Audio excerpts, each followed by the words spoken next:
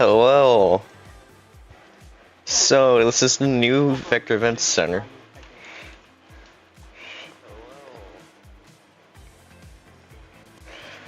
Currently we are waiting for the floodgates to open over here, but this is Astral Central 2025 Constellation. So, things we're gonna do today. Number one, we are going to explore the booths, of course, most notably mine in the shell booth at plot 17 in number 8. And we're going to do some very fun stuff around the Vector Event Center. You'll see. I'm not going to talk much about it, so that's a thing you're gonna have to stay here for.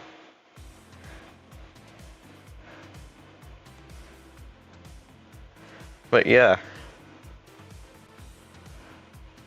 So you can tell we got quite a crowd over here.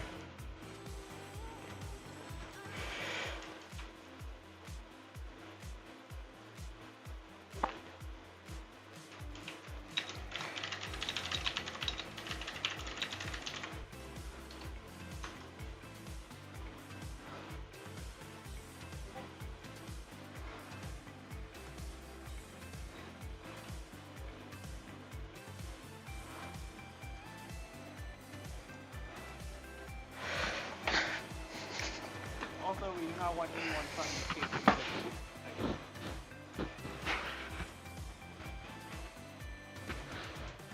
You guys have to wait 7 more minutes before we can really get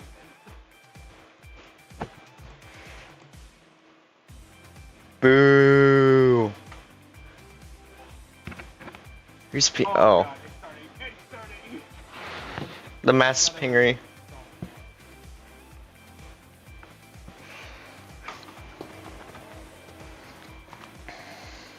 Oh, oops, I still have that selected. Okay.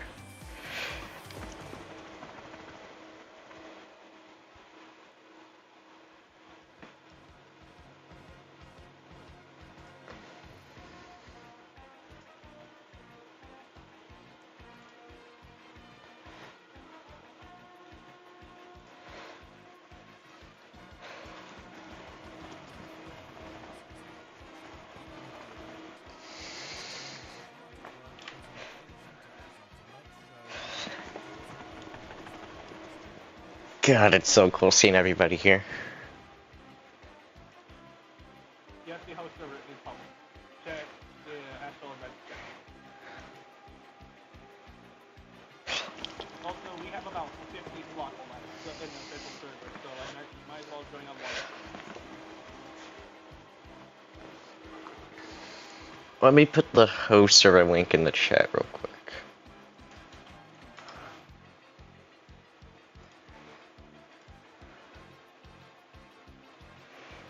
There you go.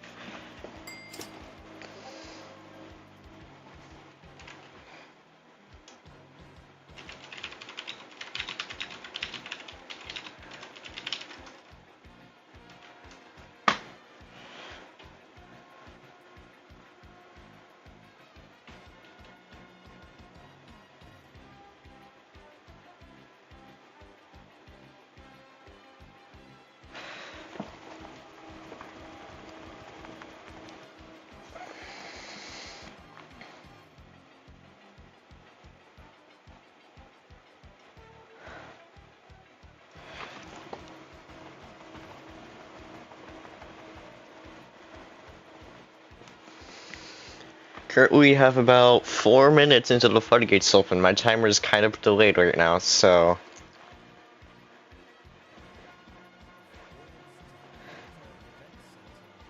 Or 5. I think we forgot to hit it.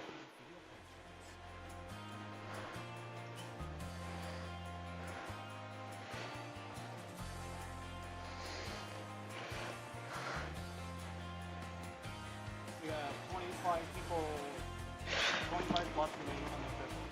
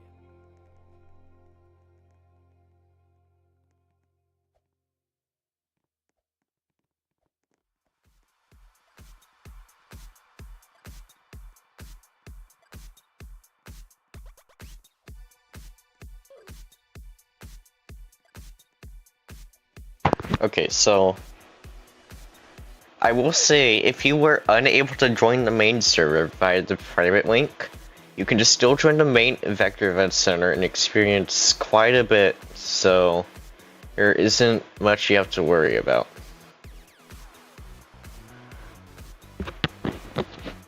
So it's not going to be like Panorama, they've been hard at work, so yeah. The Astral Industries livestream is currently starting to get pretty active. Okay, 1 minute into the floodgates open.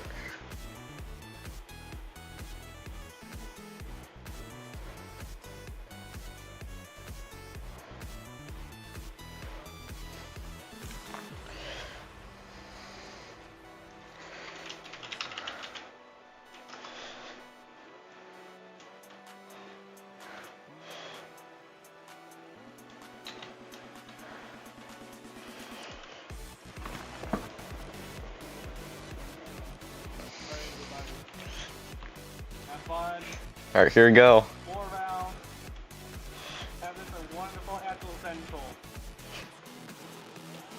Uh-oh, we duplicate again.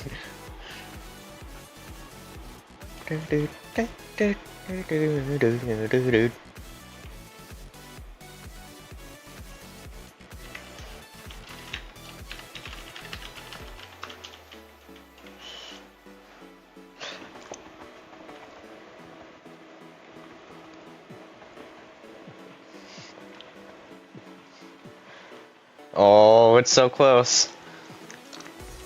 Here we are.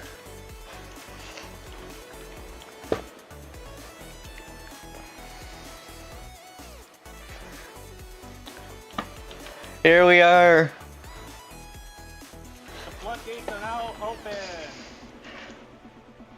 Woo! This is the intergomic booth for AC25.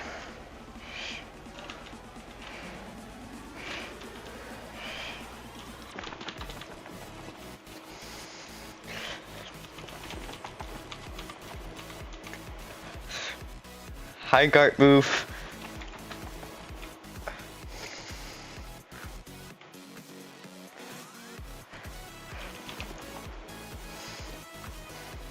Hang on, I gotta go sign the whiteboard dead center.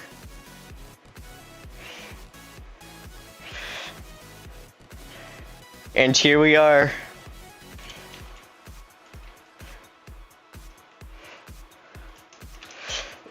We got a few food trucks this year. Over here is one I made.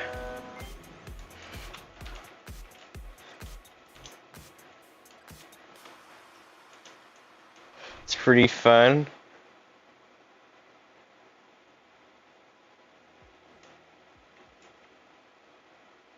Here's the Gart booth. Oh Christ, we're already building it down.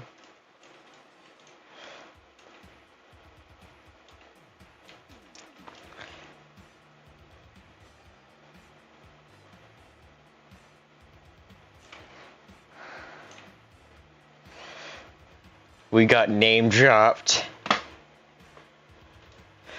For context, I am the one who owns Intergomic Atomic Corporation. I take heavy inspiration from Guardian, so pretty cool to be name dropped.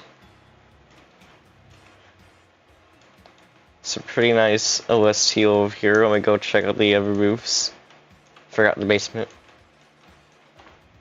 When I said blowing it up, I didn't mean it, by the way. It'll put a whole damn 780X in here. Fortunately, it has been scrammed probably by that person.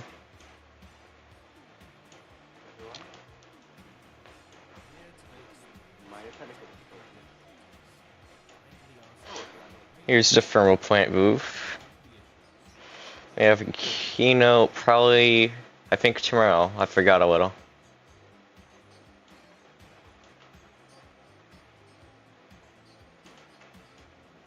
Seems pretty nice. Let me go check out the Intergomic booth again.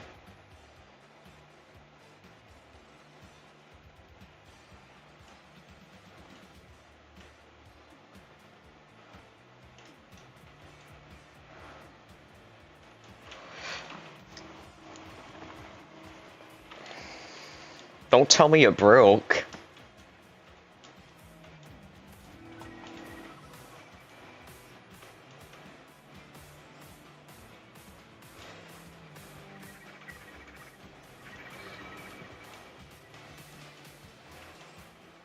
No, it works. We're good.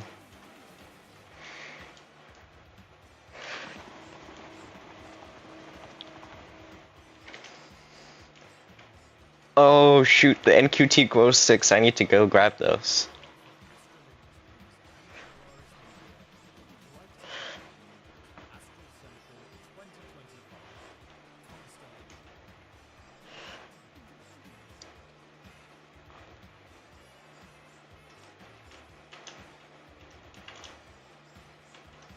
Alright, so the official server is currently full. Just so you guys are aware. Pro 10 Corporation of Banana Leafs. Server shredding, you should be able to join another server and get it regardless. However, we do appear to be having some minor technical difficulties with the system that we are attempting to address. So please stand by. Looks like we have, dark matter reactor. 2nd generation. Reminds me a bit of Star Citizen.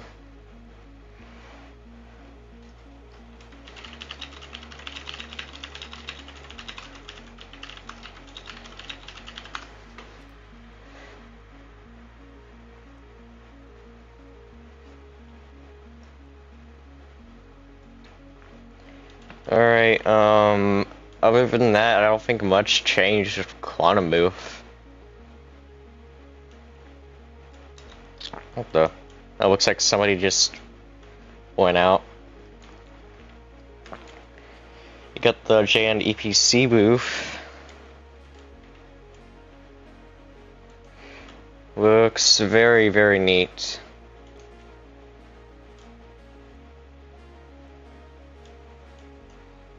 General Electric BWR free.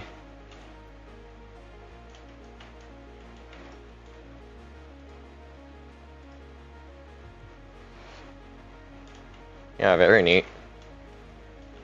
Can Z to zoom in literally any booth.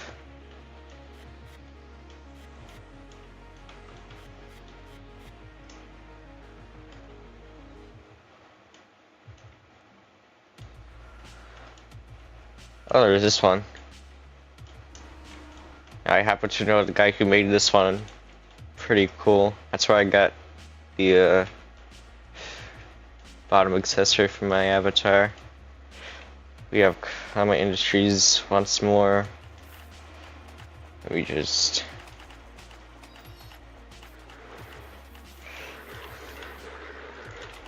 Get over here. Come on! ITML.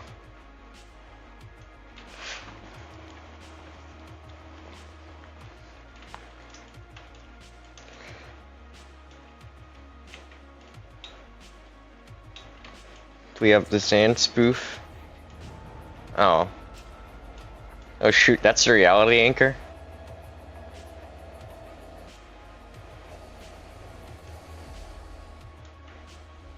Very neat. Let me equip my glows. Oh, right, yeah, Pinewood thing. Oh, oops. Guess those broke. Maybe just a little though. Whole ass house, including this basement, top secret lab. If it seems like my reactions are kind of like boring, that's because like I'm gonna be for real, I've seen these before, so at least as an insider, so I kind of know some other things about this thing. It looks like we pulled a 2023 Nico booth.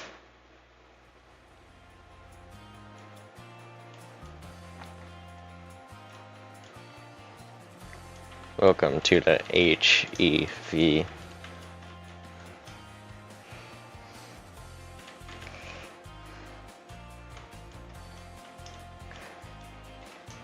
Then there's some secrets around here too. Thank you. Okay, let's see.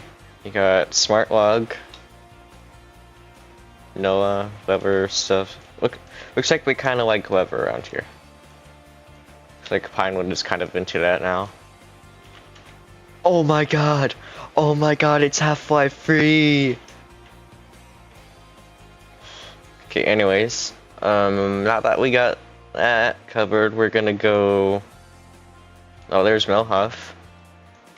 We're gonna go visit the Cosmic booth.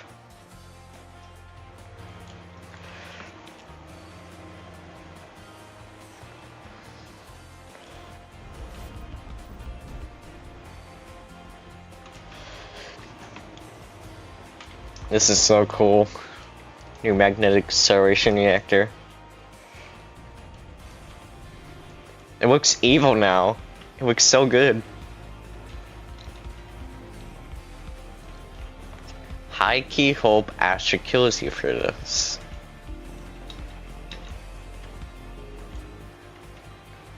We're reading nothing. No literature at all. Here's the Techno Science booth. Peak visuals as always.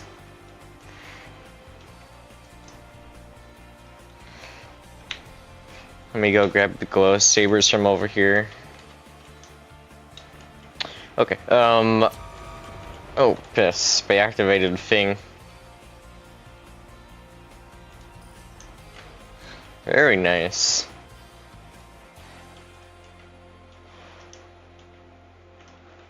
Dear God, what are they doing?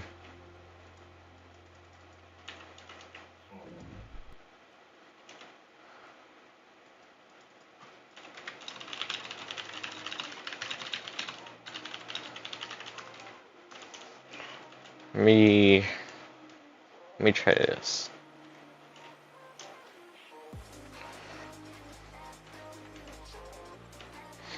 Let me grab another one and see if that helps a little.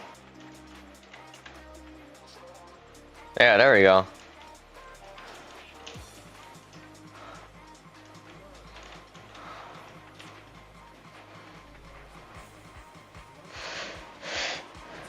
Alright, we already have this.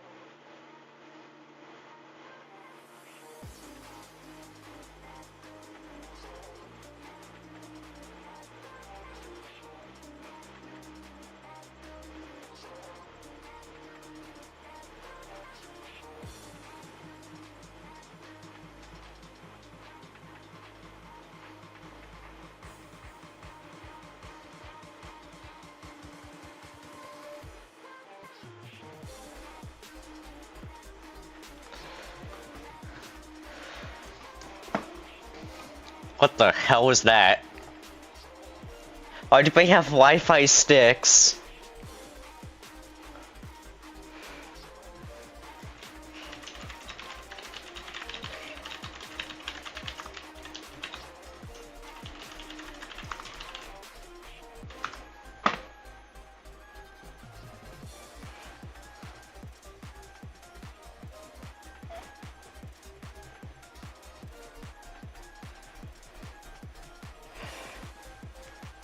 Okay, looks like we're a little bit hallucinating from the Wi-Fi. Whatever. Let me go back down here. Oh, it is on. Turn that thing off. Our current our current CPU is about 413 right now. We're about 100 away from breaking the CPU from last week.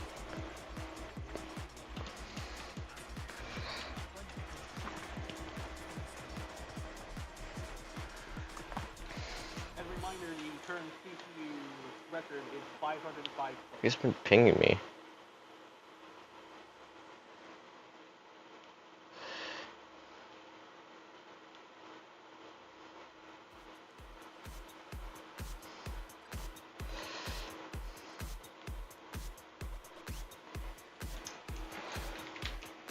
Oh, right, yeah. I forgot that I had another booth other than the intercomic one. So, because people were slacking off this year, despite the well, no offense to the developers, I'm sure it's fine now, but they didn't quite have enough time, I should say, and quite frankly, I had to make another one.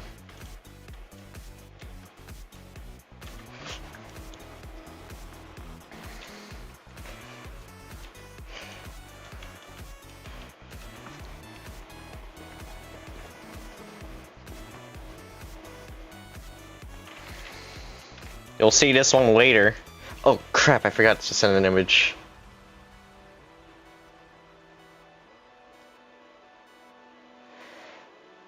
Oops, let me go grab that real quick.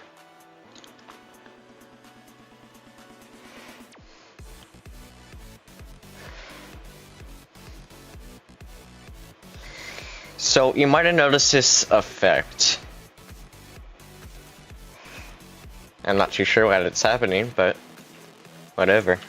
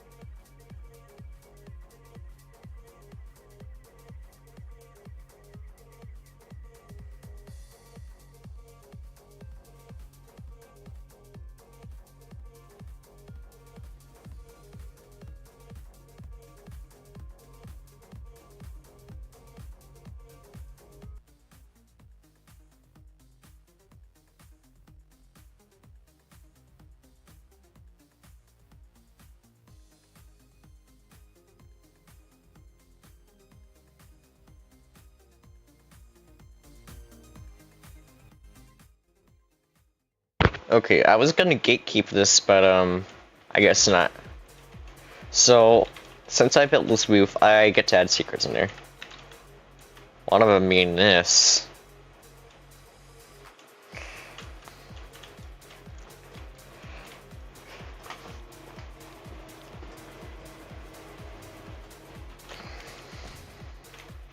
Oh yeah, that happens time to time.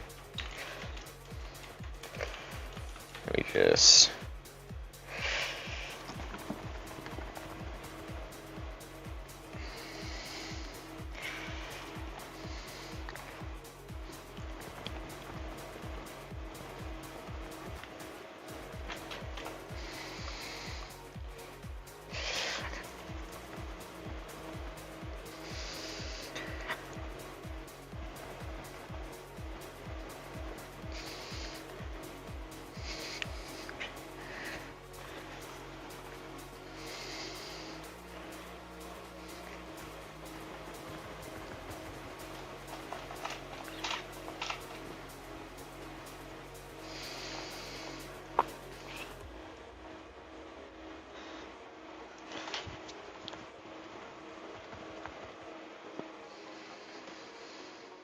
Let me hide this panel.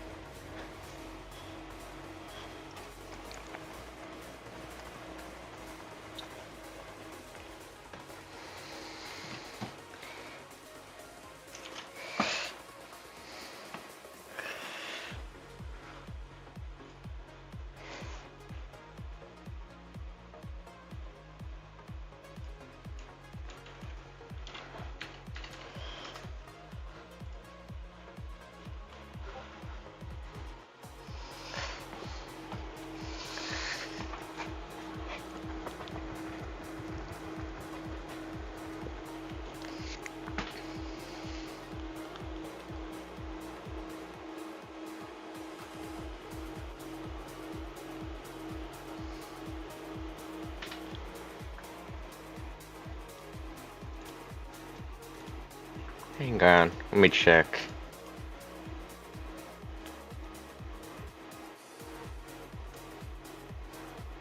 Oh, never mind.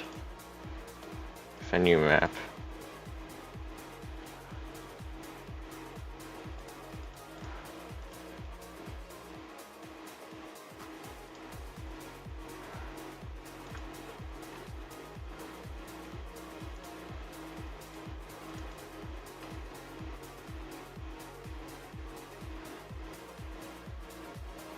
Let me check.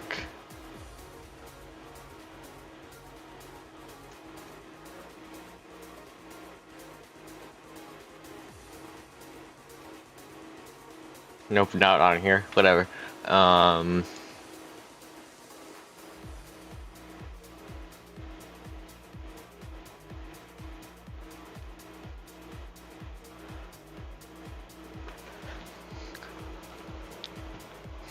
There's us though. Proof number 8. Let me check. Oh yeah, I already got this.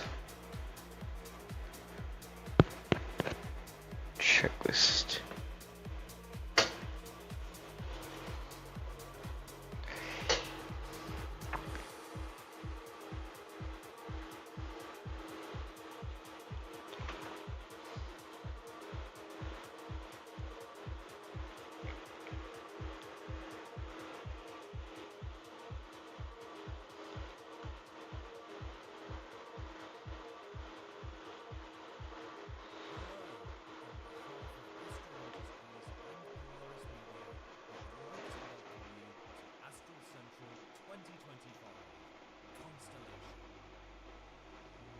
Oh my god, it's Confluence.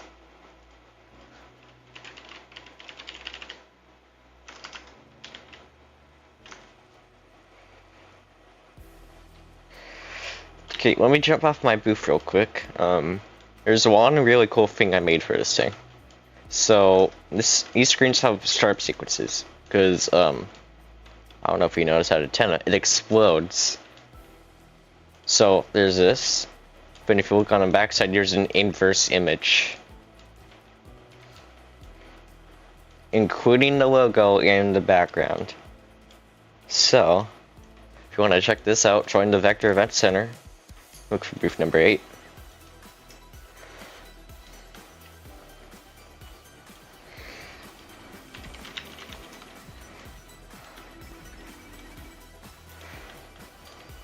Oh yeah.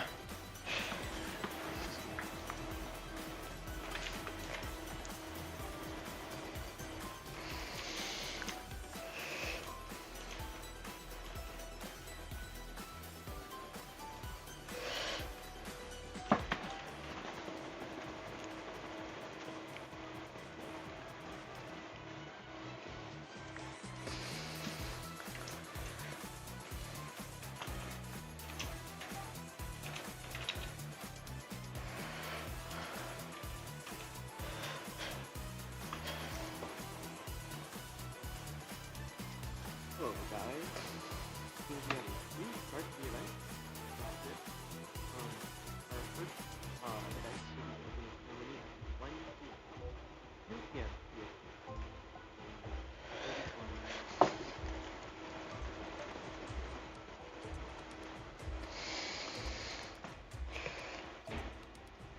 Latitude's going relatively good so far. We hope you guys are enjoying the DEC.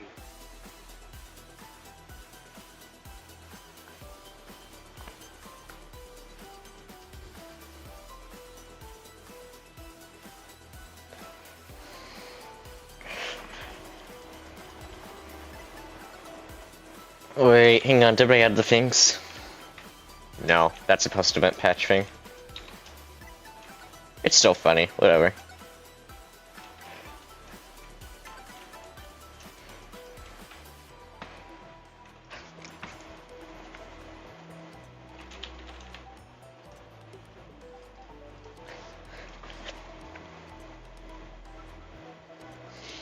Oh yeah, the BBI booth. Bunky Bravo Interactive.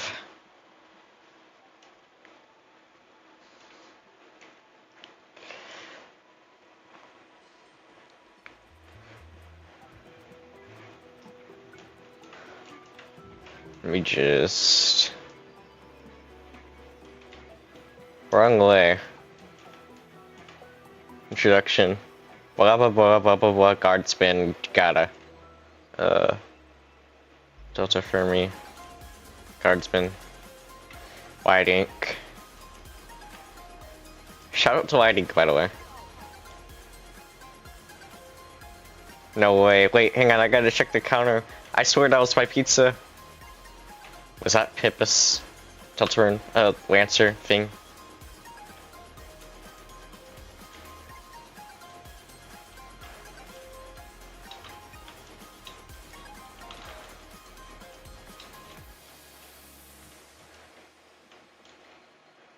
For wireless media.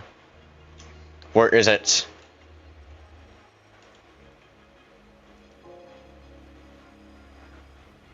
Oh, that's what it is.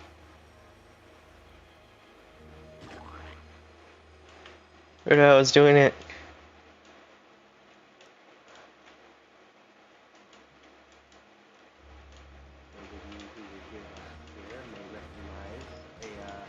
Lack of a certain movable frame driving around the DEC. Unfortunately, we did have to remove the Mercuries this year and send them back to their charging stations because they were causing some pretty significant performance issues. There are still plenty of Mercury references around the DEC.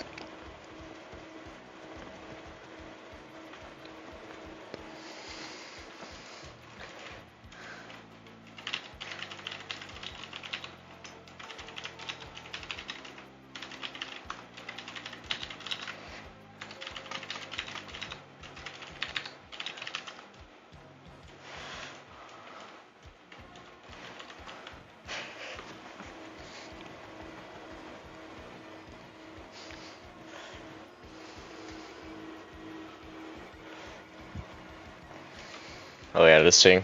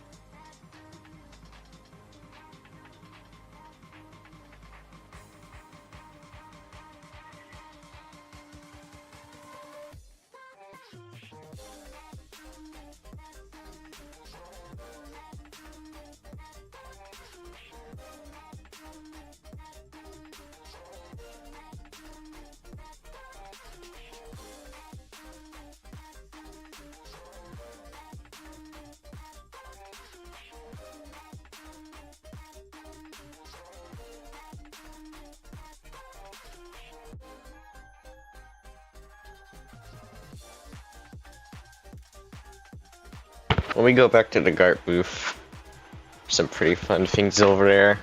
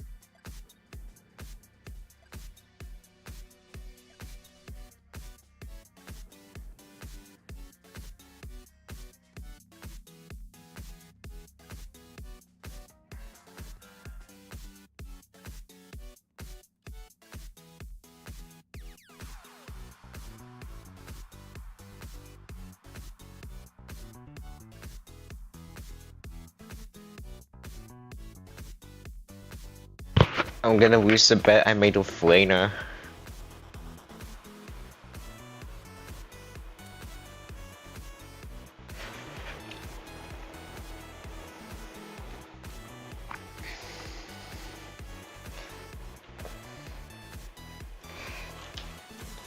Quick, quick, quick.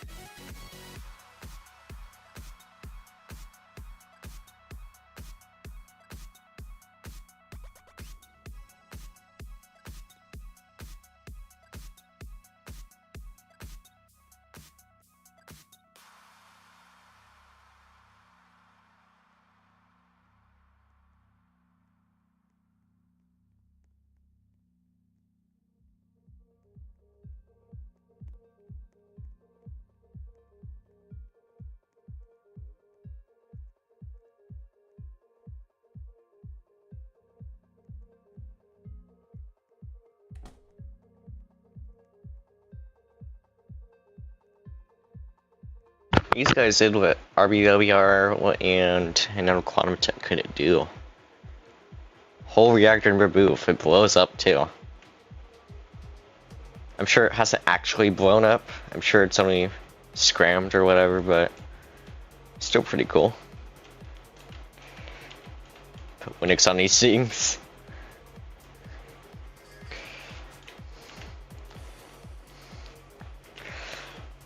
Sky's the limit.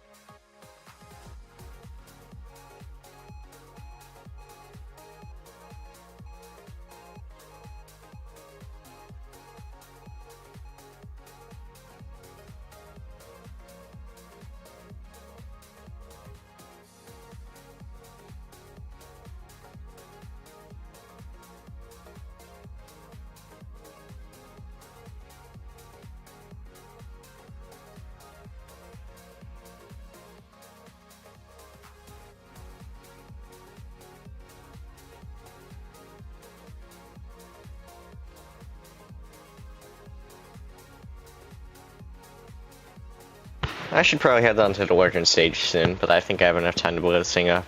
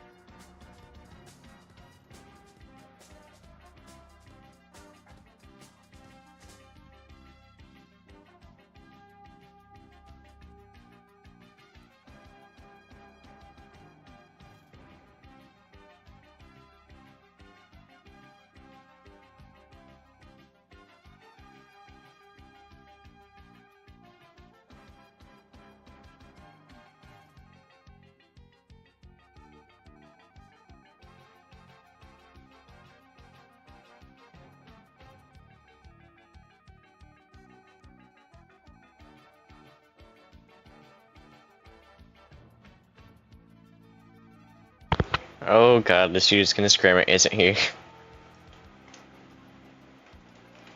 Oh. You're good.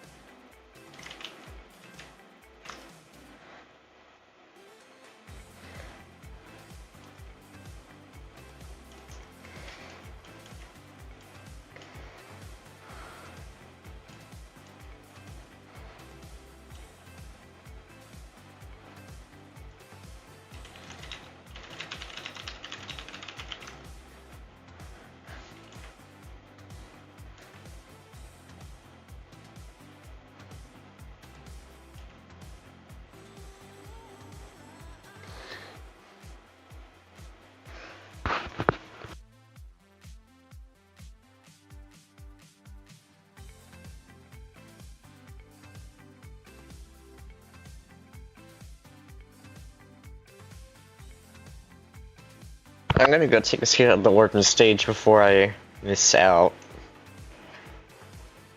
It's pretty important I do. Where's my gang at? James, where's... I'm gonna sit here.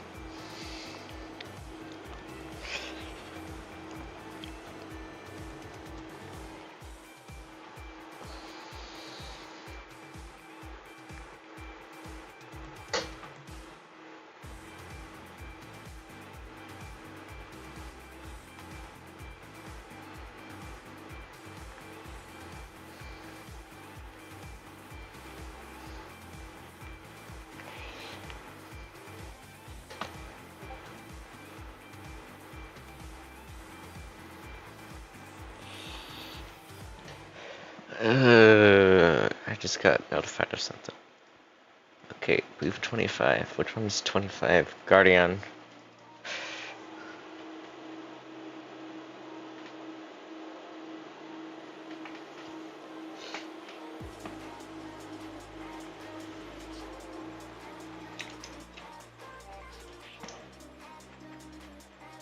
I'm gonna go back there. Apparently something.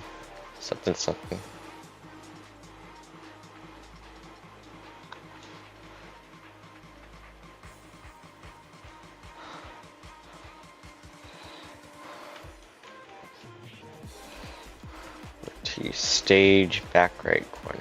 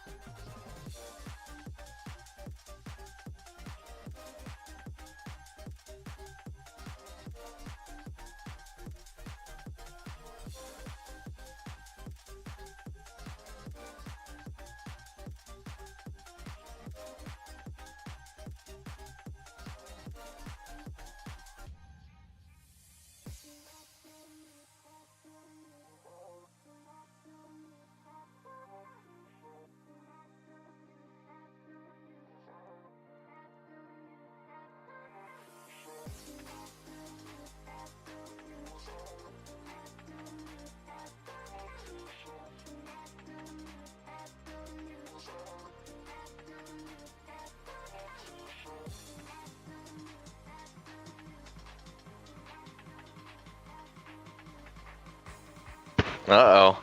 I think it's happening.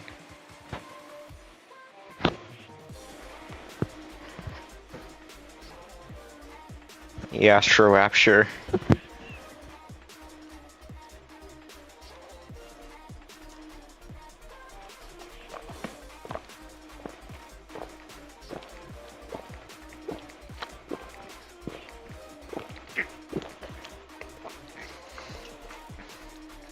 Oh, here we are.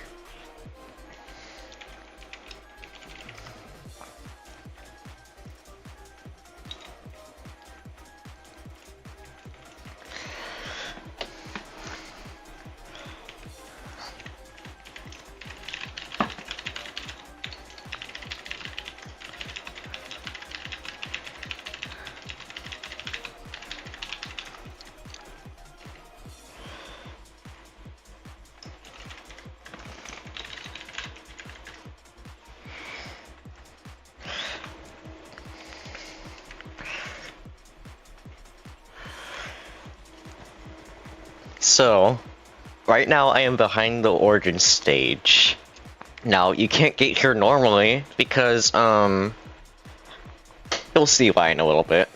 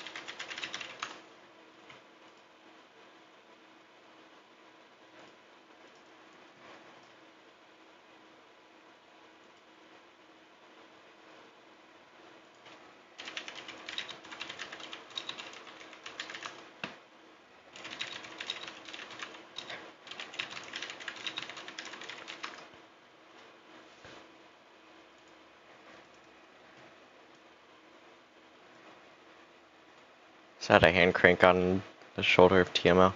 It is. Hello, everybody, and welcome to Astral Central 2025 Constellation. It Hang has on. been a long year of hard work, diligent planning, and community collaboration, but we're finally here to end off the year with our longest celebration yet. For those of you who are unaware, I'm Astral, I need to fix something. the founder of Astral Industries and your host for our show this evening.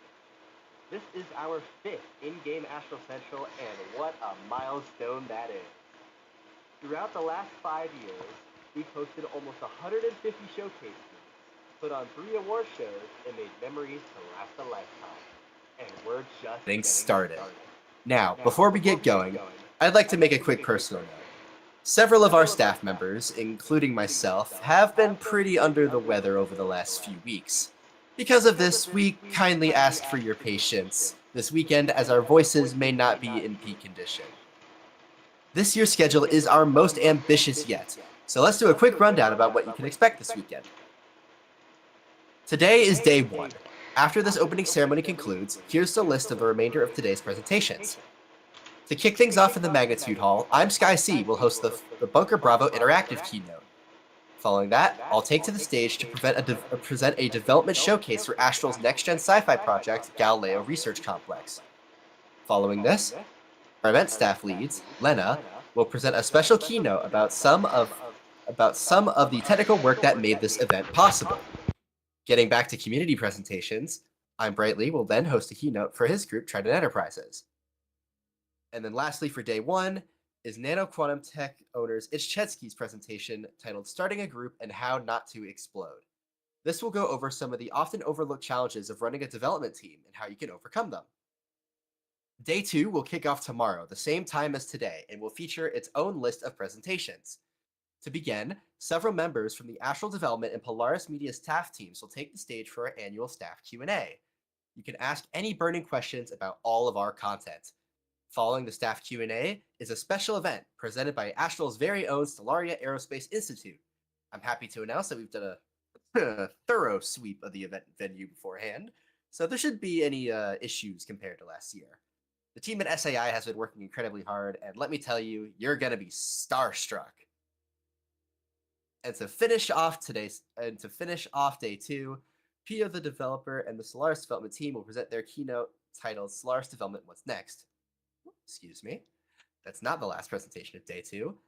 Following that will be our final community keynote of the year, the Thermal Plant keynote, hosted by Innovation Thermal Power Plant site director Anime Rice Farmer and several of their teammates. You can expect quite a lot from this outstanding team.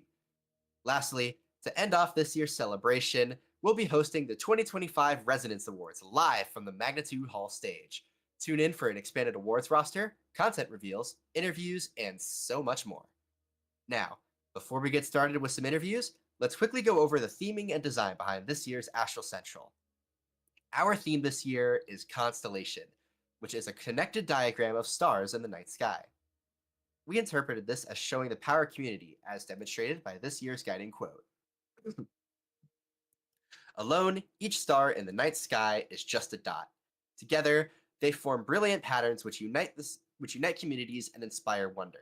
How do you celebrate community in your worlds, creating a shining constellation of your own? Astral Central is more than just a convention. We define it as a celebration of community. Just how Refraction focused on inspiration and how Panorama focused on diversity, this year's event focuses on community and interconnectivity. Magic happens when people and groups work together, and an event like this is just the perfect demonstration. Now, as with any of our opening ceremonies, it's time to kick off the show with some community interviews. We've got leaders from groups big and small here today to come and share their knowledge with us. Our first interviewee hails from the Zeronex Corporation, a group which is now attending their 3rd Astral Central event. Without further ado, please welcome Dominus Loading, the founder of Zeronex Corporation, to the stage.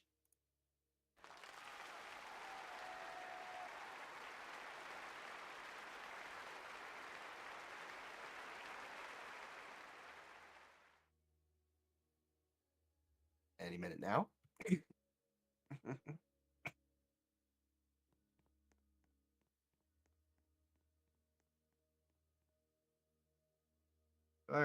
And if you could just request to speak on the main stage.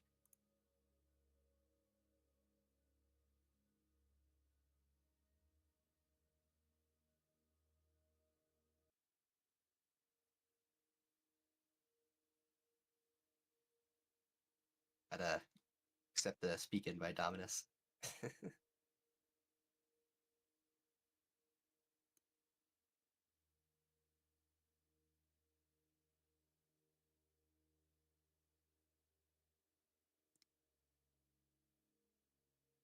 Yeah, sorry, I just had a few technical are. problems. Internet was not That's was in the okay. gutter. So yeah, welcome. Okay, I think my Roblox connection just shut down, so I guess I'm just doing this without my Roblox avatar. So Sure, yeah, let's do this. thank you for this today Astro Central. And yeah, my name is Dominus Loading. I'm the founder and CEO of Zeronix, and this is of course our 3rd year in a row, with this time with a new abode that is featuring a lot of things. One of them is of course our newest project, which is a remake of our first facility, Zeronix Research Laboratories, short ZRL. And yeah, this is a very special event because this time I'm actually teasing the release of the game, because I've been working on this since 2022, and due to real life things I've been very busy and a lot off from Roblox, and yeah, so this of course means a lot to me. And with that, I have a very great announcement. I want to say that on January 3rd, 2026, Zeronix will release the initial alpha showcase release of ZRL Reimagined. Sounds very exciting. Now, Yeah, it's a very exciting game. It's basically a hydroelectric power plant with research facility and everything. So far, it's not a facility itself shown, only the surface, but you can see what I've been working on in the past years, and I hope you will enjoy it. All right. And so just to ask you a few different questions, what made Xeronix want to attend Astral Central 2025? Well, I just don't want to give up because I've been working on this group for many years and because of my real life and also my duties in quantum, I've been very busy and I never really got the opportunity to actually reboot this group. It was very close on actually booting, but then it kind of faded away and I just want to try it one more time. No guarantee that it will work, but I hope that we will have some great time and maybe even release a bit more in future. Yeah, that sounds great. Thank you for sharing all this information with us. And I hope you enjoy the rest of your time here at Astral Central 2025. Thank you for joining Yeah, us. thank you, Astra. All right. Our next guest represents one of the largest groups attending, and I'm sure it's one you're all quite familiar with. Without further ado, please welcome the lead representative for quantum science, Speedy Dev, to the stage.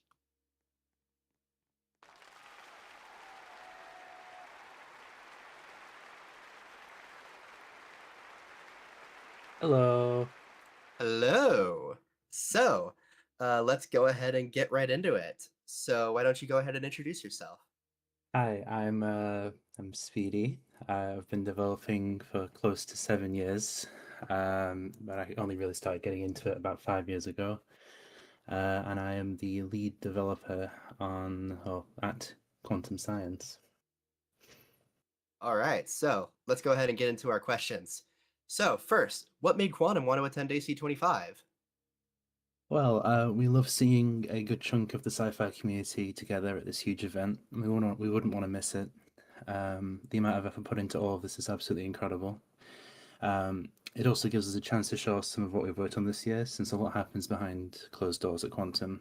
And if you visited the QS booth, you can see some new SNL highlights of the DMR2, which we've worked very hard on in recent months.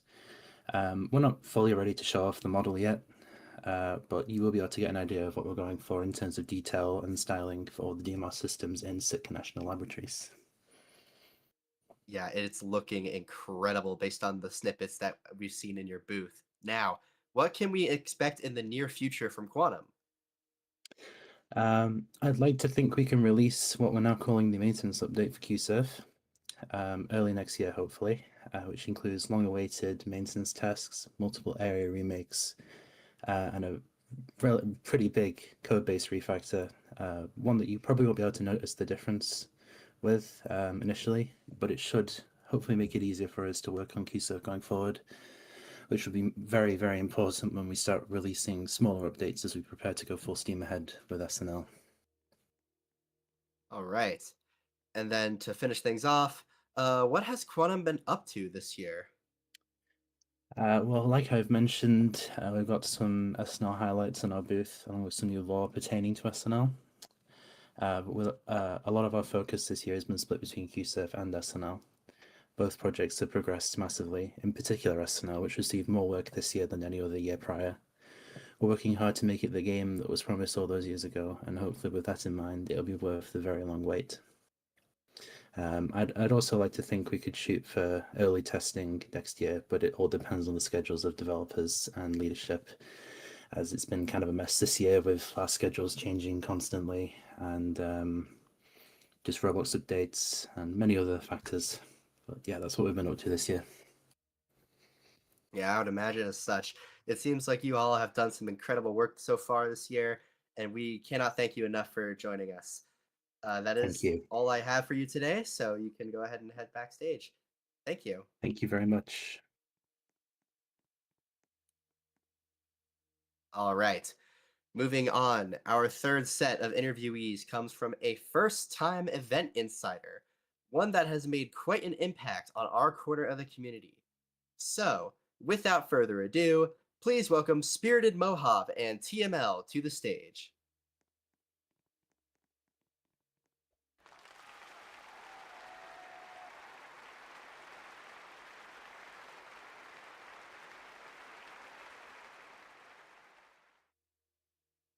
Hello. Morning, Hello. everyone.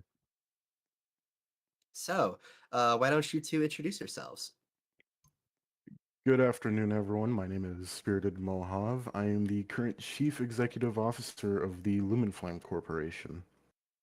And I'm TML, also known as SOG, and I am the newly promoted Chief Operating Officer of Lumenflame and the Development Coordinator of LELD. All right, so what is the Lumen Flame Corporation for those who may not know of you? The Lumenflame Corporation is a company based in Northfield, Iowa, currently operating a expanded facility that is, well, located in Northfield that currently holds the laser capsule reactor. All right. And so, what can we expect to see Lumen Flame doing next?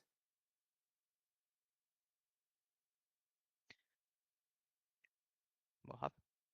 Oh, okay. So we are currently working on our first update, which is a major refurbishment of a bunch of areas that really didn't get much attention, as well as more controls for the LCR that were intended but didn't really make it to full release.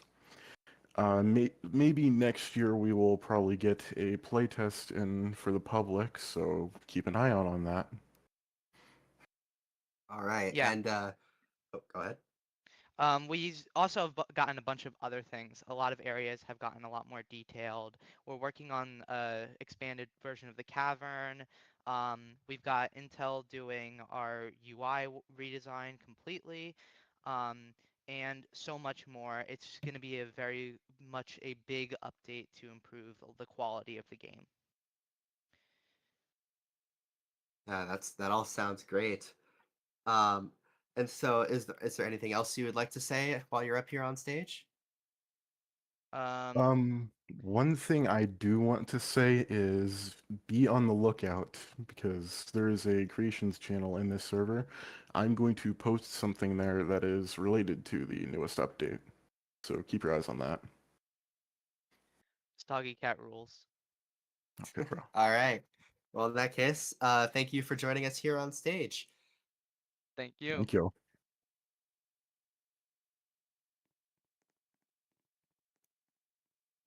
All right. Let's go ahead and move on to our fourth interview. So, our fourth interview comes from the leaders of one of the groups that is actually presenting a keynote later on. And that group is Trident Enterprises. So, please welcome I'm Brightly to the stage.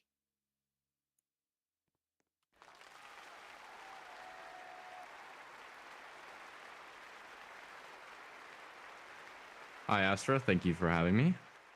No worries, Brightly. How are you doing? Yeah, I'm doing pretty good. All right, let's get into this. So, what's a quick little history of Trident for those who may not be as familiar with the group as you?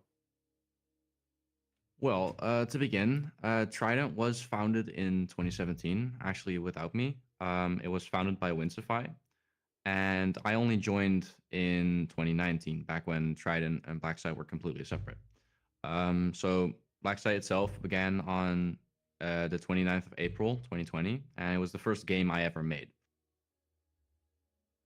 And it started as a personal project that quickly got bigger than I expected, honestly. And Trident, meanwhile, had its own roots. Trident and Blacksite were separate at the time, and Trident was basically another core game community in that classic chaotic area. Basically, corroded metal everywhere, unanchored everything. As the meltdown happened, then the server either kicked you or players crashed from the entire game falling apart. Then in 2020, Winsify joined me to help script Blacksite, and then from that point, it kind of spiraled. Blacksite grew fast, and Trident became more of a background idea, and it just started collecting dust, honestly.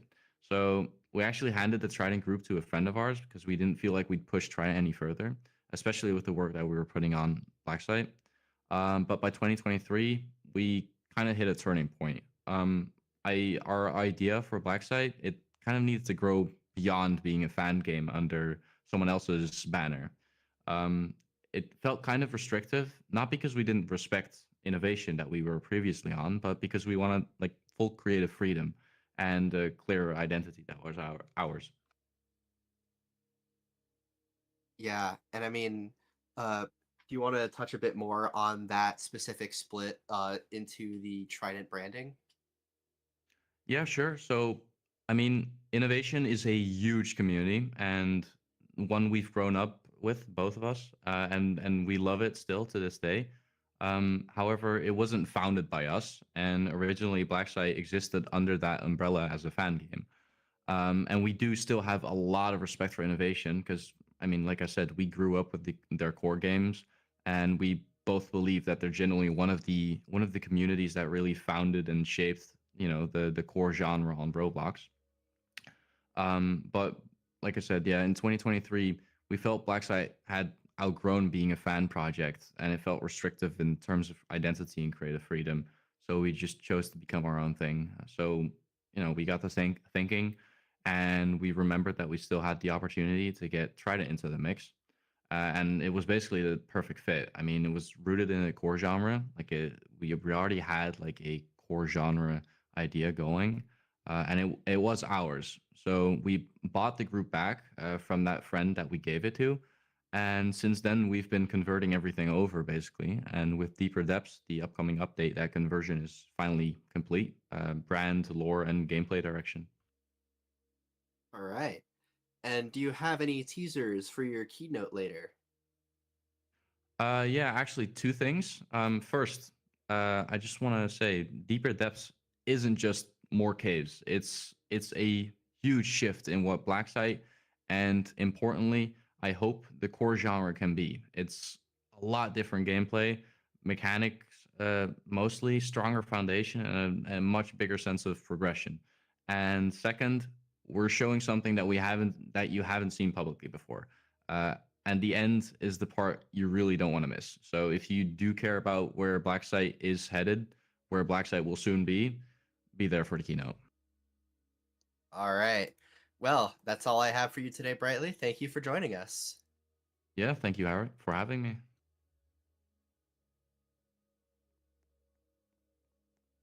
All right.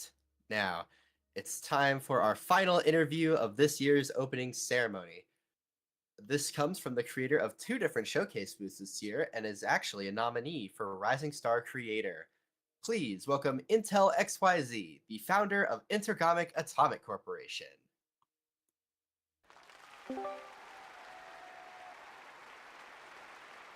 Hello, everybody. Hello.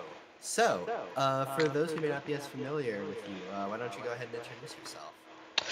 I'm Intel. I've been in the sci-fi community for quite a while, and I've been developing on Roblox Studio for a little over 3 years now. I originally started sci-fi development on this game called Obby Creator, and that has been, well, hell, but it's taught me optimization and a whole bunch of other things, so, yeah. All right. So, what are some of the different projects that you've contributed to? Great question. Currently I'm working on the Woman Flames LNAFC project to make Womancast a flexible and consistent suite of upgraded UI elements for the game. And additionally, I'm working on Riverton Research Laboratories by Monolith Interactive to also work on UI there as well. I'm not limited to RL, mind you, so expect the best from Monolith in the coming months as well. I also do work for myself, obviously, as like a minute or two ago you heard that I am the founder of Intergomic Atomic Corporation, so I am working to build and do visual effects and, of course, as you heard, user interface elements for Intergomic's nuclear power station and Vancouver Generation Station. Actually, hang on. While I'm talking about Intergomic, I've heard complaints about the shell computer's hardware glitching out sometimes. I have no idea why this is happening, but I'm sure it's just loose wire. So Yeah, we've seen some pretty wacky signal interference today. There's something in the air. I'm not sure what it is, but I'm sure we'll figure it out. yeah. All right, and so for our last question, How is your experience as a smaller creator here at Astral Central? Being a small creator at Astral Central is honestly amazing. Like, it's one of the most positive developer experiences I have so far. Like, I've met tons of great people over here, and quite frankly, I'm very grateful for the community guys over here. I've increased my developer skills and gotten better over time, which led me to be nominated in a few categories. In summary, good feedback equal to good outcomes.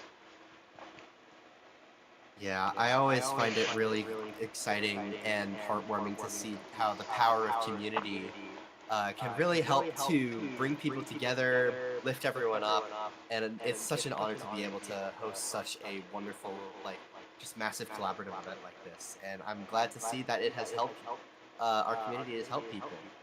So, Yeah. do you have any further notes for us? Not really, other than check out the booths I made. They're really cool. And have a happy Astral Central. All right. Well, thank you for joining us. No problem.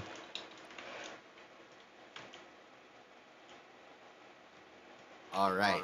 So with that, that officially completes our interview roster for today. Thank you for joining us for this year's opening ceremony. That was so cool. Exploring the Magnitude Hall. Excuse me. You can continue exploring the showcase galleries, but the Magnitude Hall will be open directly after this presentation ends. I would advise you to head over there so you can get seated for the rest of our amazing schedule today. Thank you for joining us, and we'll see you for the next parts of our presentation.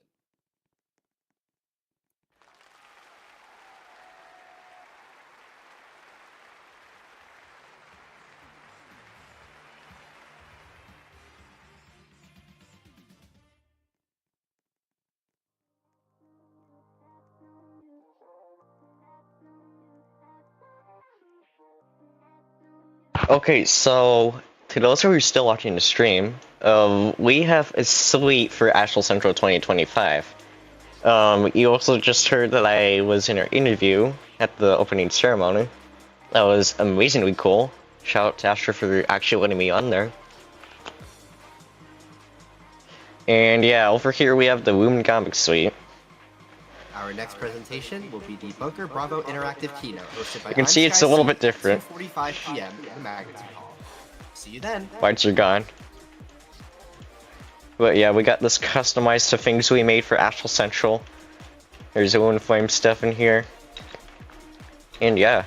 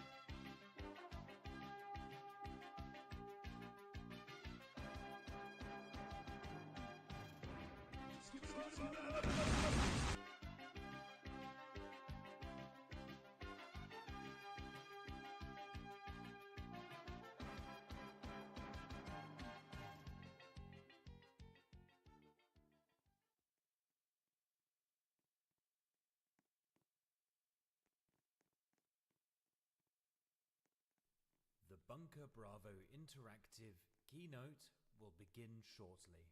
We hope you enjoy the show.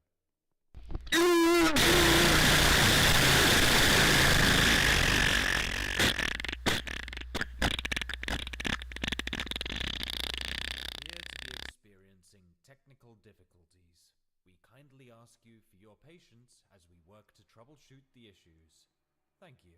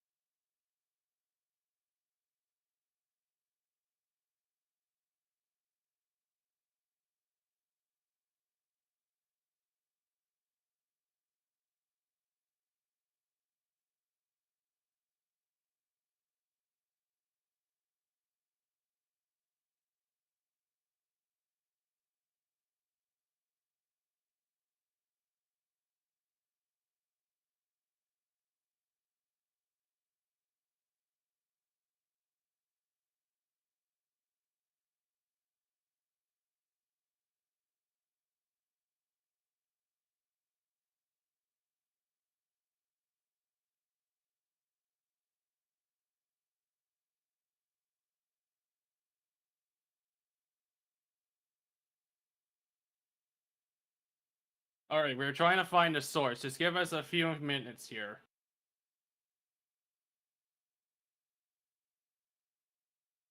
Okay, we are going to push back the BBI keynote until 3 p.m. EST by 15 minutes. So we're going to try to resolve this. This happened yesterday. We couldn't find the issue, so just please wait.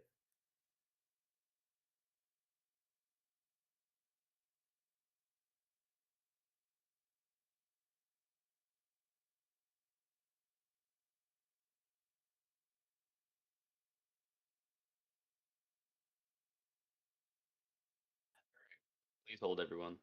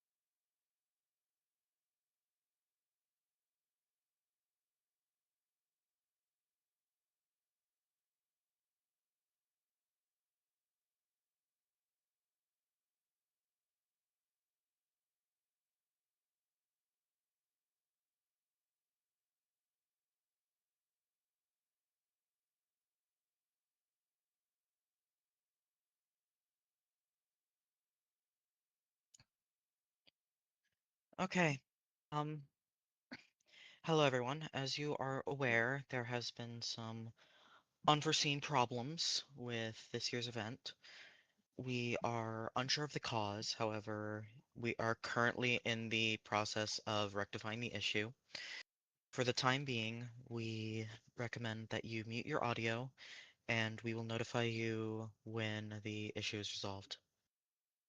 If you have any further questions, please direct them to us, and we will get back to you as soon as possible. Thank you.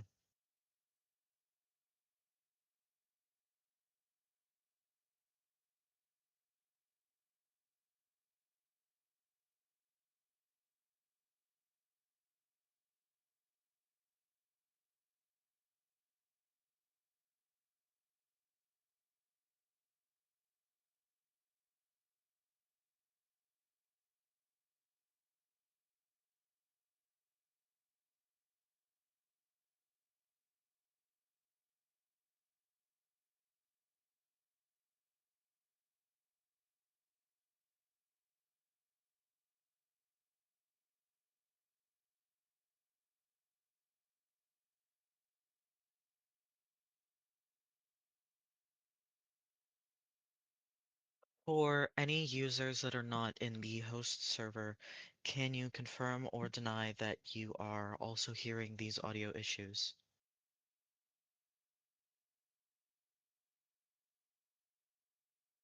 Okay, so it's just a host server.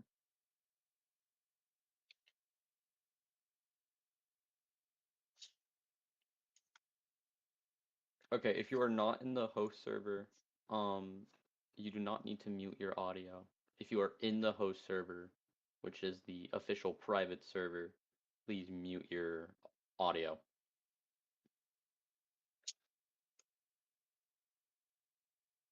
Otherwise, if you're not on the host server, just stand by.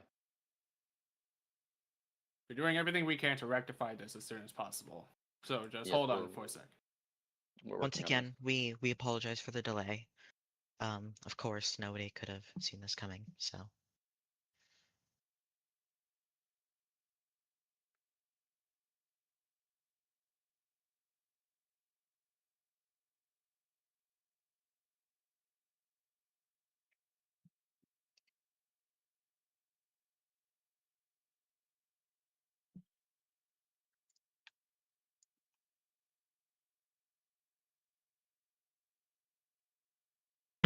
Hi, so sorry about having to mute the stream. So we are having slight issues in the Vector Event Center. Somebody's exploiting plain sounds or whatever. Once more, for those of you that did not hear, yeah, there is currently an unknown technical difficulty that is allowing external actors to play unauthorized audio in the event center. Only in the host server. All users that are within satellite servers will not be affected by the issue. If you are within said satellite servers, you are not required to mute your audio.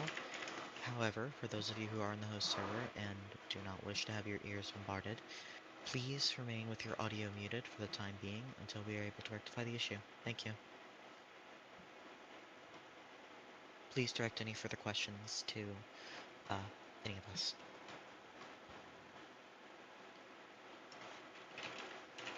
Once again, we're apologizing for the unforeseen delay of the Bunker Bravo interactive keynote.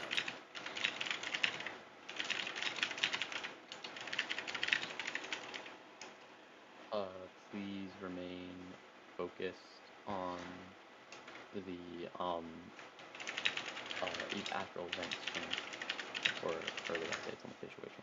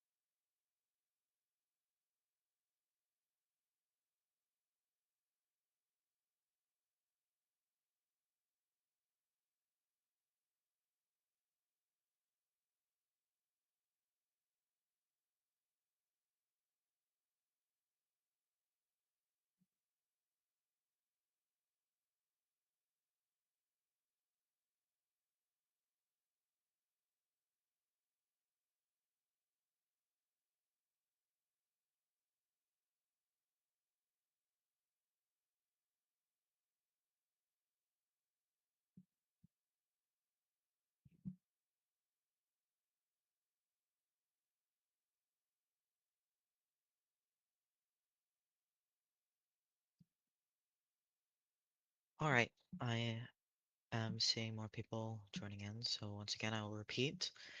We have experienced an unknown technical difficulty, likely resulting in unauthorized users being allowed to play audio. However, this only affects the host server and not any satellite servers, and we apologize for the inconvenience. We should I'll have take a it here, solution. Mocha. Thank you.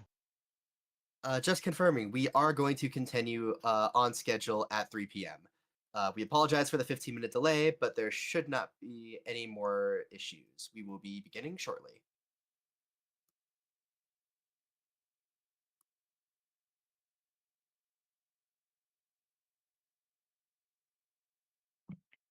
Thank you all for your patience. Have a very good rest of day 1 of Astral Central. We'll be beginning shortly.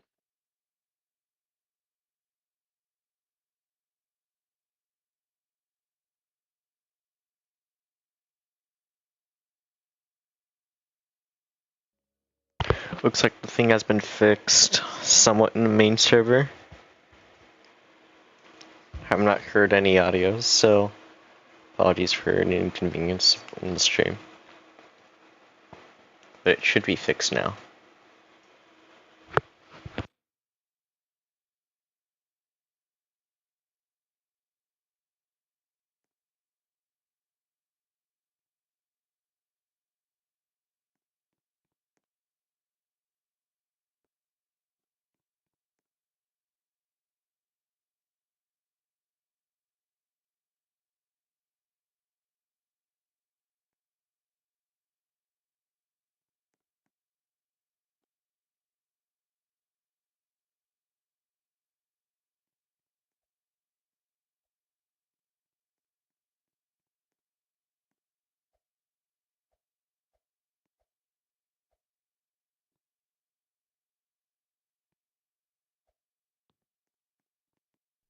The Bunker Bravo interactive keynote will begin shortly.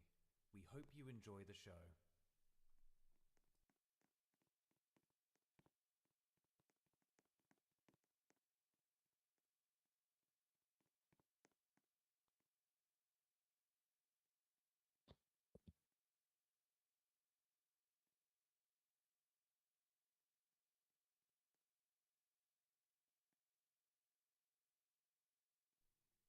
And now, please welcome to the stage Ms. Jenna Marseille, Chief Executive Officer of Bunker Bravo Interactive.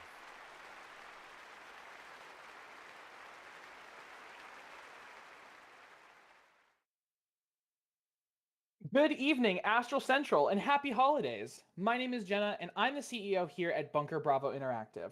For those of you guys out there not in the know, you're probably wondering, who the heck are these guys? Bunker Bravo Interactive is a Roblox-centered software publishing studio at the forefront of breakthrough technologies on the Roblox platform. We develop tools you've likely seen, such as Guardsman. We take great pride in developing some of the best-in-class software suites to aid anywhere between community management to game development. What sets Bunker Bravo aside from all other software publishers out there is the amount of control we provide you, the developer or contracted studio. All of our in-house developers retain 100% of the rights to their creations because we believe that if you make something, you should own it. It's as simple as that. We're here as a middleman to help promote these tools as well as support the entire development process. Unfortunately, we have to start our presentation with some bad news. As of December 29th, after Astral Central 2025, Bunker Bravo Interactive will be closing down its games development branch and will no longer be making a booth for Astral Central. However, we will still continue presenting here at the keynote what we've been up to throughout the year. In our commitment to our partners, they will all be released from their contracts, no strings attached. Thank you all Thank you all so much for supporting our games over the years. If you'd like to find something more like BBI, check out the Cobalt Cafe, brought to you by the Nuclear Engineering Corporation in the original Nico Discord. With that said, I'm sure a lot of you are wondering, what's next for BBI? Well, I'm happy to say that BBI's software sector, Bunker Bravo Softworks, will be continuing our production of Guardsmen, as well as some exciting new game development tools. Bunker Bravo Softworks is an idea I've had in the works for quite a long time. We're looking to take all the best aspects of Bunker Bravo Interactive and condensing them into a world-class software engineering powerhouse.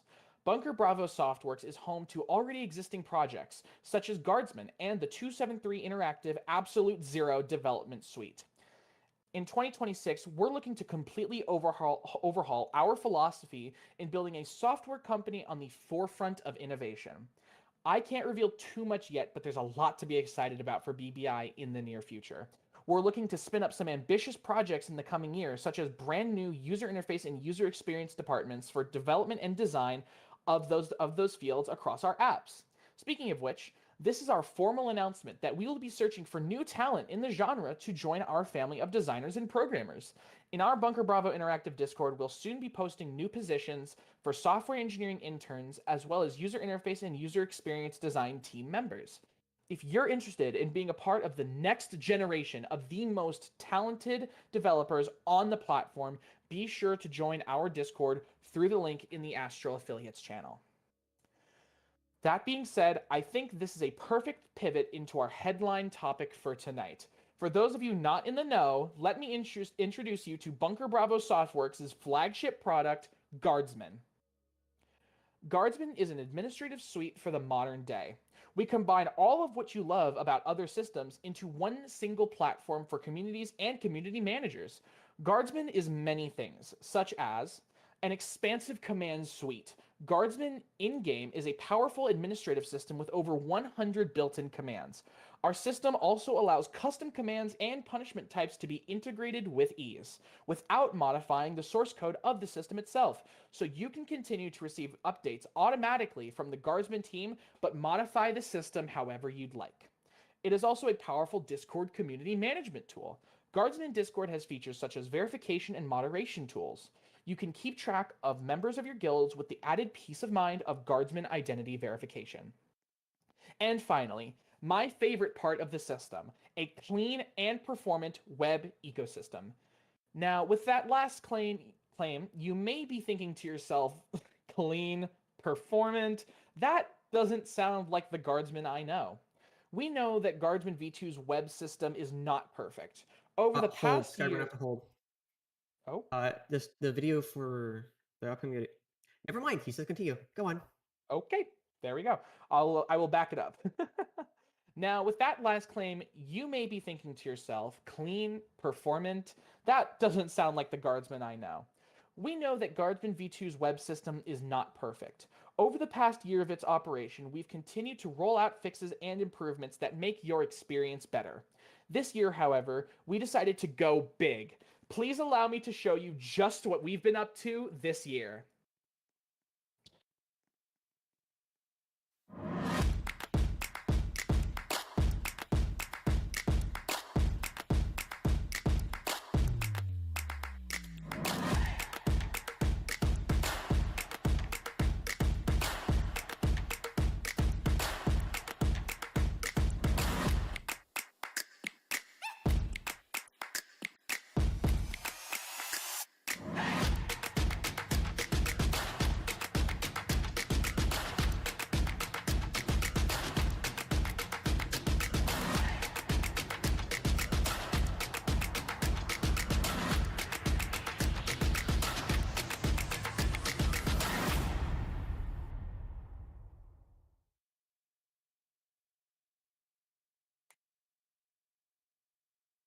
We are so excited to be revealing this incredible milestone in Guardsman's development, especially with our new backer features. These features will be available to our Ko-Fi subscribers upon V3's release. And side note, off script here, I'm really excited to be showing you guys stuff, especially like the Trello integration. It's going to let you guys migrate everything from your current Trello boards over to Guardsman, and you can apply Guardsman supporter benefits to up to 3 groups. So you guys can pick up right where you left off. We all know that Trello has been a bit of a sore spot when it comes to group management, and we're really excited to be bringing this new feature to you guys. But that's enough rambling from me about that. I'll save more for the Q&A. And with that, we've reached the end of our keynote. I'd like to thank each and every one of you for attending this event and coming to see the greatest sci-fi expo in the history of the Roblox platform. Please give a warm round of applause to the Polaris Media team for putting on this amazing show, and leave a donation if you can. They poured their hearts into making this special and deserve every bit of it. But we're not going anywhere quite yet. For the next 15 minutes, we will be doing a live Q&A in the Astral Industries official Discord server. Join in, ask a question if you have any, and we'll read them off live here on stage. We're Bunker Bravo Interactive, and thank you so much for listening. Oh my gosh. That is a lot of donations. Holy crap.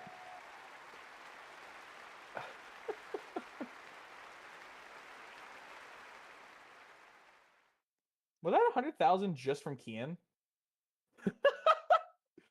That's wild.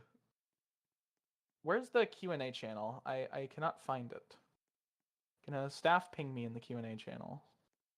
Oh, AC25 Q&As? There we go. Okay.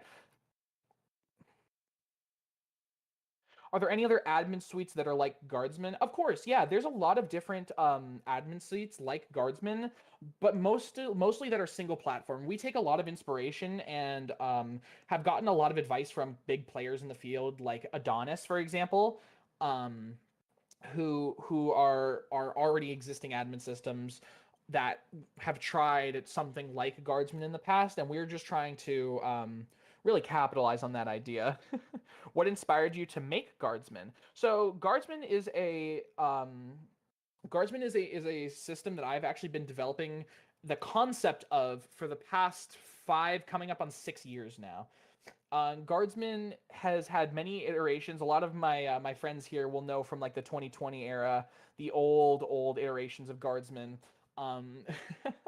The original versions that have only like some like basic moderation features and stuff, but it's evolved over the last 5 years into this current concept. Will any high-profile sci-fi groups like Quantum get this, or do we have to wait? So Quantum is going to be part of our beta testing group of these features, but shortly after, we're hoping in 2026, we're going to have all of these features that we have showcased here available to the public. Now, the new features, like I mentioned, are going to be to our Ko-Fi subscribers. So it's $5 a month for the backer tier to get you, and that gets you Kanban and the ticket bot, I believe. I had to double check that. And when you purchase a subscription on Ko-Fi, it'll allow you to apply that benefit to up to 3 groups. And then as you go up the tiers, you can apply it to more and more groups. Because we don't want people to be stuck with just one group on Guardsman that has the benefits. So, for example, multi-Guardsman group communities can still get the benefits of one person's subscription. What are BBI's plans for the future? BBI is going to go all in on the software side.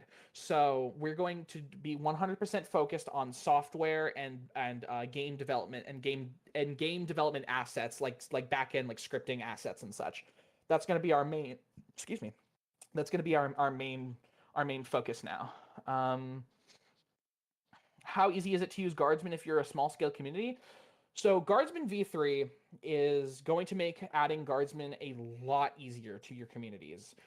Currently in Guardsman v2, you can have a fully functional Guardsman setup within 10 minutes of making your account on the website. That's our benchmark. Is the project open source? If so, how easy is it to implement? The project is not currently open source. And the reason we've chosen not to open source that is we've had problems with people in the past having copied our code and then removing our credits. We're looking to open source V2 upon the release of V3. And I think that's the cycle that we're going to continue until we feel comfortable enough to open source V3. We don't like keeping it closed sourced. Trust me, I don't like keeping it closed source.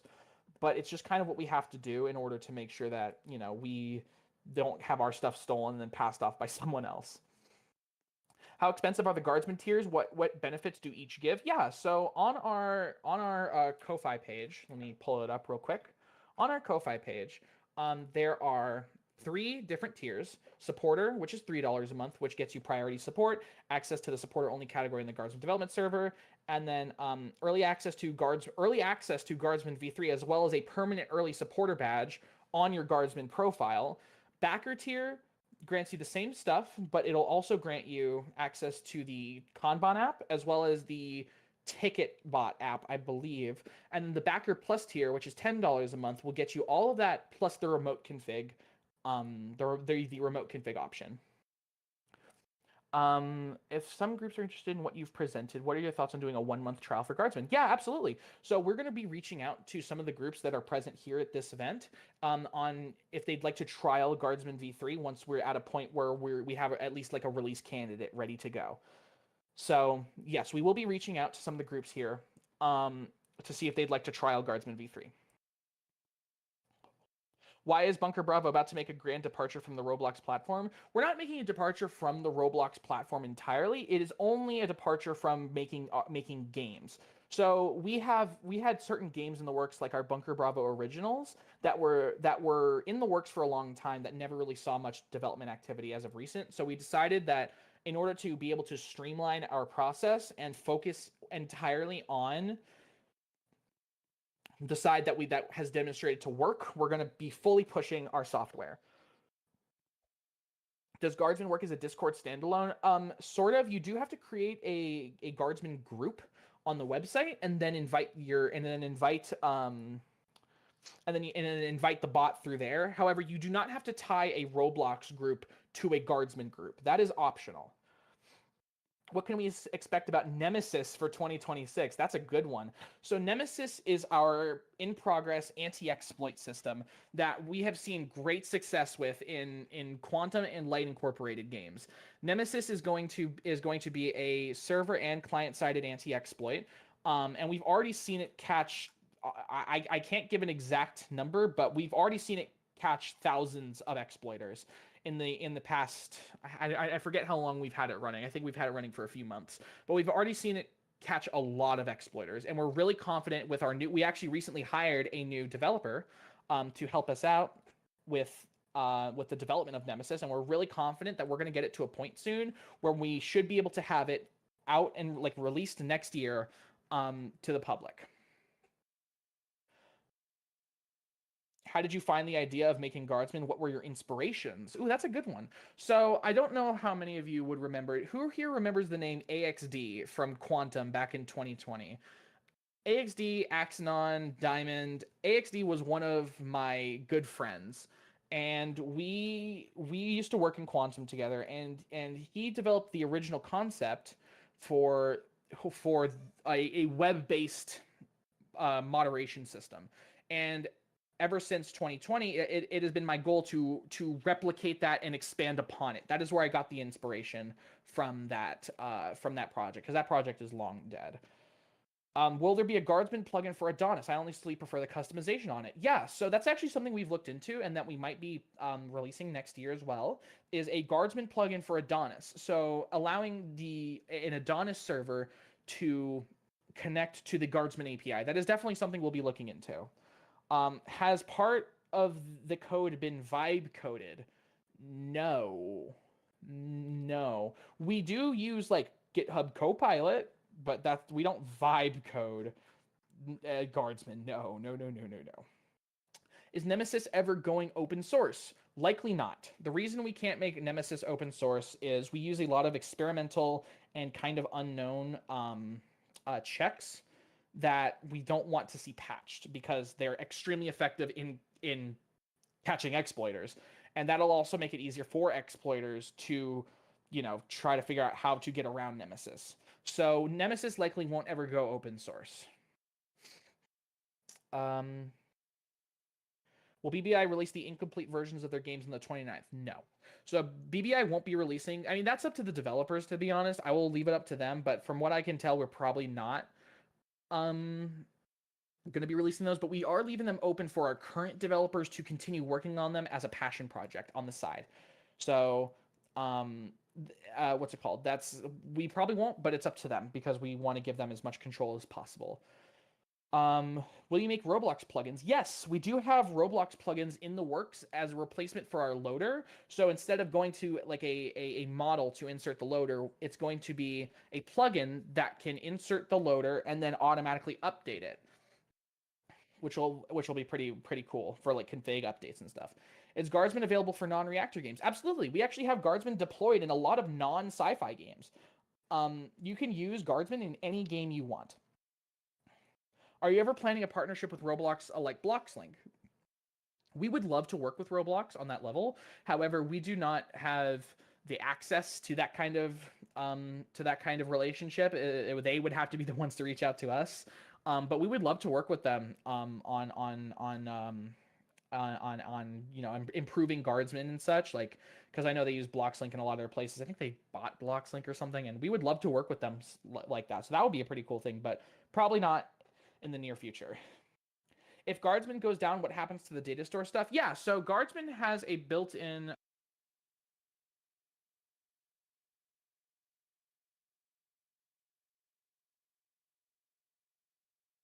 my headphones turned off. Guardsman Guardsman has a built-in data storage solution called Web Store Service. So Web Store Service allows game developers to store all of their player data in Guardsman. And we recently released a feature. So anyone who has joined within the last month, I believe, basically Guardsman will create a local read-only copy of the player's user data that it stores in data stores. So if the API is ever unreachable for whatever reason, it will pull from that fallback data store. And then whenever the API is reachable, it'll flush all of that data to the API and everything will be brought back into sync. Can we expect to see Edwin? Yes. Yes, you can expect to see Edwin. What is the biggest sci-fi game being developed right now for when it comes to using Guardsman? QSurf, without a doubt. Is Nemesis a standalone anti-exploit, or does it require Guardsman to be loaded to load Nemesis from the server? This is assuming it's a loader type system. Yes, so Nemesis currently is being designed as a Guardsman plugin. We might make a version of it in the future that can be run standalone, but currently it does require access to like Guardsman APIs. So at the moment, we are developing it as a Guardsman plugin, and it will not be standalone. It likely will not be standalone when it's released. Has it ever occurred where somebody has exploited into Guardsman website and taken control / exploit groups? That hasn't happened to my knowledge. And if it has happened, that would be extremely serious, and we would not let that happen. Out of curiosity, do you pay for storage for Guardsman on an external source, or do you have a mini data center only for Guardsman? Yeah, so we actually we'll host Guardsman ourselves.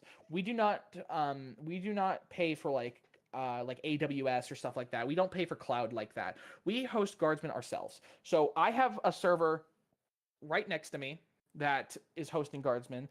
Ben has a server, and then we do pay for 2 servers. One in Europe and one in Singapore that host our system, so to decrease latency for those regions. So that also helps with the chances of the API ever being down, making that extremely low, extremely low. But we do just pay for like the servers, basically. That's about it. Are you going to make more systems like Guardsman and Nemesis, or just keep creating the one that exists already? We do plan on keeping to update Guardsman. We don't have any plans for any new admin systems, and the only reason we would do a new admin system like that is because frankly, Guardsman, we do actually, most of the time we do, when we go from like V2 to V3, we do actually rewrite most of the code base. So basically, it is a new app every time, kind of, but it is just Guardsman. If this hasn't been answered, how many servers do you guys have, and how good is your uptime? So we have 4 servers currently, 3 main like servers that you can connect to, and then 1 backup server that I host. You can view our uptime on the Bunker Bravo Interactive status website, and currently Guardsman is sitting at the website is sitting at 99.949% uptime, and the API is 99.93, and the Discord API is 99.92. So our app rarely goes down. Only for like sometimes we'll run into issues where something with the database happens, and not data loss, but sometimes because of how we have things set up, there is the possibility of things happening. So we do have to prepare for that. So there will inevitably be downtime, but we have very little downtime nowadays. Would Nemesis be loaded after a Roblox server started, like the main module, where we have to install it manually? So Nemesis is a plugin, like any other Guardsman plugin. So basically, it's loaded with the rest of the Guardsman plugins, and then it'll be loaded on your client right as you join. It's really cool that you guys are hosting Guardsman yourself, but usually self-hosted stuff like this lacks security compared to cloud solutions. Are you making an effort to ensure user data is secure and protected from, e.g., a data breach? Yes. We do take steps to ensure that data breaches do not happen. We have everything running in its own in isolated containers, in its own private networks, etc., etc. We rotate passwords. We make sure that Guardsman does not have data breaches. And we also scan all of our web traffic for weird things, for weirdness. And we have Cloudflare and stuff like that on top of that. Isn't there a diagram of how the servers are set up? I swear I've seen it somewhere. Yeah, I think Ben made one. I don't really know where it is. But I can say that there is one somewhere.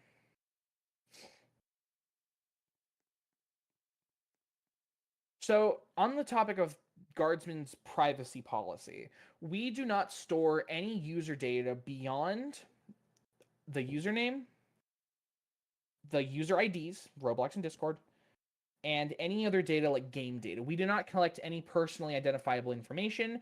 We do not do advertising. So we do not collect any personal information in regards to our users.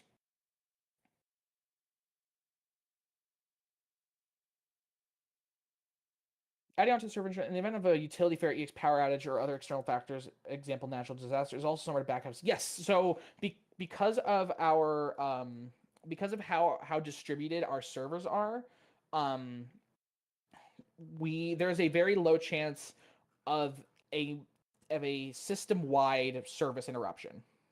How do you handle GDPR requests, e.g., right to erasure for European users? Yeah, so per our privacy policy, if you email our the Guardsman, if you email the Guardsman team email, which is in our privacy policy, then you can request you can submit a right to erasure request. We are also currently working on built-in right to erasure. So, for example, being able to delete your account directly from the Guardsman app. Does BBI plan to expand its reach for Guardsman and other similar systems outside of Roblox? Example, Steam games, potentially.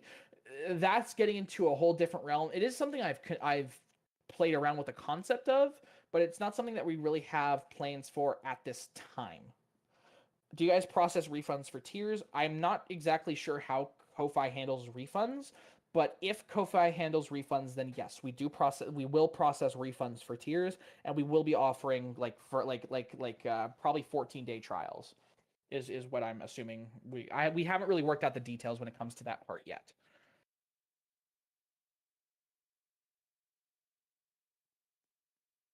Will the new version let us be able to stay signed in? Yes. Yes, that will be fixed. Is the Guardsman on Roblox the same exe4? So no, Guardsman, the Guardsman backend is very similar. As in we're not doing a full code refactor for Guardsman in-game. However, okay, thank you, Astral. However, we are looking to re-add the admin panel, and we're hoping that 2026 will be the year where the in-game admin panel comes back. That's been something I've wanted to do for a long time, and that's actually why we're hiring UI and UX people to help with the design of that. Is BBI a full legal corporation? No.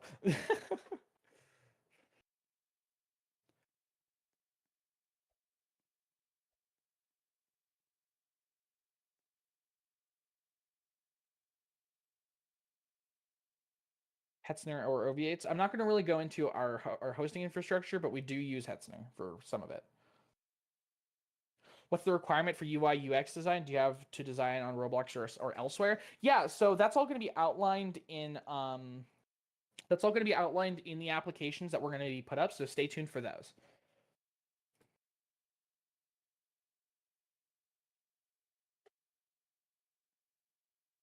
Does BBI plan to expand into this realm official corporation? That would be really funny, but no. What's your favorite feature from both V2 and V3? Ooh, had to think about this one because I was worried I was going to get asked this question. My favorite feature from V2 is the game data editor. For those of you who haven't used the game data editor, it is a UI that visualizes like the table JSON structure of your game data schema, and you can navigate it like it's kind of like a tree navigation. So you can navigate to different spots in your game data and edit the whole thing. You can download and upload and like sync people's data. It's pretty cool. V3 definitely Kanban. Kanban boards are one of my favorite things to have been making so far. Trying to remake that feature, that the features and the stuff that people really want out of a Kanban system has been so much fun. How much does Guardsman cost to run on average? I'm not going to be just.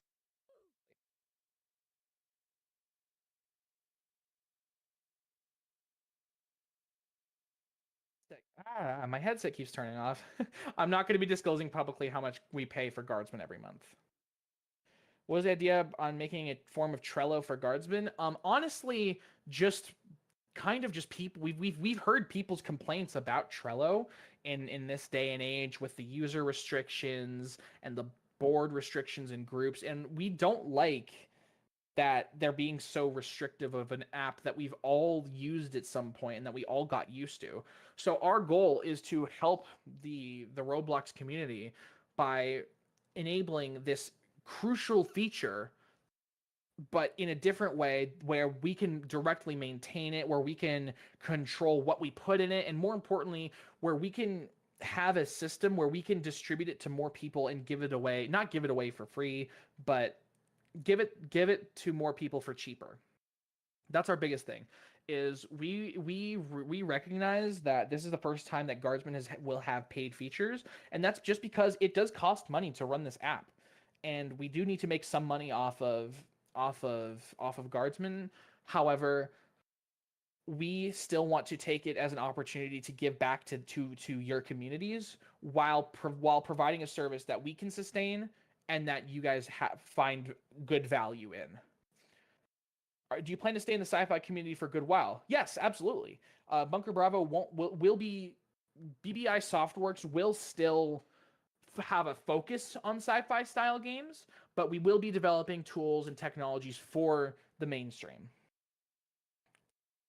What is Kanban? Kanban is the kind of organization system that Trello uses. So it's kind of like a card-based system where you have lists and you have cards, and you can assign people to cards, you can give them descriptions. It's just the organization system.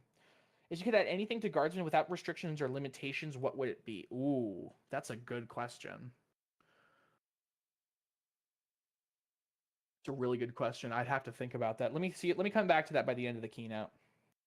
Speaking of those paid features, would Guardsman have some sort of premium like other Discord bots? So our Ko-Fi subscribers, that is the quote-unquote premium, basically. So our backer tier is where our benefits start. The supporter tier is like enhanced support and early access to features. And then our backer tiers start to get you more features like Kanban and such. Lena, the message you sent didn't actually send. It just says I'm now privately chatting with you. So do you want to resend that? All right. Does anybody have any other questions? If so, please put them in the BBI keynote thread. What are the options for users to customize their experience with their data and privacy? So could you elaborate? If you could elaborate on that, then because I'm not sure. I'm not exactly sure what that means. Also, I got you, Lena.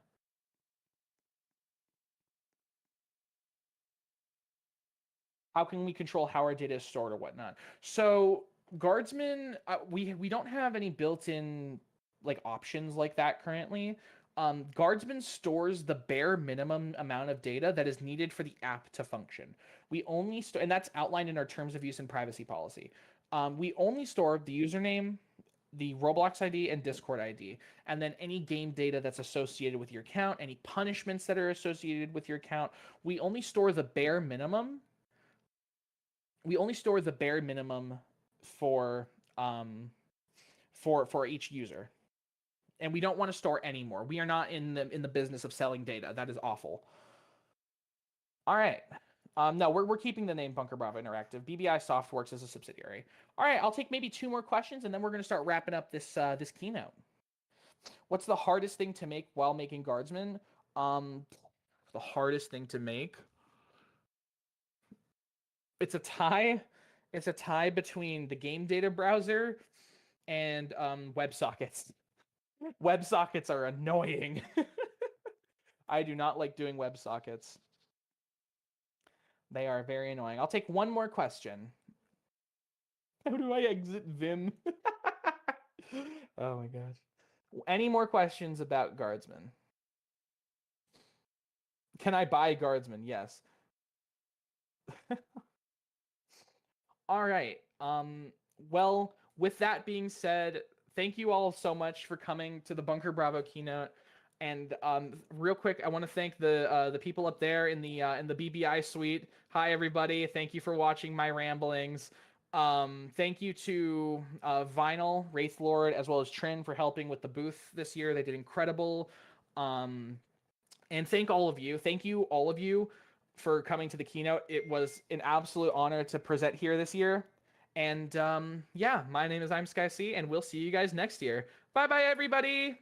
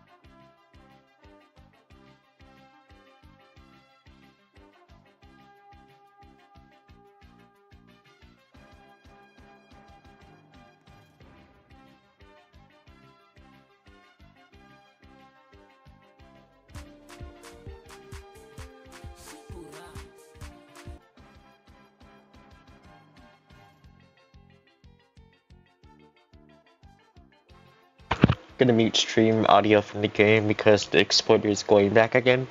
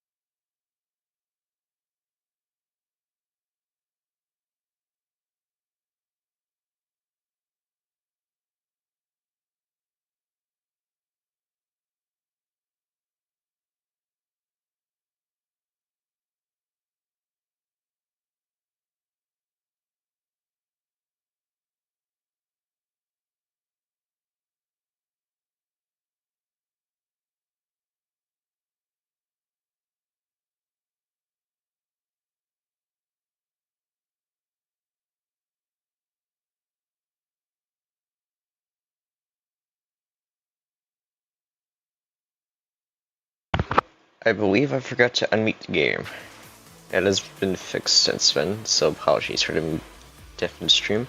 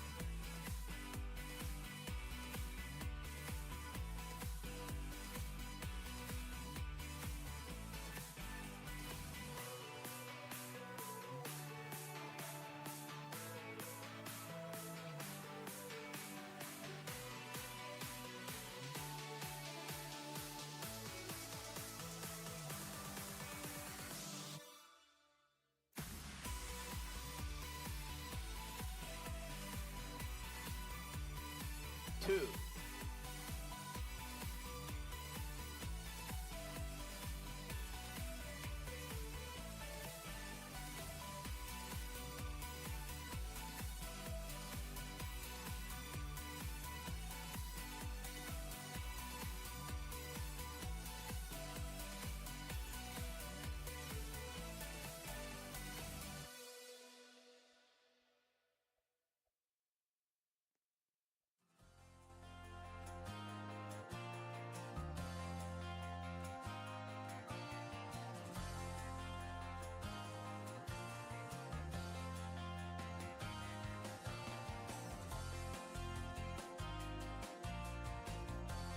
Unlocked.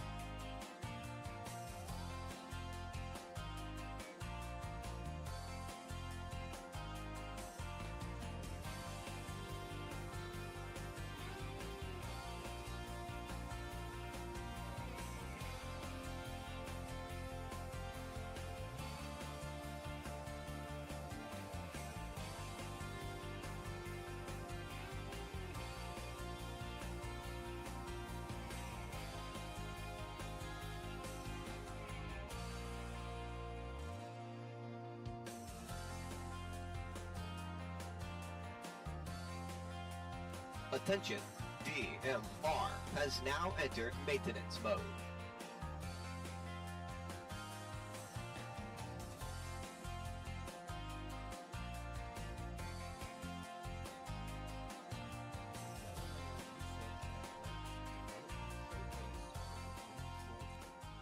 Hope you enjoy the show.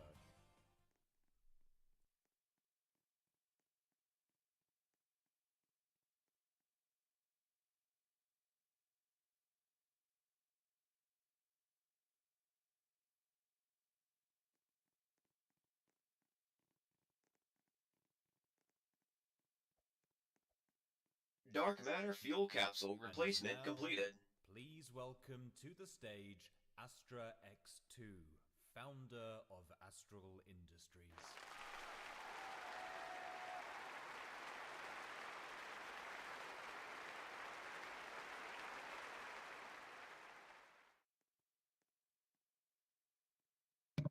All right, hello, Astral Central 2025. I'm Astra X2, the founder of Astral Industries and the current development lead behind our upcoming flagship game, Galileo Research Complex. My presentation today will feature our latest progress and updates since Astral Day back in June, which I am quite excited to showcase. For those of you who don't know Astral, we're the hosts of this event. We made this event center and brought together the 47 event insider groups that you see scattered around the map. However, we don't just host events. We're a sci-fi group creating facility games for you all to explore and engage with. GRC is the prime example of this, as it's a project that we have, in one form or another, been working on for years and years now. I take you down a trip on memory lane, but that's a job better served by our recently made wiki. It's got a whole bunch of information regarding our group, and it's the place to go if you want to explore Astral's content, lore, and more. It's being worked on still, So just take everything with a grain of salt. Now, before we get into the rest of today's presentation, I'd just like to make a quick disclaimer to set some expectations. Excuse me. What you're about to see is very much a work in progress, as most of the building work could only begin after our mid-year building hiring round. Hello there. Additionally, everything is subject to change as plans adjust in the future and development progresses. Got all that? Good. Let's talk GRC. So, where have we been?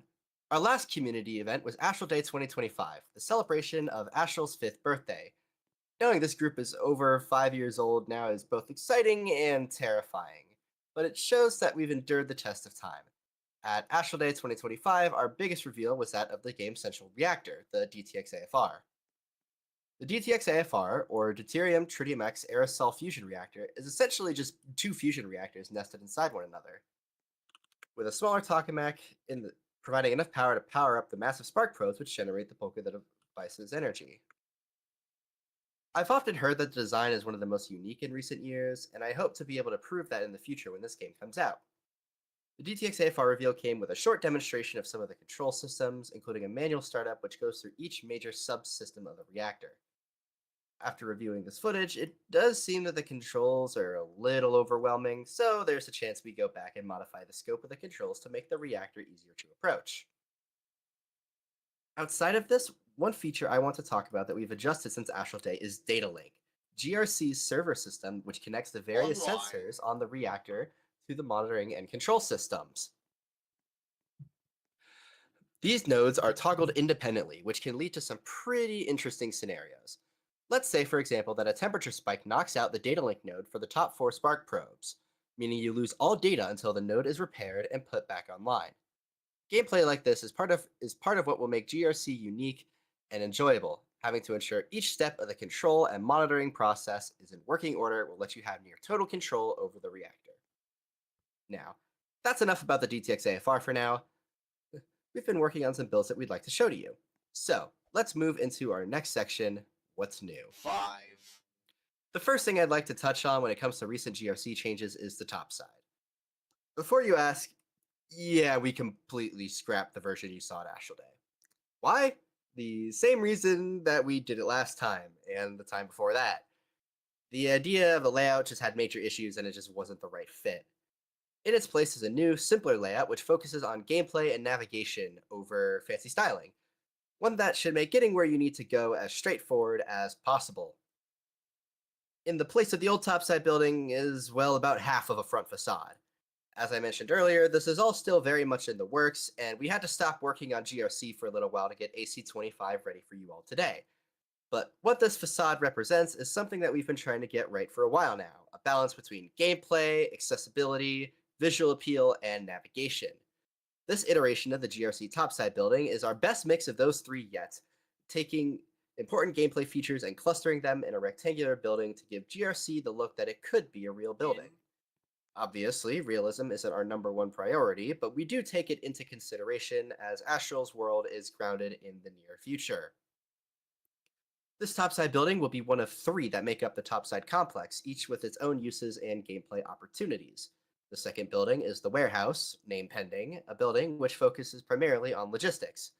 Items are delivered to and from GRC through truck depots, and players will need to use the equipment at their disposal to move the correct boxes from point A to point B in a safe, timely, and efficient manner.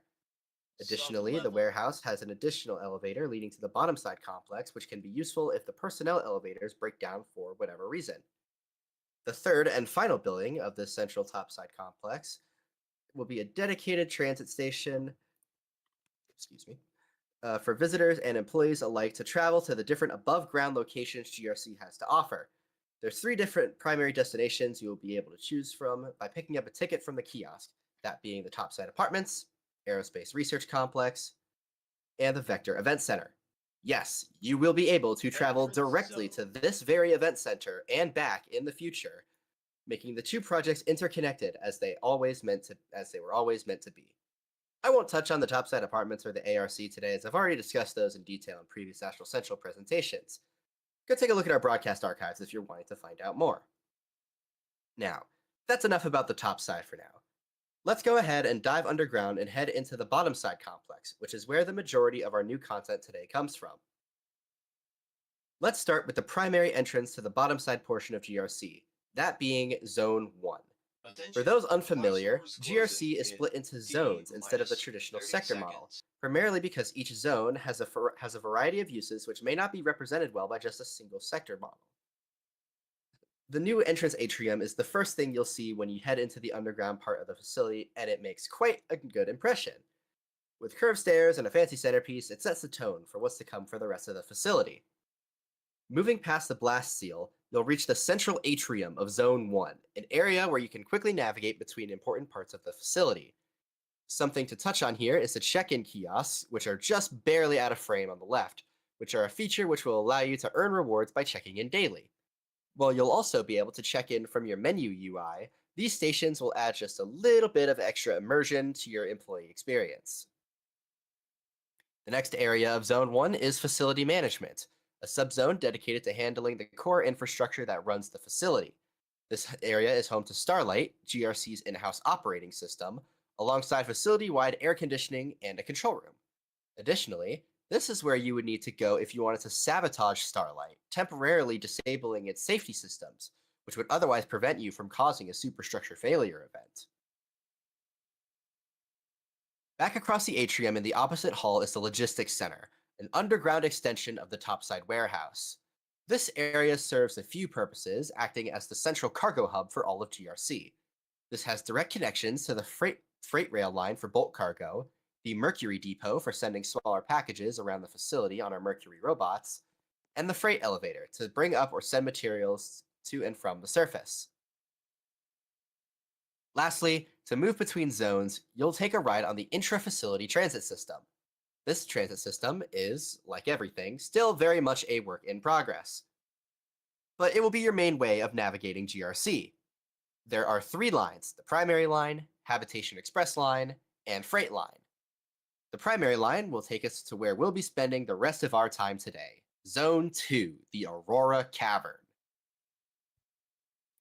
The Aurora Cavern is the largest part of GRC, consisting of a sprawling, multi-layered cave system which you can explore and exploit for your own needs. But before you get into caves, you hop off the tram at the cavern staging area. This is a small lobby and checkpoint where you can purchase basic equipment from a few vendors. Additionally, you'll be able to interact with some NPCs to start a guided quest line. This quest line will go through the basics of mining to help you get started in the caverns. There will be plenty more like it excuse me, for various other gameplay systems too, and all of these will be a part of the story mode if you choose to activate that. Now, going down the cavern skylift cable car, you'll arrive at what you see here, the upper caverns. These act as a hub area for the Aurora Cavern, essentially being the tutorial zone for those wanting to try out mining. While it doesn't have much in terms of ore, it does have a few other unique buildings. The first of these buildings is the Mineral Processing Building, a station where you can take your raw ores and use a variety of machines to process them into more valuable forms. These include crushers, polishers, smelters, and more. We're taking inspiration from automation and factory games for this system, and while I didn't have time to touch on the apartments today, you'll eventually be able to chain these machines together to make your own processing lines. Selling ores raw will result in quick cash, but you'll need to spend some time processing it before earning the maximum amount possible from your mining trips. The other main attraction of the upper caverns is survey missions, something I've discussed in much more detail in previous Astral Central events. Basically, these are short, fast-paced mini-games where you go into a randomly generated cave to survey a newly found outcrop, collecting rare resources and platforming along the way. These will be great for more experienced players who want to take full advantage of their skills. Moving on, if we head back up to the staging area, we can pick up the zipline gear from the equipment vendor. This zipline gear is a key tool that lets you go on ziplines, enabling traversal over dangerous areas without falling to your doom. Using the zipline gear, we can head down to the largest part of the Aurora Cavern, the lower caverns. The lower caverns are a series of interconnecting tunnels and outcrops. each with a variety of resources ranging from bulk, low-tier materials to scarcer, high-tier ores. And something we want to try out was having two main ways to gather ores in the outcrops. First, you can head down to the end of an outcrop to find a predefined ore node, essentially a resource battery that slowly drains and replenishes based on player mining activity. This provides a quicker way to gather bulk resources, but these will be limited to some of the more common materials found in the caves. If you're looking for rarer, more valuable ores, you'll need to use a light and search the walls of the cavern for sparse veins of material, which can be mined using either an extraction laser or a basic pickaxe. We've done some work on the actual gameplay for extraction lasers, creating a sort of lock picking, or in this case, rock picking minigame, where you need to time a series of inputs to crack open the rock containing your resources. These minigames are just one step into how we're making gameplay the main focus of GRC, and we think it will be quite fun once we program and implement everything. Touching on extraction lasers briefly, these are actually a modular tool. Instead of previous years where you would need to buy a new extraction laser as you progress through the tiers of ores, we've changed it to where you instead upgrade the components of the extraction laser over time. That way, you can have your own shells or cosmetic models for the extraction laser, while keeping all of the same core functionality that makes them so important in the caves. Heading back into the cavern, there's a few more locations I'd like to point out. Located in the southernmost outcrop of the lower caverns is the hypercapacitor, a structure which allows the player to perform the crucial step that took Astral from a startup to an industry leader, cross-charging. In other words, this is where Tritium X is made, and running this machine will be crucial to keeping the DTX AFR fueled and supplied. More on this to come as we work on it.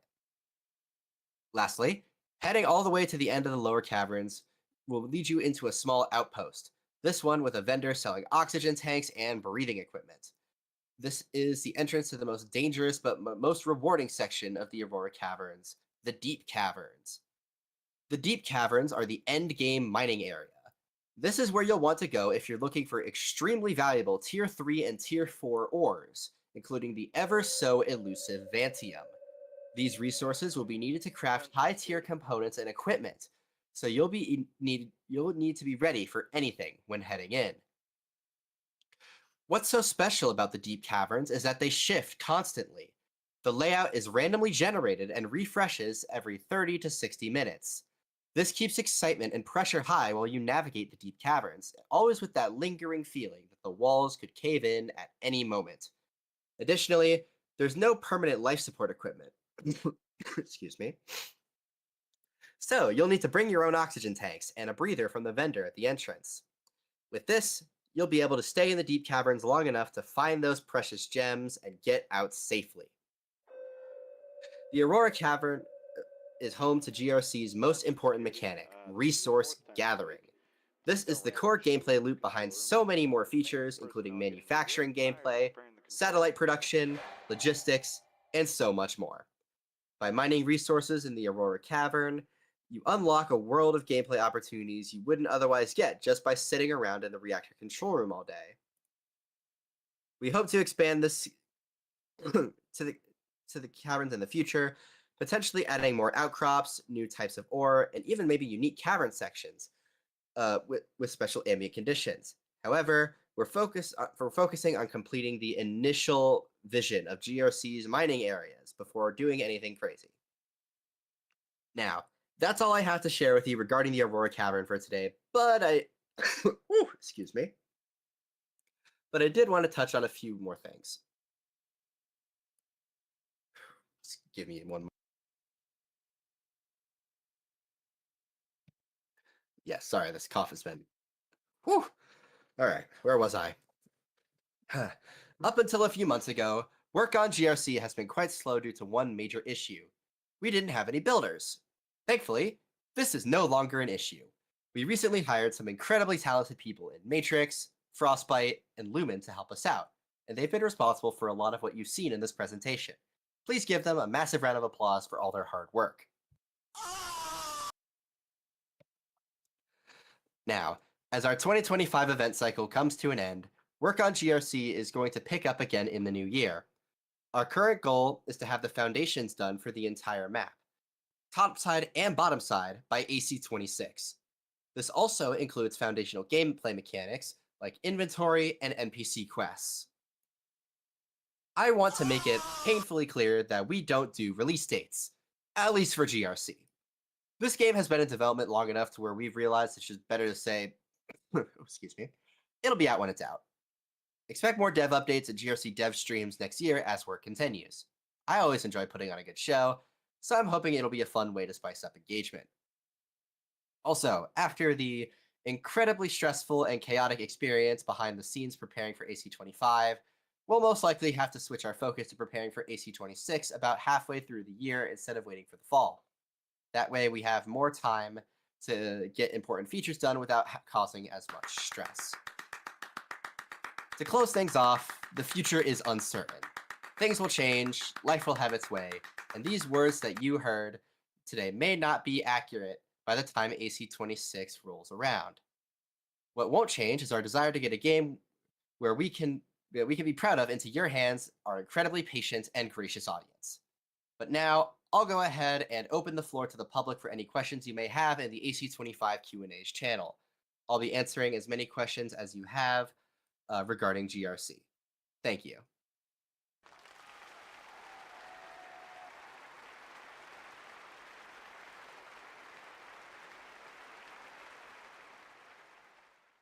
All right, let's take a look.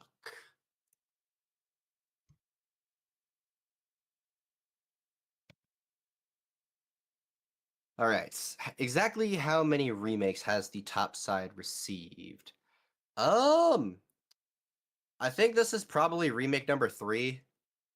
And again, I touched on this earlier, but it's primarily just because we keep going back and iterating and realizing that we can do better, and we want to get the best possible experience for you guys. So next up, quote, I've heard that the goal with GRC is to be a bit different and unique in the sci-fi genre. What will Astral do to be different from other games? So I think the most important thing that will make GRC unique is its focus on gameplay. Oh, sorry, excuse me.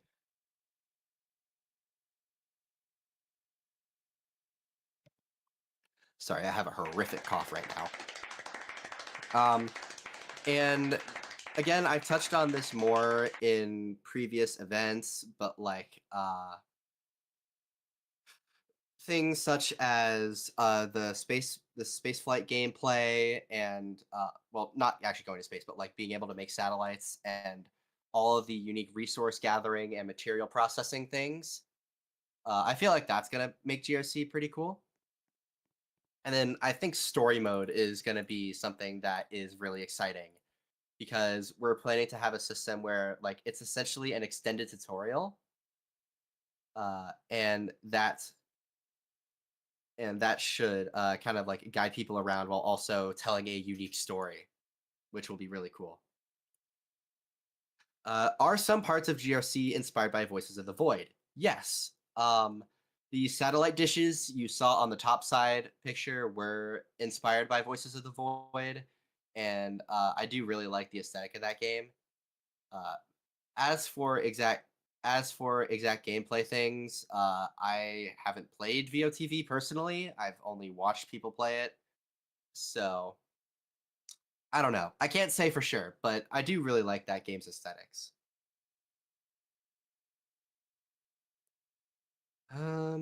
Will Stellaria Research Institute be a separate playable game or part of GRC? So the Stellaria Research Institute is the aerospace wing of Astral Industries. And it will be, they kind of have their own area on top side if you go on the transit station that I talked about earlier. And that's where all the peregrines are based out of. Oh my goodness, excuse me.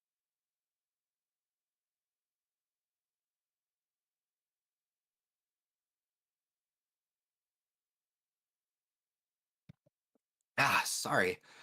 But yeah, they have their own wing in the They have their own wing on top side, and you'll be able to essentially go over there and build satellites using materials you mine and like components you craft, and launch them into space for passive bonuses and active bonuses. So it'll be pretty cool. Let's see. Can I eat the rocks I mine? Probably not. What new things are you planning to add to GRC that are nowhere in other core games? I think story mode is probably the most unique aspect of GRC. Primarily just because I haven't seen any other core games that have a dedicated story campaign that goes into as much detail as we're planning to go into. I will be happy to be proven wrong, but I do think that it'll be really cool. From Shade, how did you achieve such beautiful graphics? I gotta thank our builders we hired for that. They did some incredible stuff.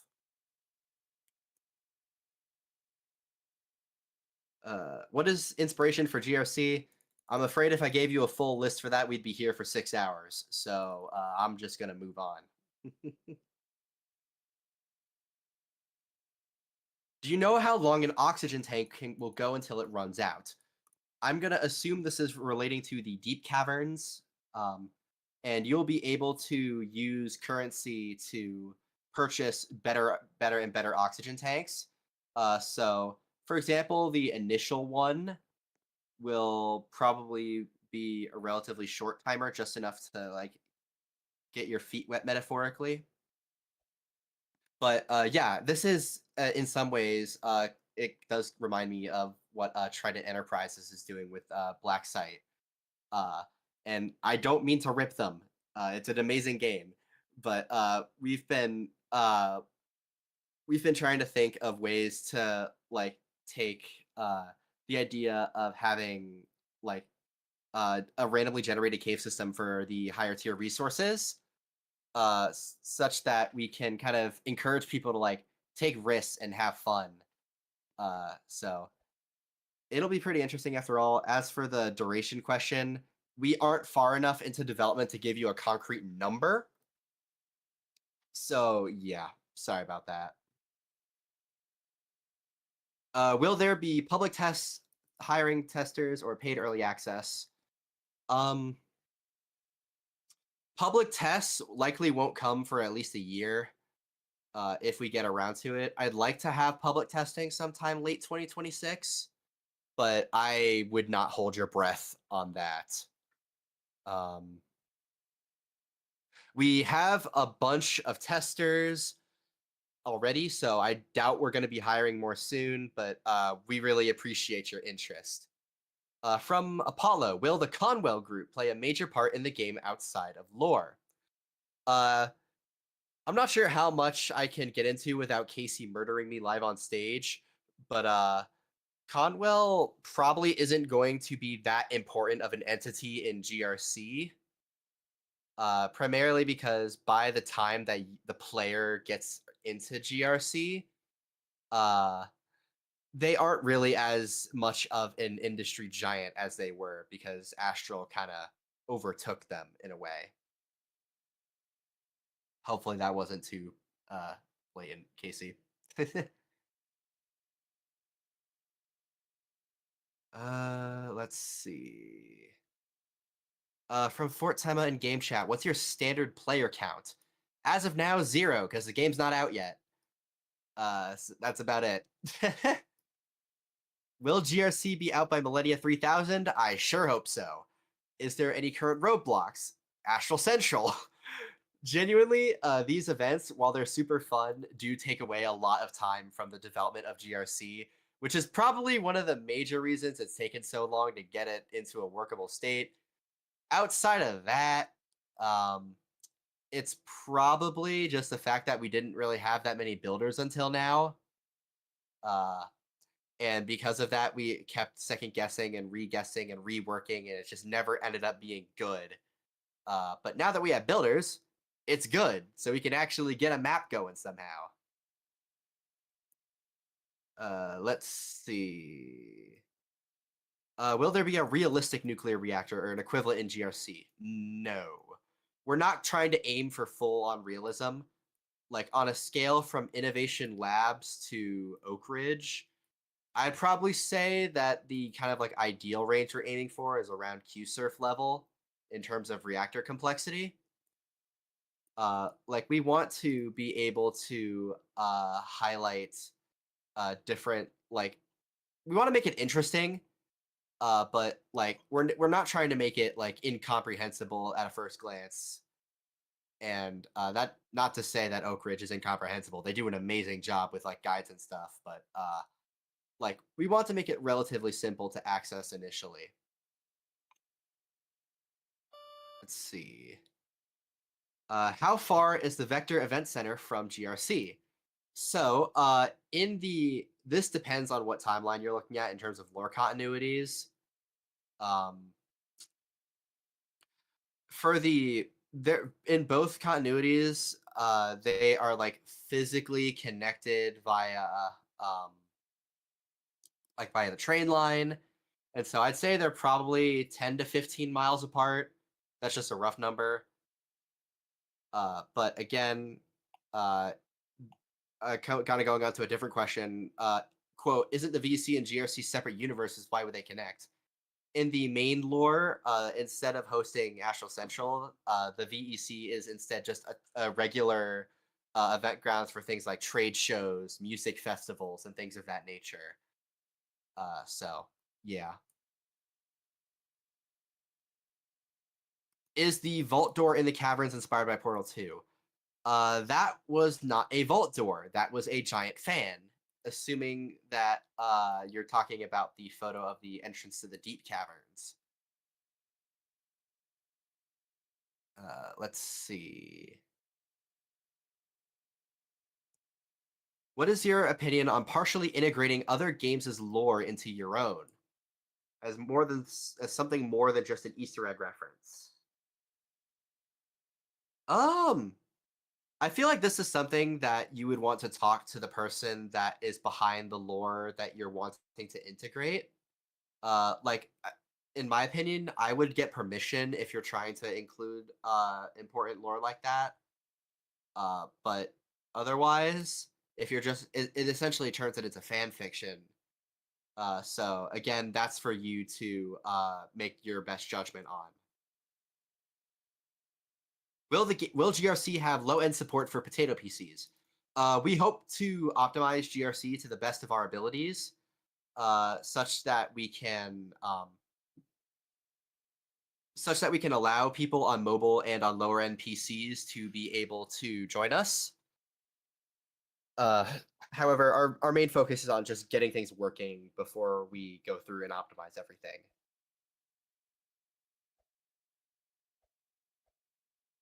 We got 2 questions here. What is the server size plan to be? And to add on to that, how will you utilize / mitigate high-low server size to make the experience feel more lively? Yeah, as part of our story mode initiative, we're going to have a lot of NPCs going around. I'd like to highlight, what was it, like internal builder singularity containment site, I think it was. They have a lot of like living NPCs going around. Excuse me. And I think those are really cool. So by having these like living NPCs going around doing their jobs and like actually being a part of the facility, it'll make it feel more alive rather than just having a couple people sitting at a desk. Will we be shooting bugs in the mine? Probably not. Let's see. What devices are you planning compatibility for? Ideally, as many as possible. I think though, if there was one that we would probably put on a back burner, it would be VR.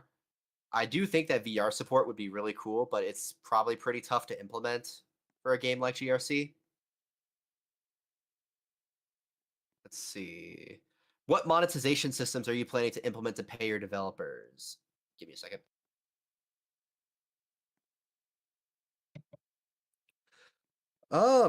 So we plan to have game passes and developer products and things of that nature, but game passes will be like all paid items that you can purchase with Robux can either be obtained with in-game currency or they are purely cosmetic.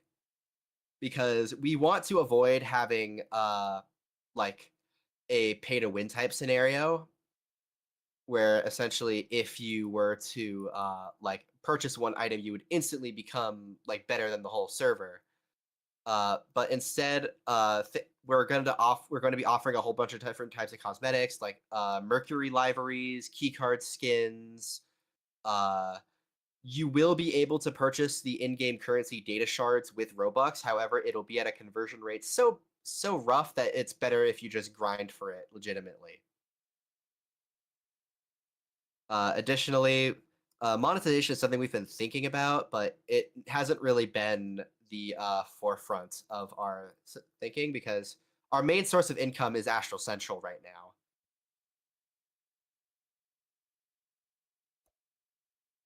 now. Will there be teams in GRC? Yes.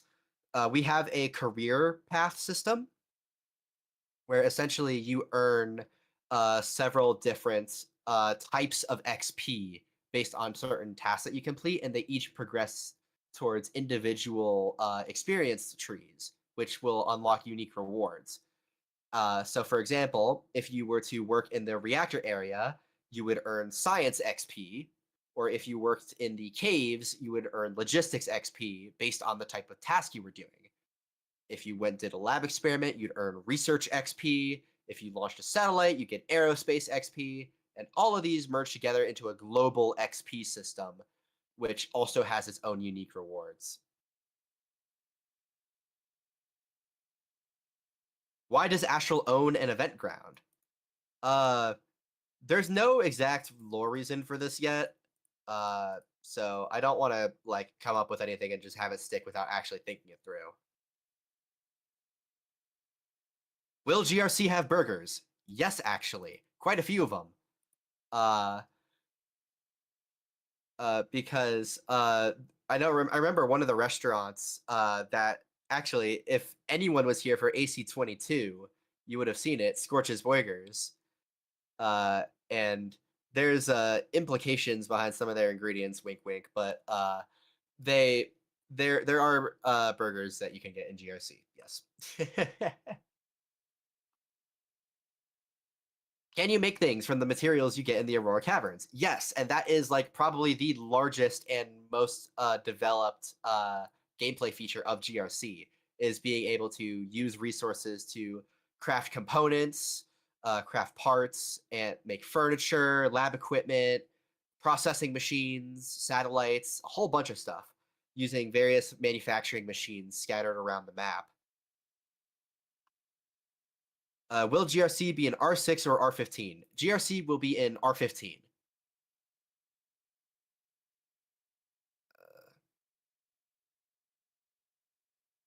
Are you planning on adding actual subgroups to Astral for the GRC similar to what Pinewood has? No. Personally, I've never been that big on like subgroups and like security teams and things of that nature. I'm sure it has its point, but I think for GRC, it would just distract from the player's ability to just jump in and immediately explore different types of gameplay.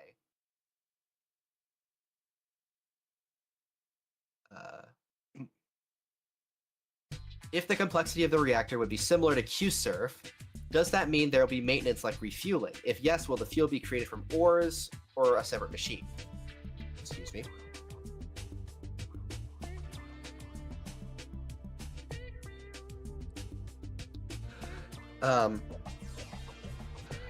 So refueling will be done with a production line in the energy production sector. And because the DTX AFR just runs straight off of a liquid pipeline, you'll just have to make sure there's enough,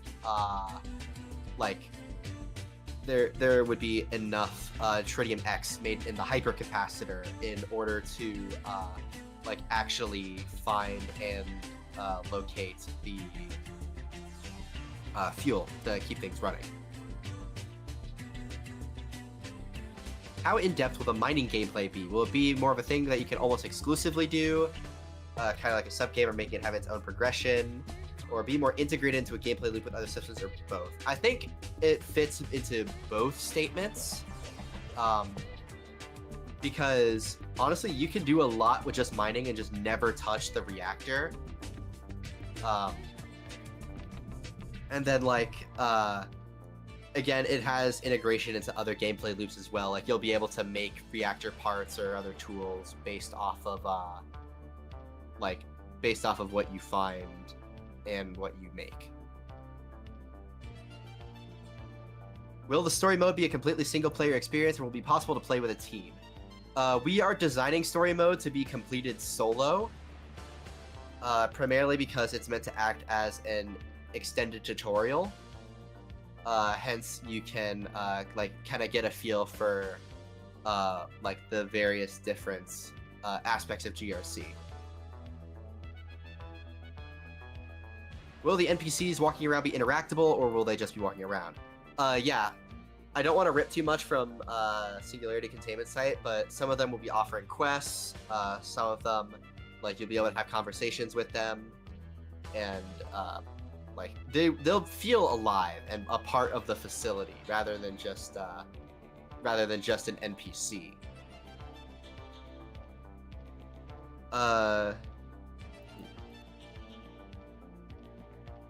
How many crystals / tasks will there be, or are planned as it stands?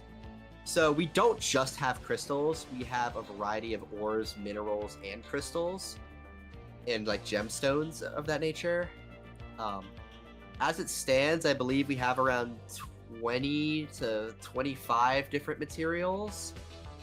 However, that is likely going to expand, and that's just raw materials, not even including all the processed forms. Are you planning to add a melt / freeze down into GRC, and if yes, what would it look like? GRC doesn't have a traditional meltdown or freeze down. Well, that's kind of a loaded statement, because instead of a meltdown, we wanted to make the event kind of fit in with the physics of the DTX AFR. And instead of being called a meltdown, it's a superstructure failure event, which... Sorry, give me a second.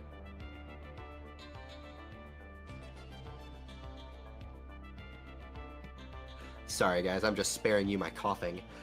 Yeah, but essentially, as components get damaged, etc., etc., eventually oxygen would leak into the chamber, and oxygen plus fuel plus tons of ignition sources equals kaboom. As for a freeze down, we don't really do freeze downs. However, there is a danger condition associated with a stall out, where we essentially the DTX kind of condenses on the walls of the chamber, and if reignited, could cause some serious damage.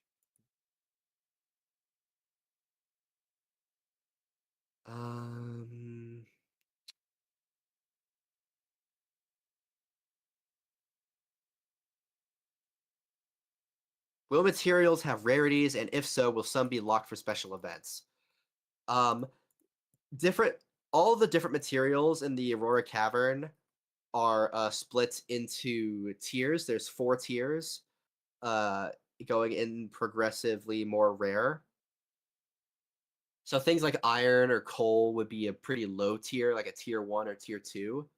But as you progress into tier 3 and 4 ores, that's when you get the really rare, expensive, and useful ores. Things like Vantium and Obsidian.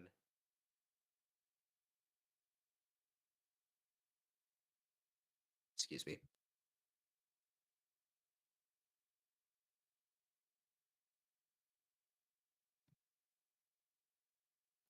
All right, I'll take 2 or 3 more questions, and then we'll probably go ahead and end the Q&A. So let's see.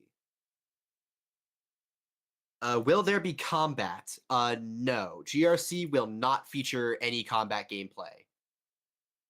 This is an intentional choice because we felt it just simply does not fit the environment of GRC, and it's just not the kind of thing we want to have. Security presence as a whole is very limited. You won't be able to play as security. They just kind of exist. That way, you can focus on exploring and doing science rather than worried about getting shot from across the map by some guy with a sniper or something.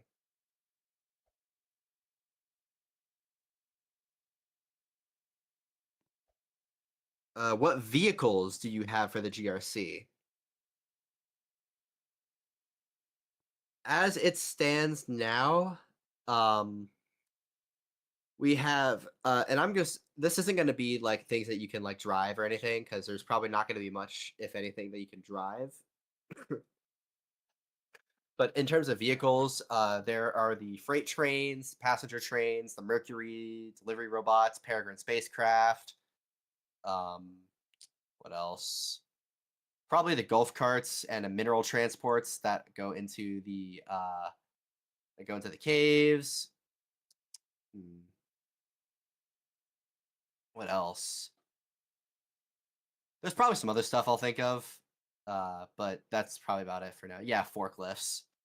There are forklifts. You'll be able to drive a forklift. In fact, we have a badge planned called Forklift Certified for if you complete a certain number of tasks in the logistics area. So, yeah, definitely like myself a good forklift. All right. All right. This will be the last question I take. If you want to leave more, feel free, but I will be answering it in the text chat afterwards. So, what will you be able to have delivered via Mercury in GRC? So, you'll be able to have quite a few things delivered via Mercury. So, think lab samples, minerals. You'll be able to use them to transport materials from one inventory to another. And also, you'll be able to use a Mercury to like send packages and gifts to other players. So let's say, for example, that you want to gift someone a couch for their apartment.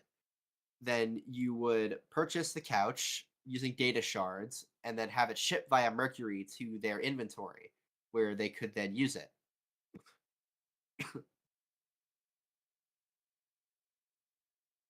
All right. So that'll be all I'll be talking about today. Again, if you have any further questions, leave them in the Q&A thread, and I'll pick out some to answer. Thank you so much again for watching.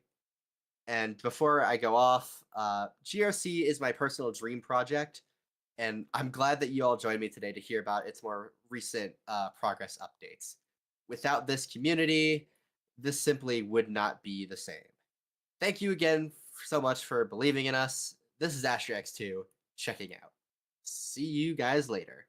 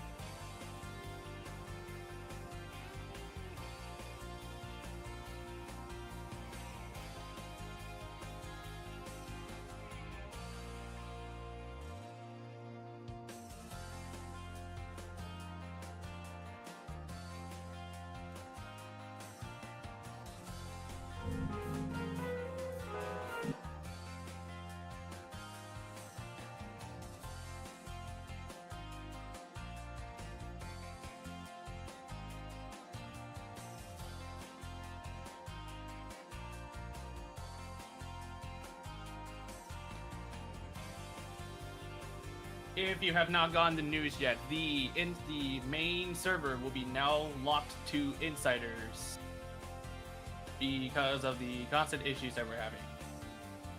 Sorry for the inconvenience, everyone.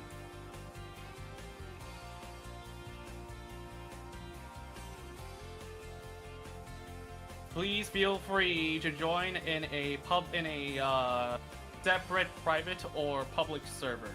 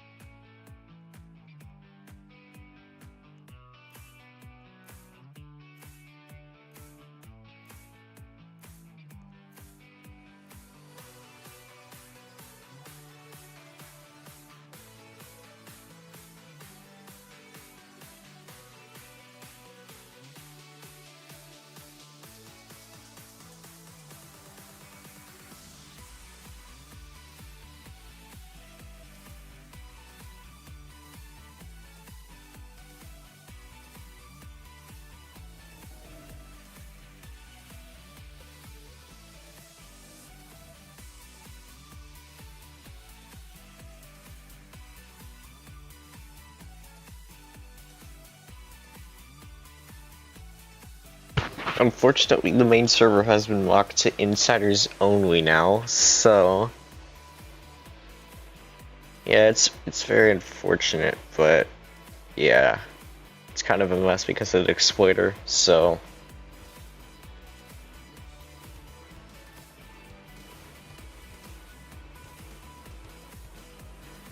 yeah, it's kind of unfortunate, but since the stream is still going from an insider server, you can still kind of see some of the things in here.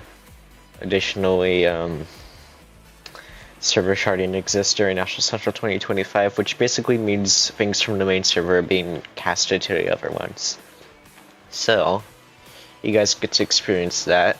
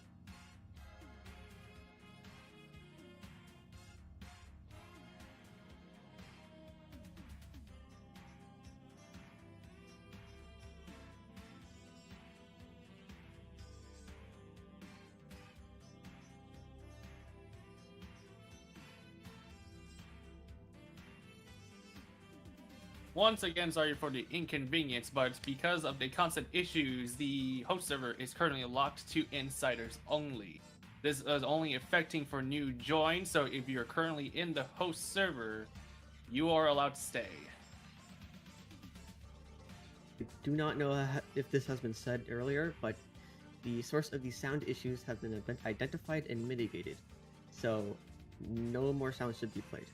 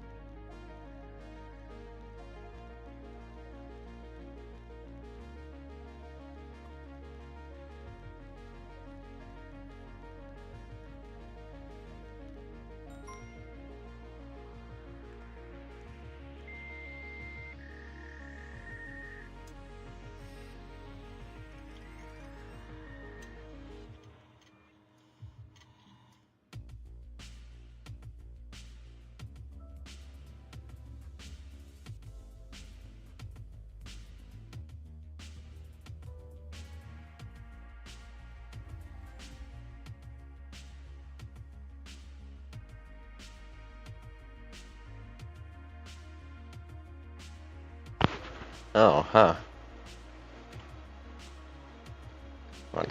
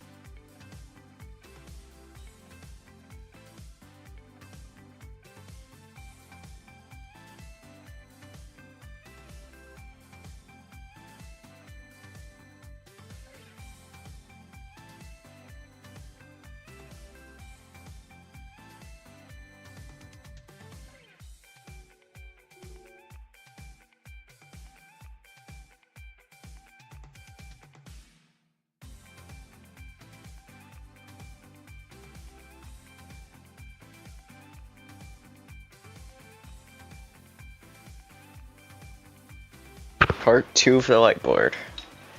Anyways, as you saw from that intermission screen, AC-25 crashed.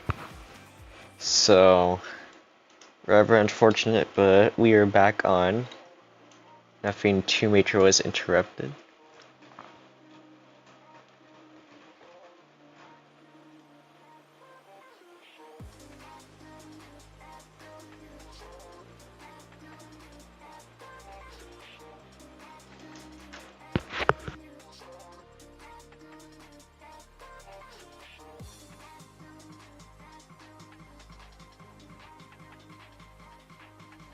So from the stream, we got around 100 pizzas from the almost pizza machine, and probably around $4,000 in debt.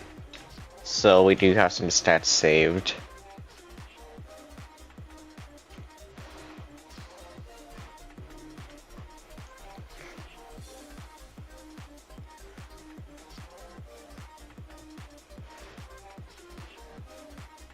As for everything else, it seems to be running optimally.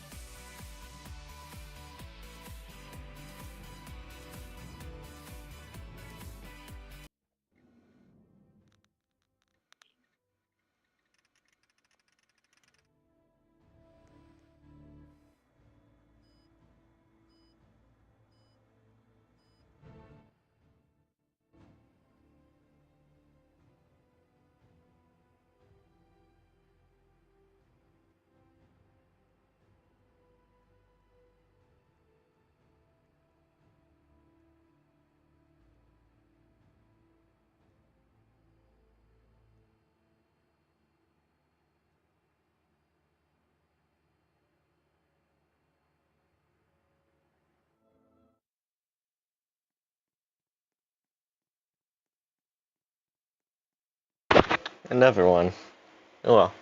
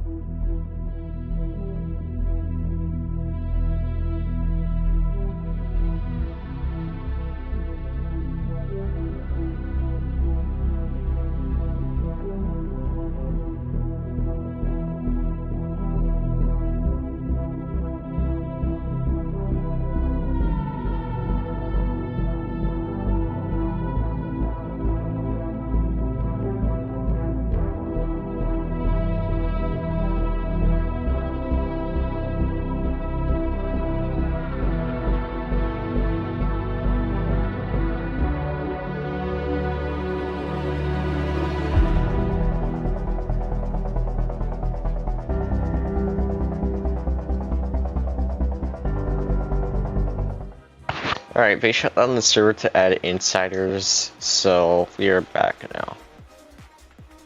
Apologies for the interruptions, that is beyond my control, but give Astral and Dishi some grace.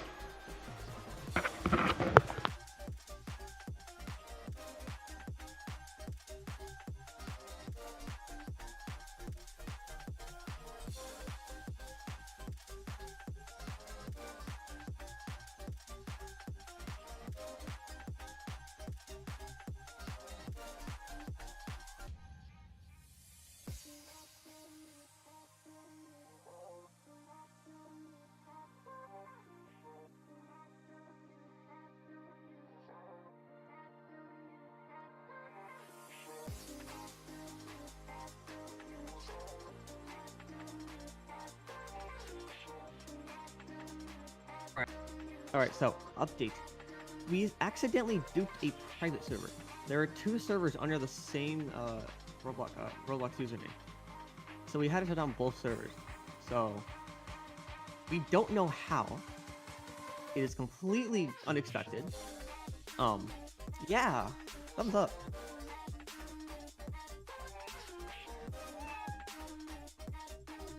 Guess that explains it.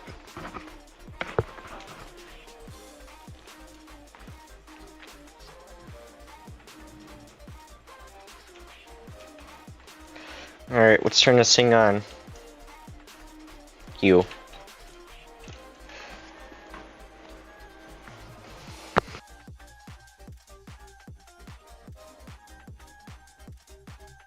Once again, this is the insider server for... Hold on, let me turn my mic down. Once again, the host server is There we go. currently locked to insiders in whitelisted VIPs only. If you want to join, please join a separate private or join a public server. Thank you. I think you heard them. If you're not in the main server and you were not under VIP access, join a private server. Otherwise, you can just watch my stream. This is the main server right now. So yeah.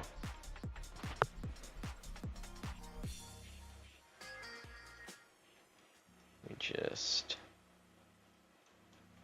I encourage you guys to look around. Look at all the booths.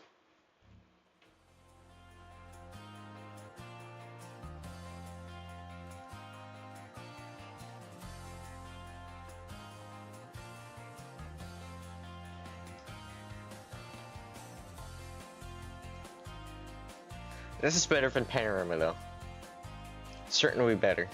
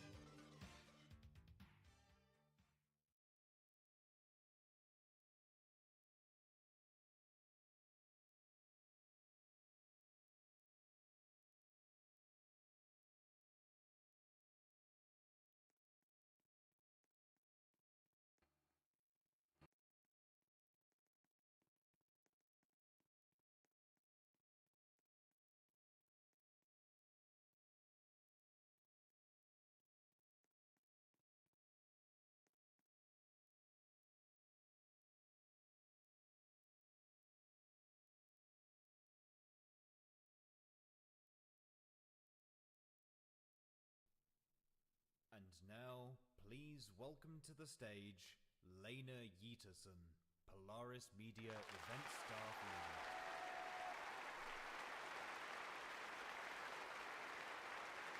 Leader. Hello, Astral Central 2025. I am your presentation's host, Lena. Here's a quick fun fact. There are currently 196 players in the entire game. And the number, and the system behind that number was very complicated. Since the Roblox API updates the player count every minute or so, I decided to just make my own. Each Roblox server, telling how many players there are, telling my server how many players there are. The server is literally to the left of me. I hope it doesn't explode, unlike some previous Astral events. I am off track anyway.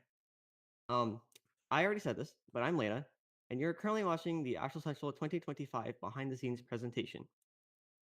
In this rather short presentation, I will list the logistical challenges, show you the backends, and show you places where no average attendee can go. Let's start off with the logistical challenges. This year was particularly rough. We have lots of people going to college, which slows down development a lot. This also slows down booth development too, which means we were on the edge of our seats waiting for booths to roll in while AC25 was like a couple days away. Currently, at the time of writing the script on December 12th, there are 26 booths submitted out of the 50. But on Christmas Day, the final booth, the NQT booth, was integrated. It truly was a Christmas miracle. Some people might be familiar with crunch time, a time where a deadline is close and you need to finish something fast. It also comes with a bit of stress and anxiety.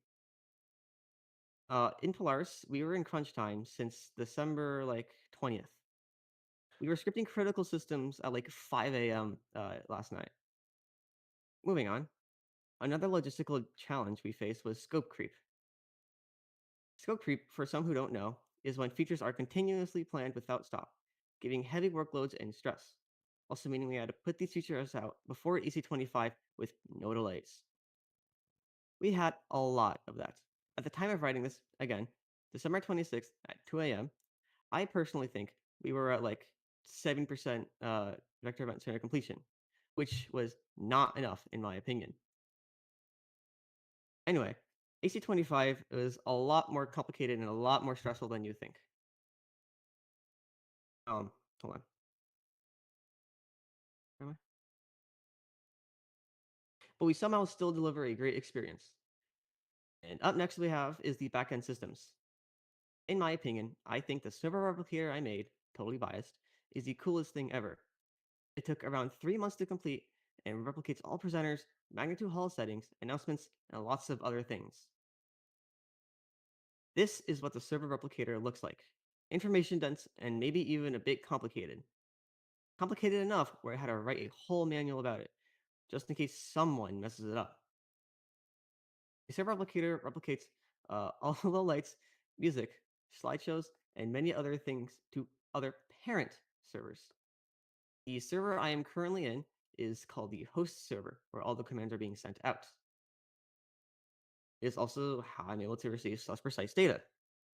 The replicator communicates with my backend server, which is, again, to the left of me, and that server parses all the server data and gives the host server global game statistics.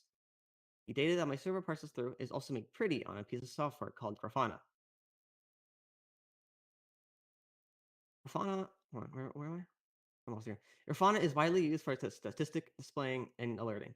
For my purpose, it was just used to display game statistics. What the hell? Sorry, hold on. The data that my server parses through is that was just right there. Hold on. Okay, there's a duplicate line. Sorry.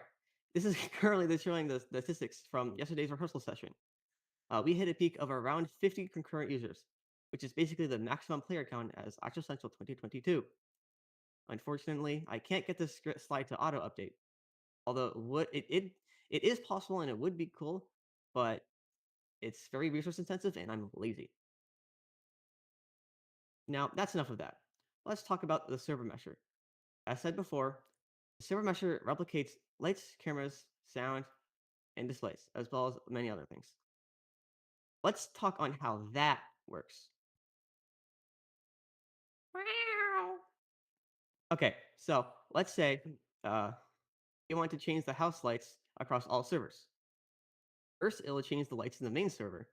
Second, that's it, because you forgot to set the master server. The master server tells all servers that this server that we're in is the server to listen to.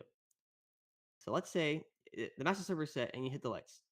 On this second step, it will publish a messaging service message to all servers that something has changed. Third, the parent service that got that messaging service request will finally change the lights, and that's the end of the flowchart. By the way, this takes less than a second, which, in my opinion, is really cool. You can probably see why this is my favorite thing, and also why it took so long. Okay, that was a lot of yapping. I'm going to show you guys places not a normal attendee can go to. To see them, hit the camera view on the top left of your screen. Unfortunately. Huh? Oh, there is a piece of part that blocks clicks. Unfortunately, since the camera application doesn't work, you're going to have to look at the live stream view if you're not in the main server. Okay, first stop, the AV booth. This is where the magic happens. Yo. We have audio, display, lighting, stage sets, Holy. and camera controls. You may have noticed we also have a sequencer and auxiliary controls. The auxiliary controls are used for the podium timer and door controls. You'll see what the sequencer does tomorrow. Oh, wink, wink, nudge, nudge. Column 3. This is the backstage, or more precisely, the hallway before we get on stage. As you can see, there's a lot of inspirational and motivational quotes that people have wrote before you go on stage. Honorable mention, backstage storage. Anyway, this presentation was kind of short, and it's coming to a close. This was the best presentation I think I have ever given. Thank you all for giving me this opportunity.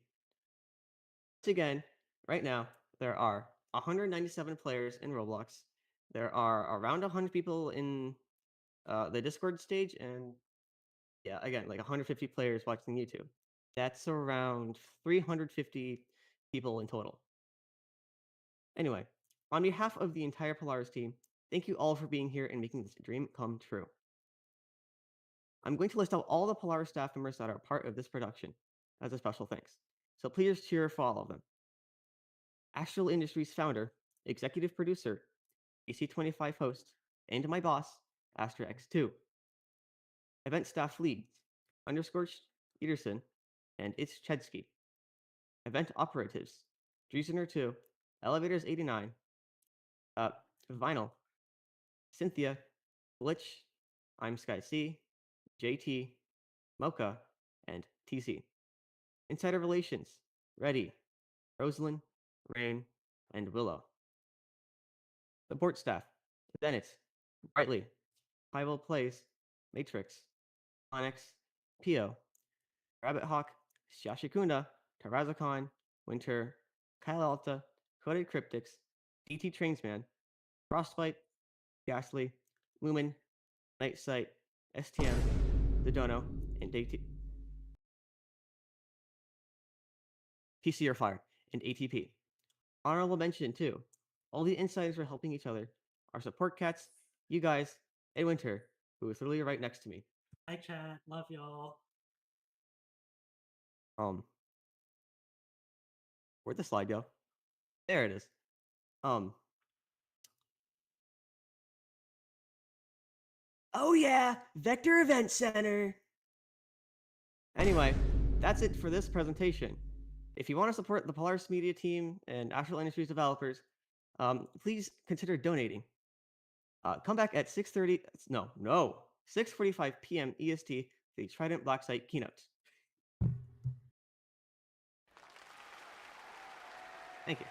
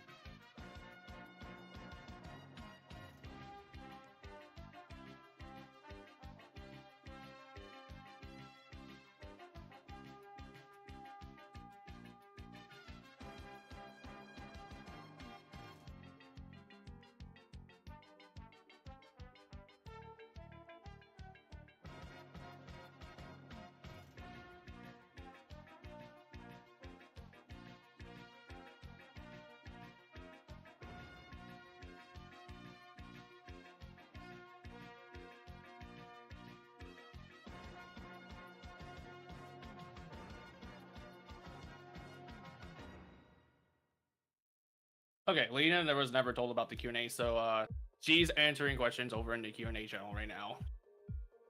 Does let you guys know.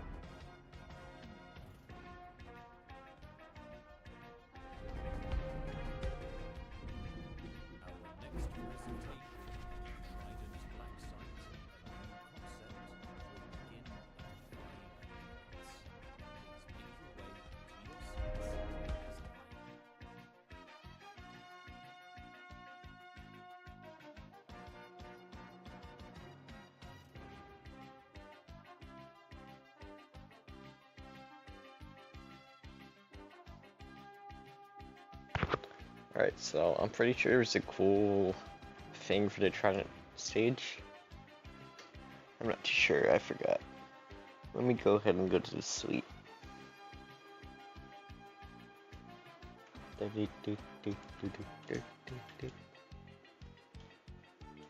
Oh, there it is. See what I mean?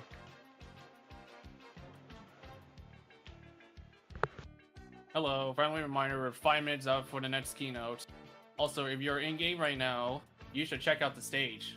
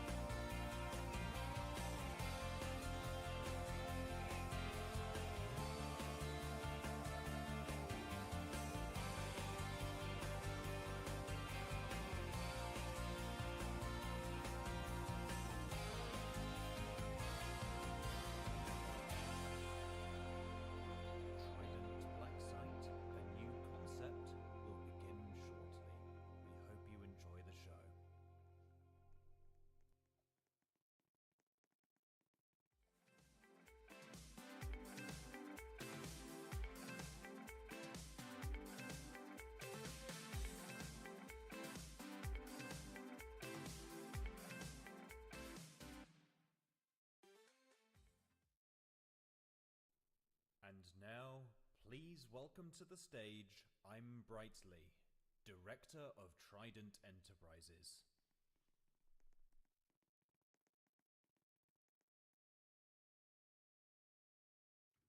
Good morning, afternoon, and evening to everyone attending Astral Central 2025.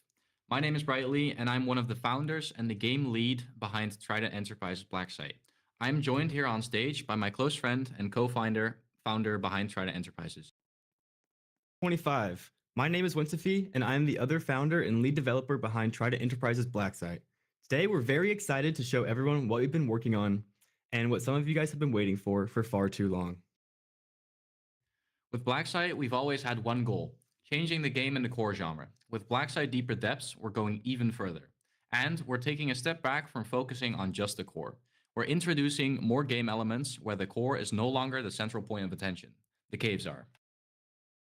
In 2026, our goal is to push this vision of ours further. Bigger caves, more systems to interact with, more reasons to prepare, and most importantly, more reasons to keep exploring. And we're doing it while making the game more consistent across devices and more immersive than anything we've made so far. And if you've had any questions for us to answer during our Q&A segment, put them in the QA channel in the Astral Discord and we'll answer them there. And just quickly, some honesty about where we were. As most of you who are familiar with Blacksite might know, the previous version of Blacksite had glaring problems. Retention was terrible, and it wasn't because players didn't like it, I hope. It was because new players genuinely didn't know what to do. And that's on us. The game didn't guide you, sound design wasn't where it needed to be, immersion suffered, and the overall experience didn't support new players. So Deeper Depths isn't just more content, it's us fixing the foundations so players can actually see the vision we have for them. Alright, that's enough about the old Blacksite. Let's talk about the new Blacksite. Let's get into the topics of our new upcoming update, Blacksite Deeper Depths. Alright, here's the plan. Bright will cover the front end side. This includes the cave expansion, crystals, biomes, and everything user experience. I will be covering the back end, our new core systems, power suits, and the stability work that makes all of Blacksite playable across all devices.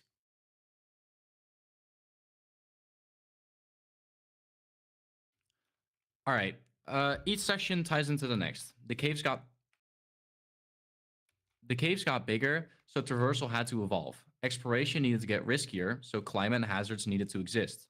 That created demand for scrap, suit upgrades, and much more. And then, of course, we had to optimize everything so it runs smoothly for everyone. A daunting task. Let's get into our newly added biomes.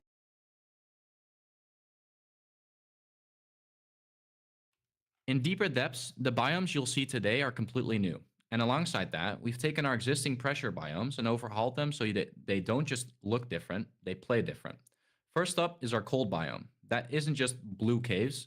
Cold is a system you need to survive here. You're dealing with all the extremities at once. Your oxygen draining, your body temperature dropping, hazards like thermal vents, influences where the environment forces you to make each decision. You'll be needing to balance your exposure time to the cold, your route, your oxygen usage, and while still trying to extract as much money from the crystals as you can. Then we have our thermal biome. This one's built around the scale and danger. Huge lava lakes, giant volcanic geysers, and fauna that actually makes the environment feel alive instead of empty space with red lighting. And of course, like all the other biomes, this one too is packed with several crystals and resources that give you a reason to explore and take the risk. That's the key idea of these new biomes, progression. You're not just passing through. You're forced to explore, progress, harvest, and come back with what you've collected. The biomes aren't isolated islands. They're laid out to force progression through iteration. Each biome feeds into the next. Through resource gathering, equipment, hazards, and systems Winsify will be covering later, progression will feel like an actual descent, not just choosing your favorite zone and staying there forever. Looking beyond Deeper Depths, we've already started work on more biomes that we've got planned, including radiation-filled caves, flooded networks, and sandy desert caves, all with their respective equipment to properly explore them. These will be seen soon after Deeper Depths. Besides the biomes, we've also improved the lore and user experience. Before I talk about the raw size, I want to explain what actually changed and how the caves feel. This slide is basically our big correction. On the lore side, we've leaned harder into environmental storytelling, not just in the caves, in the facility too. This game will feel like a place, not just a map, meaning more discoverable context, more reasons why certain areas exist, and more mysteries to uncover by the players. These details you will be noticing while exploring without forcing players to stop and read a wall of text mid-run. The story gets built piece by piece.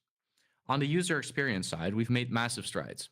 We've addressed the biggest killer of the old game, new players not having any sense of direction. Out of the internal statistics, over 93% of our player base never even made it to the caves, because nothing in-game told them what to do or where to go. and honestly, we can't blame them. So we've rebuilt the experience around these 3 major foundational changes. A proper tutorial slash onboarding flow so new players understand the objective and progression. We've done a full UI overhaul, replacing nearly all Roblox core UI elements. Information is more readable and actionable, especially in the suits. And lastly, a massive sound design overhaul to actually sell the environment and improve immersion moment to moment. This really sold our game to our awesome team of testers that we want to thank for their hard work in polishing and getting this update at its best for you guys. We feel we've turned the game from a cool idea into an actual game players can progress through, stick with, and enjoy. Besides these 3 major implementations, we've also rebuilt the caves visually, better landmarking, clearer routes, and most importantly, stronger pacing. The caves aren't just bigger, it's navigable. You can identify where you are, where you've been, and where you're about to go. This also makes progression feel fair. Simple routes closer to the airlock, whilst the deeper routes become more complex and the environment becomes more dangerous. To make room for this, we had to make some large-scale additions to the caves. This is where the scale jump really hits. We've added over 61 new environments, each with their own ambience and identity. Each region has its own distinct sound, mood, and look. You'll hear where you are before you even see it. The cave network itself has seen an estimated increase of a staggering 2100% in cave size. That number isn't just more tunnels. We've leaned harder into larger and grander caves. It also means longer travel distances, more variety per run, more staging moments, and more room for systems like climate, hazards, and scrap to breathe. Biome progression actually matters. The goal is that exploration feels like a journey, where preparation is rewarded and pushing deeper feels like a commitment. However, with all this scale, a problem emerges. How on earth are you supposed to get around in the caves this size? To solve this problem, we've implemented a better way to get around.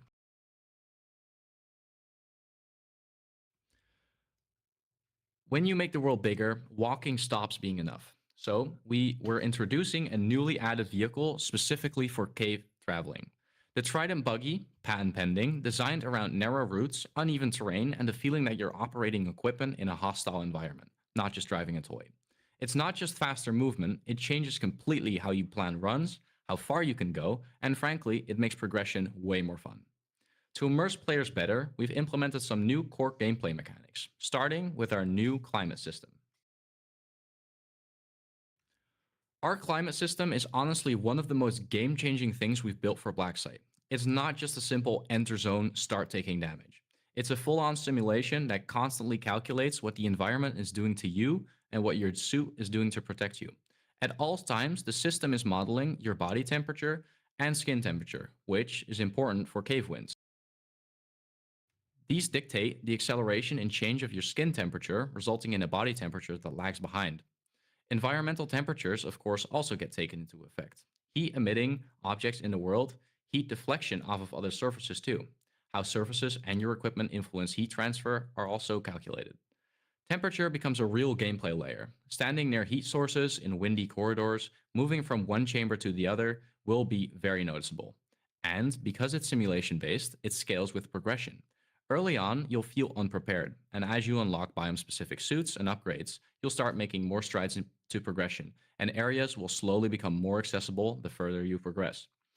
To add some risk to cave traversal, we've also added climate hazards.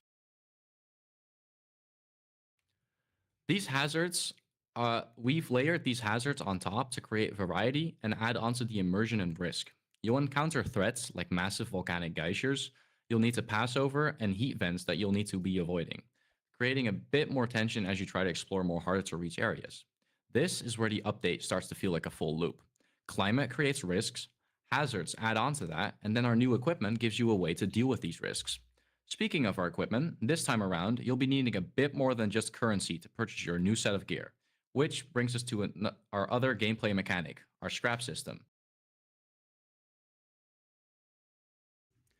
Scrap is the other key backbone of progression in Blacksite Deeper Depths. We wanted a system that feels like it rewards exploration more than just earning money, collecting actual items. The scrap system is built around 3 principles. Find it through your gameplay without having to go out of your way to collect them, keep it by surviving and making back to facility, taking up inventory slots, and spending them on upgrades and change how you progress. equipment that lets you go further. It also connects everything. Bigger caves create longer runs create higher risks create the value, increase the value of your preparation, and the scrap is what makes you get that preparation done. And because this is Blacksite, you'll need to make some trade-offs. Do you spend scrap on survivability now, or save it for an upgrade that makes you progress to the next stage? We've shown you our new gameplay elements. Let's get back to our already existing element, the crystals. Crystals are the true backbone of Blacksite. As many of you already know, Blacksite isn't just some core game. We've decided to make core a background subject and really put exploration first. Our crystals are our way of doing that. They're the progression and I think identity of Blacksite. In deeper depths, we're adding a large batch of additional crystals. For reference, we've gone from 13, where half were unobtainable, to over 52 new crystals. New looks, rarity moments, and reasons to explore an already vast network of areas instead of staying comfortable in one section. Some of these are designed around biome identity. When you see them, you'll immediately know what kind of place you're in. And some are designed around mysteries, the kind of what is that moment that makes you go off route and risk it. Like I've mentioned before, we've also expanded the lore connections and adding logs behind the crystals and some other things. Because crystals aren't just resources, they're evidence that the caves aren't just the caves that adhere to the status quo. Now, to collect all these crystals, you have to get yourself properly prepared with our new biome-specific power suits, patent pending. Power suits are how we turn deeper into gameplay. If the environment gets harsher, you'll have to evolve your equipment. In deeper depths, biome-specific suits are built around resisting climate changes, handling hazards, and supporting longer runs. This isn't just higher stats, it's access to new areas. Certain environments are meant to be dangerous or inefficient without the right equipment. We've also overhauled our suit UI to improve the overall immersion and experience. To support all these new changes and additions, we've completely overhauled the suit UI. The goal? More clarity, better immersion. Your suit will now feel like you're truly wearing it, not just simply a surface GUI you're babysitting. To get clearer readouts, more information, an assistant that talks with you and observes through your eyes. She'll give tips, help you stay on the right path, and make remarks about your behavior and surroundings. Now, as people who've played Blacksite before might know, Blacksite was not the most stable game out there. We've had to undertake some serious actions to improve performance across all devices. This was a non-negotiable change we had to address, especially with all the new additions, larger caves, more crystals, more systems, and more visuals. We simply can't introduce these new things without first fixing our previous glaring performance issues. Our biggest real-world win comes from our custom visual culling system. We log and manage an enormous amount of instances, but we only render what the player actually needs. Right now, we're actively culling on average 85% out of a total 170,000 logged instances, leaving only about 15% visible to the player at any given moment.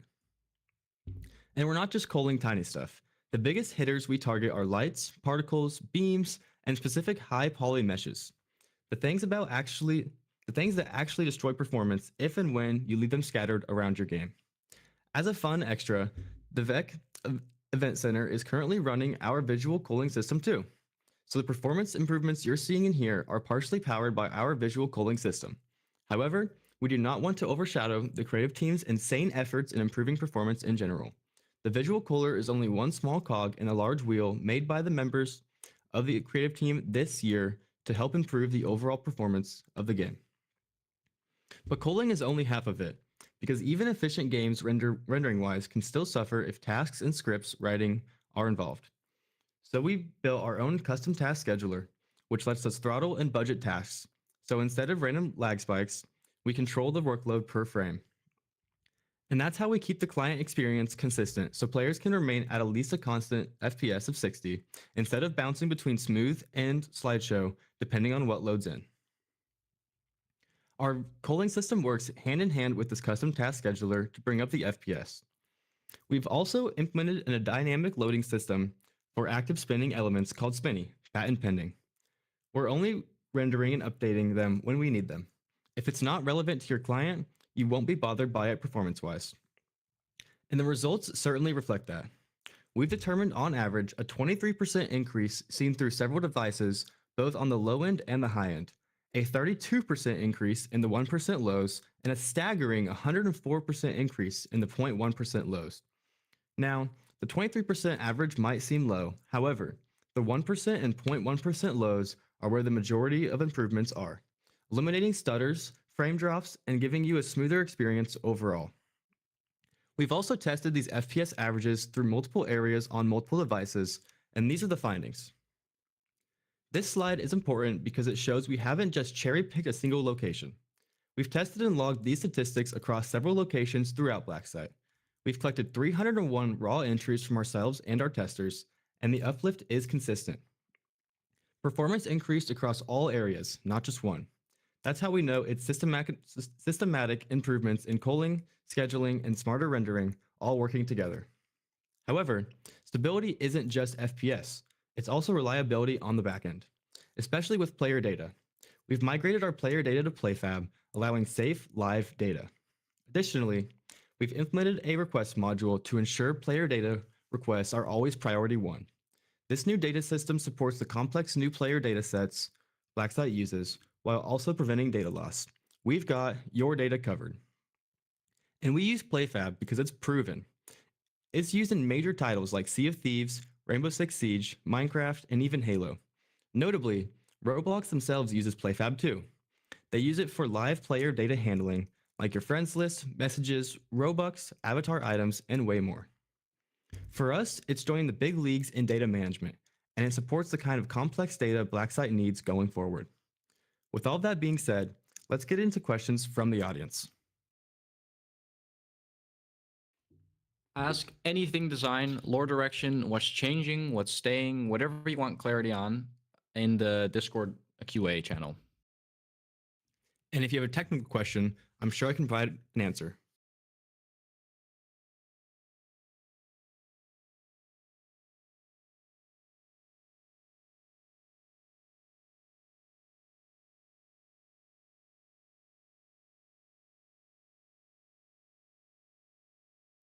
Hold on, I'm just looking for the channel. Just give me a second.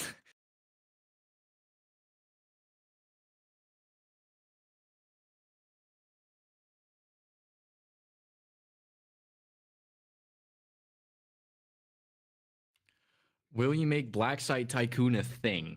Well, we actually do have a next update planned, which is the player rooms update. We do have player rooms coming soon. We used to have those, but we disabled those because they were quite buggy. But we've both since then improved significantly in all fronts, so we will be able to finally make something that we are happy to ship with, and that is performant and also fun to interact with. Let's see. How is Trident working to make the cave gameplay more accessible? I remember getting stuck not being able to find any crystals my first few times because my oxygen tank was so tiny. Astra, that's a great question, and yeah, we have answered that during the keynote. Everything has gotten a complete overhaul, so don't you worry. Everyone will know what to do as soon as they join the game. And on the note, 100 cups of Kappa absolutely not enough. You need at least 200, maybe 300, maybe more. Let me see. How does your reactor work, and what were the inspirations behind it? It's certainly one of my favorite core designs in the genre. I really appreciate hearing that. Actually, the core is one of the few things that I did not really look online for inspiration. For some things, I don't know. I just start building, and then I just see what comes up. And I don't know. I had like a fascination of like low poly, like hexagonal, like ball shapes. But you know, there's plenty of ball cores, so I had to change it up a bit, and then eventually, after some iterating, the current core came to existence. So yeah, that's where the core came from. Will the facility be expanding upon with more sectors, rooms, and other areas? Definitely, yeah. Every update there will be significant changes and additions to the facility, especially new caves or new sections. So there will definitely be updates to the facility. The buggy unfortunately can't drift, but maybe we can change that in the future. Who knows?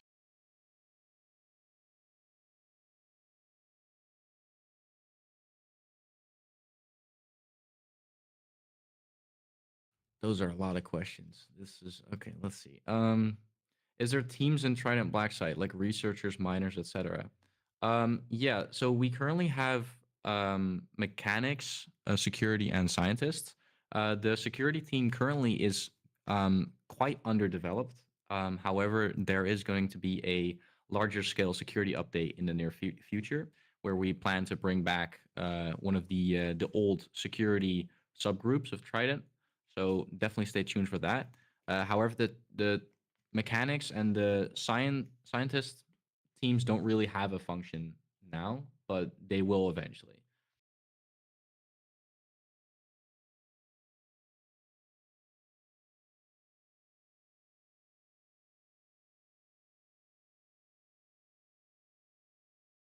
New tester applications will be for the next update, I guess, if we need any.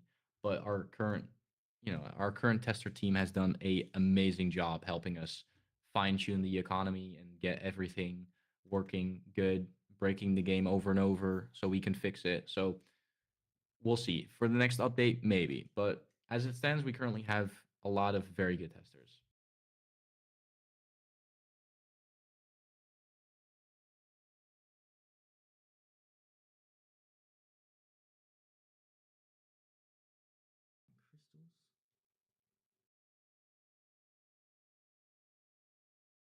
All right, let's do two more questions. All right, let's do three more questions. Will there be burgers in the game? No, but we do have Kapachi for you. So you can get that at the Trident booth. So if you still need some coffee and need a recharge, just go to the Trident booth and just get one from the machine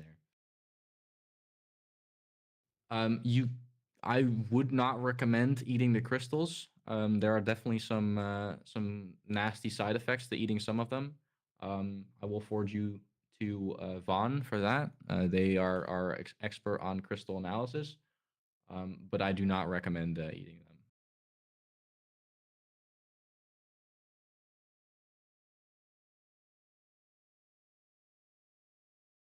All right, let's do one more question here. Let me just pick out a really good one. Let's see. How many more achievements slash badges will you add? Well, we've currently have, I think about 20 or I think even more new badges that are in the next update. So there will definitely be a lot of new things to discover and a lot of badges to collect.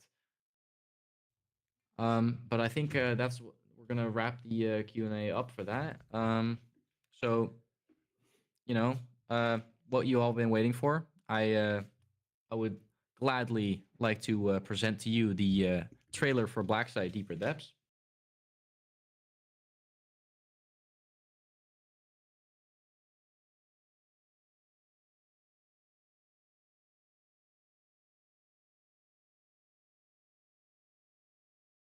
It's technical difficulties. It's playing on technical difficulties. It's playing on stream. Yeah.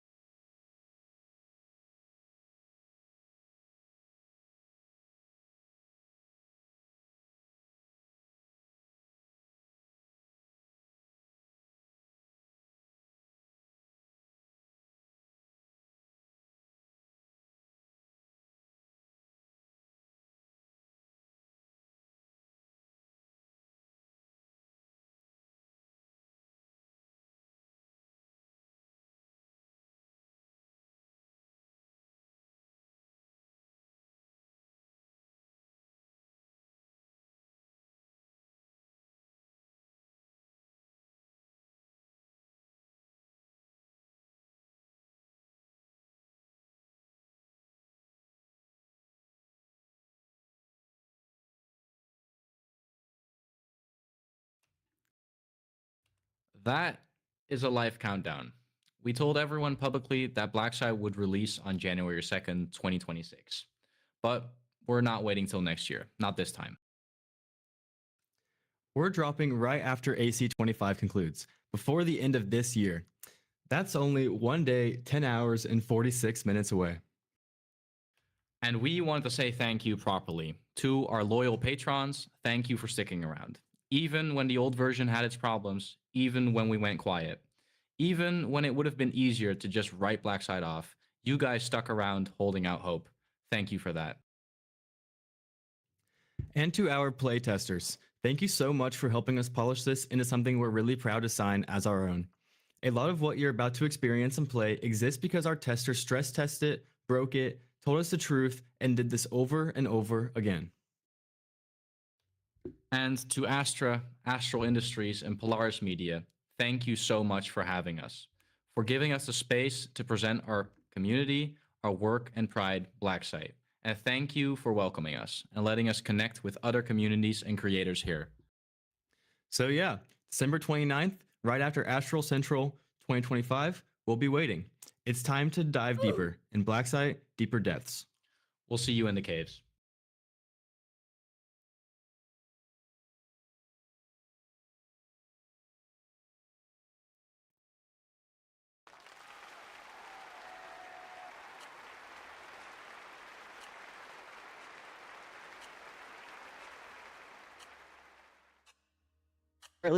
Brightly, you forgot to private your game. No, there's a whitelist active. They can't play it. Oh, okay. Sorry for the confusion.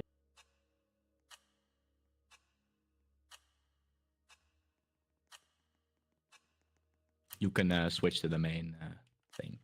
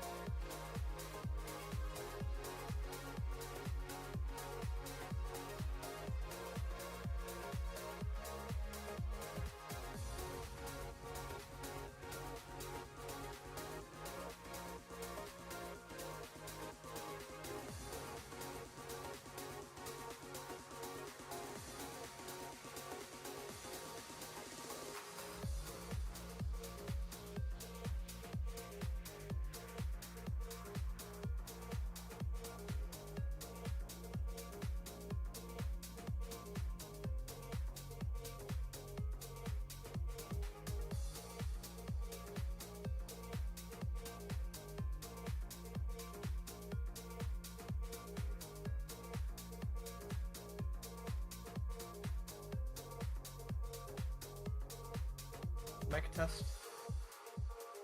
Can you hear me? Alright, perfect. I'm saving the meowing for later. Don't worry.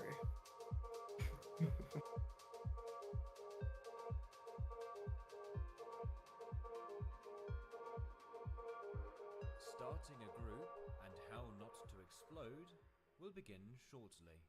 We hope you enjoy the show.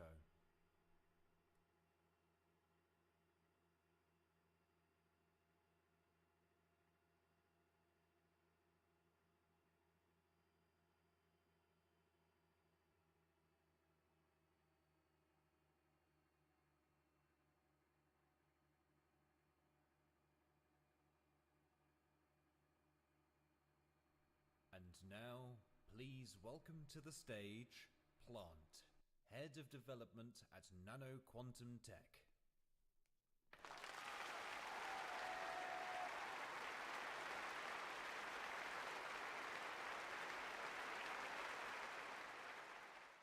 Hello, Astral Central. I know you're all probably getting a little tired because it's been a long event, so I'll try to keep this entertaining. I'm Lily, known around here as Chetsky, or Plant. I'm the Council Chair and Head of Development for NQT and ESL here in Polaris, and I've helped way too many groups fix their internal issues. But let's get to the important part. If you're here at Astral Central, you're probably either working with a group or two already, high insiders, or otherwise involved in the community. If you've ever wondered what goes into starting a group from the ground up, or you've wanted to do it yourself, this presentation for you. Please remember that these are my opinions based on what I've seen, not a perfect formula. It'll solve all your problems forever. There isn't one of those, unfortunately. Running a group is gonna be a bumpy process, and you can't forget or predict everything. Also, I'll bring this up for the Q&A section, but I won't be covering any of these things. with that out of the way, let's get started. Okay. So, there's a lot of different ways to start out. If you ask me, the best way is just to get together a group of friends and have fun making a thing. You want the people to be working with you. Want the people working with you in the early days to be people you can trust and depend on. But you can also start out alone. Having a whole staff team is not a necessity at all. The point is to just start out simple. All you really need to get going is a vague idea for a project and some free time. Remember, you don't have to build a whole group right away. The first few months of NQT's life were a group chat and a team create.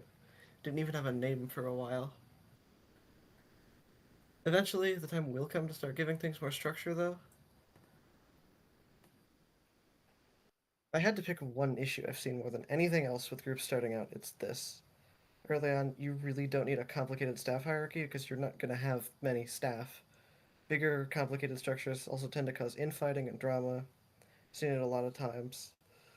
Won't be going into any detail on these examples, but they're all structures that, as far as I'm aware, work pretty well. Basically, just keep it simple. If you need to make it more complicated later on, then do it later on. You unfortunately will also need to be prepared for when people are people. You'll need to have at least some basic set of rules in your community. It's going to be as simple as a few baseline expectations and some simple rules made as things come up, like what Astral uses. But you also need to be aware people will try to find loopholes in anything. So keep in mind that technically not breaking the rules is still breaking the rules in spirit. You also might run into times where your staff misuse their power. This could be anything from in-game admin abuse, calling out Snaptic, to like leaking copies of dev sites. A lot of different things that can happen with that. But at the end of the day, handling these situations is kind of just up to your judgment.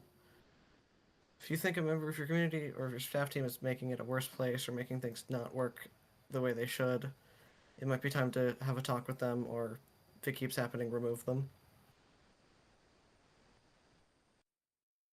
But now that you've got a group put together and a project in the works, the real challenge begins. There's a lot of different ways to go about building a community. But my personal advice, just make something you'd enjoy playing and being a part of yourself. There's no real easy formula you can follow to make a perfect game everyone will want to play. Just try to make something fun and unique. Try a different art style, make a weird reactor, whatever thing you can think of. You don't need to fit in with other games. If you stand out, people will find you eventually. You can speed that process up a bit by telling your friends about it, showing off your work and creations channels, that sort of thing. The most important part of building a community is just making it one that people like to spend time in. And don't take yourself too seriously, please. Have some fun, get silly with it, engage in some shenanigans even. Remember that we're all part of this community because it's enjoyable. Don't expect yourself, your team, or your games to be perfect. Nothing is. Also, remember, burnout is real, even if it is something you love doing. Remember to take breaks, practice self-care, and please don't pull all-nighters working on things. We're gonna call up the PM staff team here a little bit. That goes for you too. Also, a little development tip. It's okay to use a free model or two. So there are quite a few good ones, but try to make things yourself. Your game, especially starting out, really doesn't have to be super pretty. Your scripts don't have to work super well. The important part is just be creative, just make a thing. That's pretty much it for the presentation part of this presentation. I'm going to be taking some questions in the Astral Discord shortly, so get thinking. Before we get to the Q&A section, I have a little surprise for you all.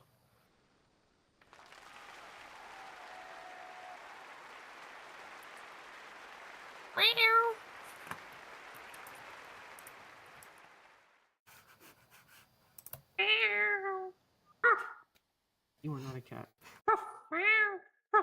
Yeah, go. Yeah, go Lewis. This one's not unprovoked. It's in my script. Stand by SL10, SL4, CA5, and LA3. You all probably have a cat tool now if whoever's on other panel managed to hit the button. Oh, wait, am I getting so have cats? fun. Alright, cats have been given.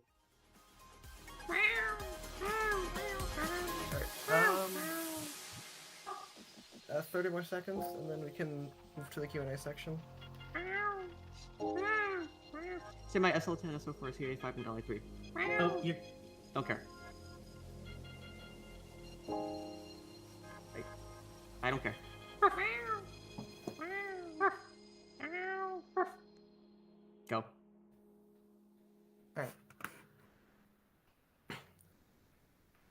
It's Q&A time. Going over to...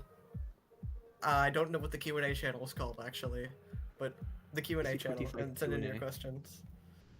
Also, if any of you insiders have input on people's questions, feel free to respond to them yourself. I'll probably read out some of those responses alongside the questions. Great. Now...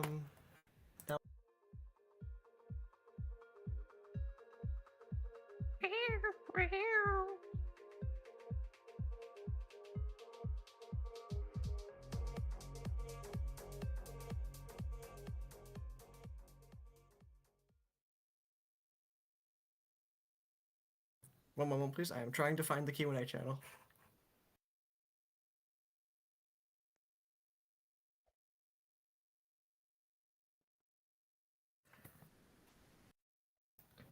Alright.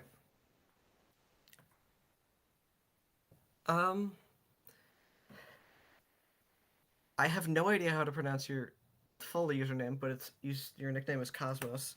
Asks, what would be the biggest problem trying to manage your group?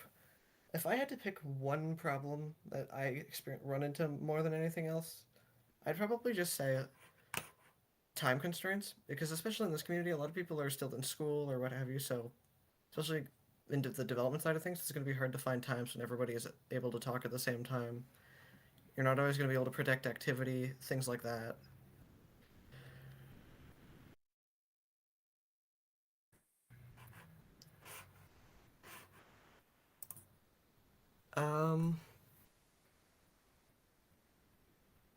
A few people ask about how to revive a group that has died or is dying.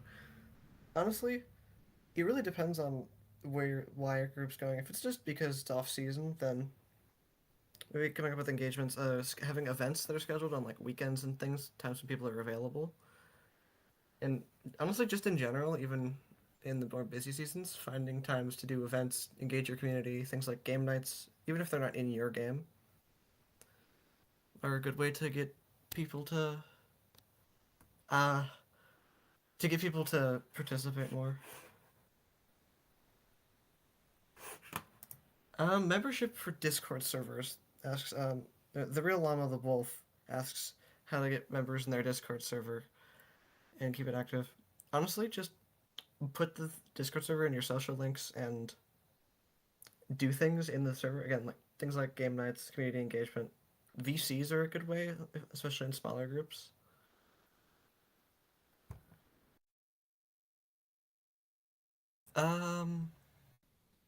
Hex15 asks, and I'm going to shorten this one a little bit, how they can be prepared for the drama.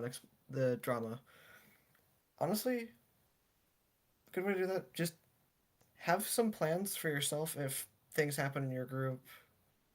Like write down, hey, what if some staff members ends up doing something crazy like leaking it,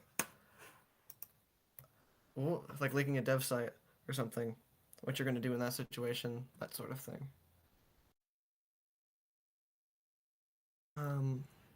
Someone on the event stage asks, is only Q&A left? After this Q&A, we're going to have a little closing ceremony for day one.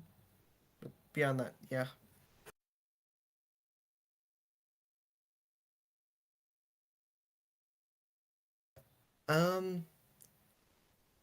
Truckman Wakeny asks about burnout. How can you handle preventing this when you're dealing with a lot of short, important deadlines?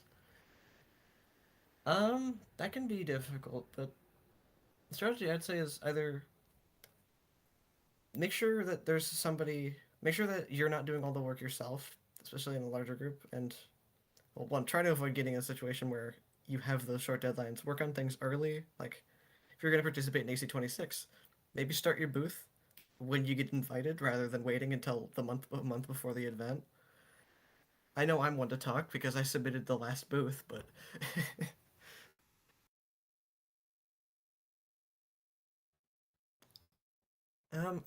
someone asks, how long does it usually take to go through the process of developing a group or a server? You never really end that process.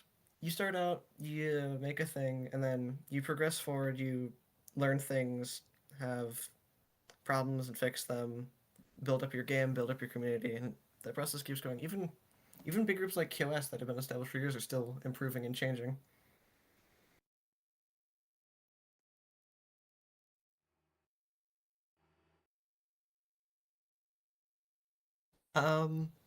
I can't figure out how to pronounce your username either, so I'm sorry, but someone asks, how long did the presentation take to make? I made it in about 2 hours. Most of the time was spent rephrasing like 2 sections.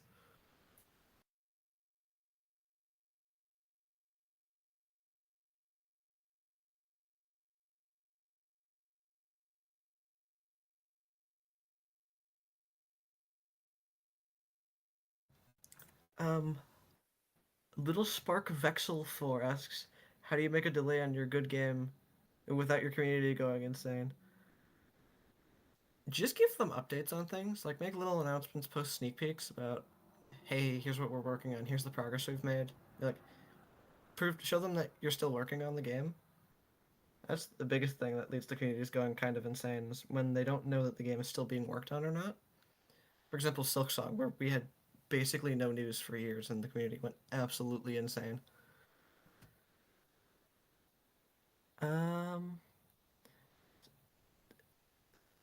Session asks, can this apply to other communities too?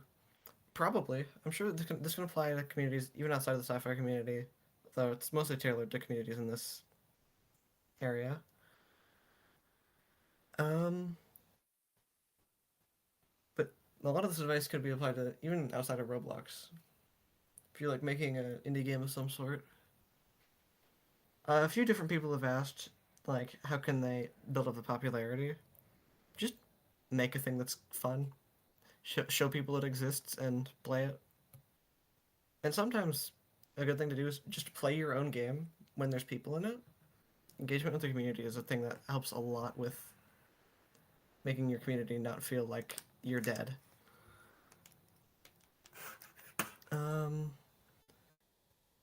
Someone asks about, is it necessary to have a website or is it just a cool gimmick? And Ellie responds, depends on why you're starting one. It could be useful way to centralize information, though it could be super basic as a hub between the different parts of your group's presence, like social media pages, wikis, etc.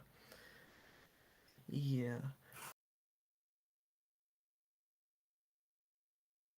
Then someone asks, is it worth starting a group? My answer? Yeah, I have had a lot of great experiences with NQT, which I actually didn't found. The credit goes to Lucas. But there's a lot of fun you can have, like making things, the shenanigans, that sort of thing. My biggest thing to say is just, yeah, don't take yourself too seriously. Have fun with it.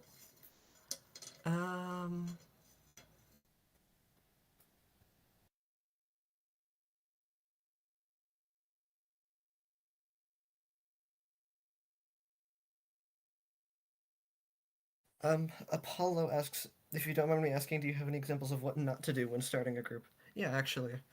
One good example I have, which is actually was gonna make it to the slides, but I forgot.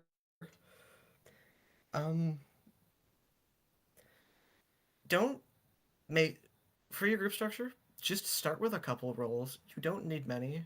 NQT was founder, developer, player initially.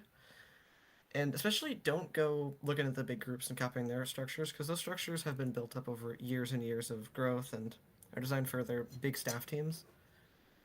And you do not need that. And then also, you don't need an internal affairs department. And then one other thing. Don't have 5 billion different servers. That can be both a strain on your staff as well as your community by splitting them across a bunch of different places.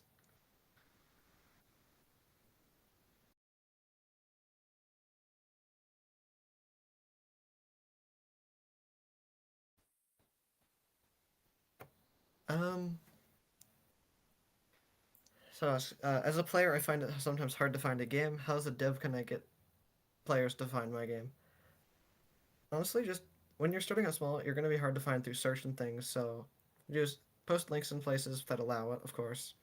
Show your game creations by name. come up with a unique name.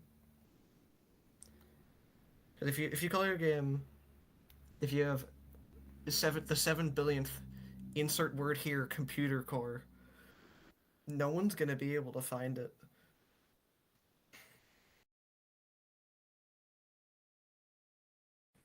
And tips for a solo developer? I don't personally have any big advice, but I'm sure some insiders in the community will have something to say on that. But main thing is burnout stuff. Yeah. Trevor McKinney says, don't do huge facilities, which I definitely agree with. You probably want to start even smaller. Start small, get something together you can play. Freya asks, will the Cats and Glow Sabers be a permanent addition to your Astral Central booths? Referring to NQT's booth. Yeah. They're a hit every year, so. And marketing. Oh, actually, that reminds me. Another good way to get people's attention on you. Attend smaller community events. Things like, I'm gonna shout out CyberCon, Future Horizons Showcase, and others like them. If Astra or anyone else has any that they want to mention specifically, go ahead.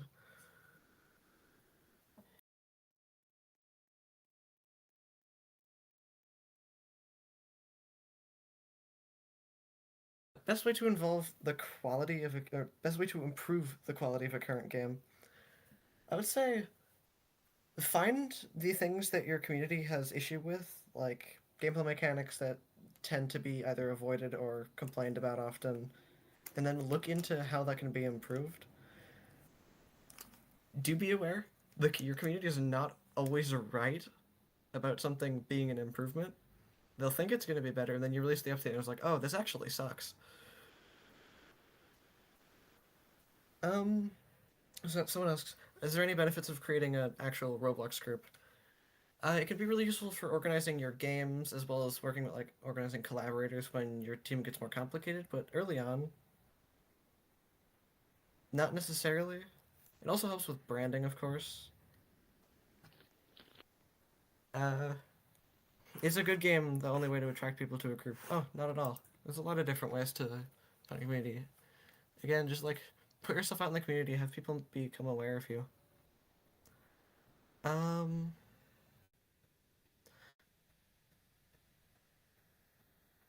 Oh yeah, burnout thing. TC mentions something internal at NQT we have, which is called the Hell Branch, which is essentially just a place it's a sub place of the main game that we just kind of screw around in. And I came up with that as an idea for burnout help because sometimes working on the same thing over and over is rough.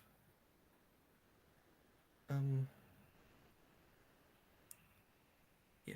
I do see your question about the best way to get into starting an event group. I don't have a good answer for that.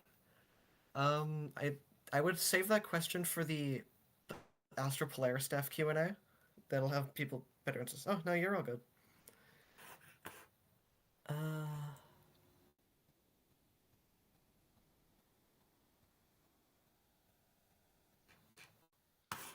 In answer to a question, I've been seeing various forms of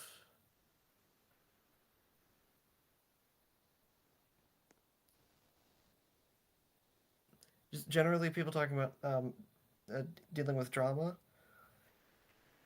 That really depends on the group and the staff team, but a lot of the time, the best solution is to go through, talk to everyone involved, and figure out, hey, what's going on? Why is the internal drama happening?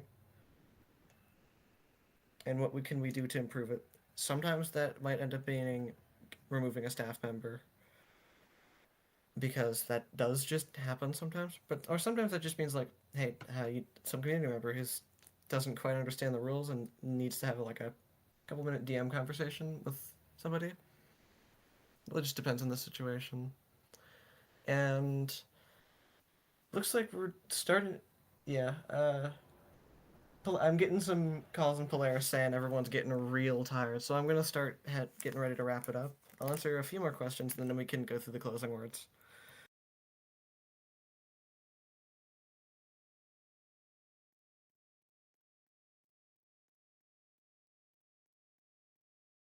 Someone asks, should you listen to the new players or the older players more, or longer time players more when updating content? They're both really important. The longer term players will know more about like the intricacies of the game, how it plays, and will probably be better able to tell how things are going to affect, or how a change is going to affect the gameplay, versus the new players who are coming into the game for the first time that aren't used to all of the problems, and will be able to give a perspective that your more active, longer term players won't be able to give.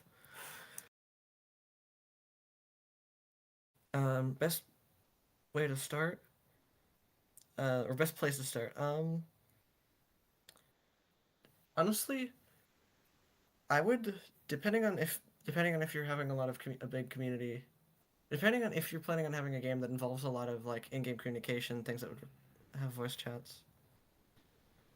I'd start Discord versus if you're making a lot of smaller things, I'd start with like a Roblox group. Honestly, there's a point where you just want to make both. And then last question I'm going to answer for today. That's from John the Soggy Cat, asking how to tell when the sillies are going too far and how to avoid that happening. That is an important thing, especially when you're engaging in shenanigans, to know where the line is. What I would do and what I would recommend is to find a line. Just to set a line for, hey, what's okay, what's not. A lot of the time will be like, hey, maybe don't do this in a public server, or if you're doing these things in public servers, make sure everyone's okay with it, and don't do it for too long. That sort of thing. But beyond that, just, and the other big way to tell if your players start complaining about the shenanigans happening, it might be time to maybe start moving them to a private server. And all right, I gotta scroll down to my script. 1 second. All right, thank you for asking all the questions. We will probably continue to answer some more through text in the thread later, but besides that, that's all for day 1 of Astral Central 2025. Thank you all for sticking around so far. We're not quite done yet. There's still a whole second day of things to see between the presentation, the special event, and this year's Resonance Awards. I think you all are going to have a lot of fun. I also want to give a quick shout out to the Polaris media staff that have been busy keeping everything on track. Come on out, everyone. If any of you have your own words to share, feel free. Just send a stage request or ping one of us. We'll get you up.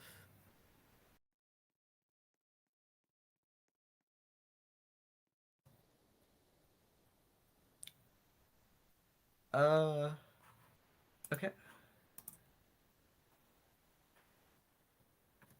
Hello, everyone. Hold on, let me just get on stage. Oh, I'm still in the AV booth. Are you on stage yet? That cue was like 5 lines ago. Oh, alright, I'm on stage. Yeah. No, it's too fast. It's chaotic. There we go. Yeah, I'm gonna go click the PM background, actually. Give me 1 second. I'll just scoot over here next to Ready. Anyway, for those in game actually watching the stream and whatnot. Sorry. Add presenter messes up to the card. I did not have a script prepared. Anyway, hi. I'm Freya, Elsa, Rosalind, whatever you want to call me. The one in the blue shirt on stage. Well, blue shirt, black pants. There's 2 blue shirts. And I just wanted to say thank you. We at Polaris may be the ones putting on a show, but we would have no show without you, the players. So thank you all for being here and showing up for this and making it all awesome for us. It means so much to see you all here. at Astral Central. It really does. I have a word to say. Cheeseburger. Is it word? Wait, let me speak too. Yeah, you're on. AT's getting angry. Hold on. Yeah, one on stage. Come on.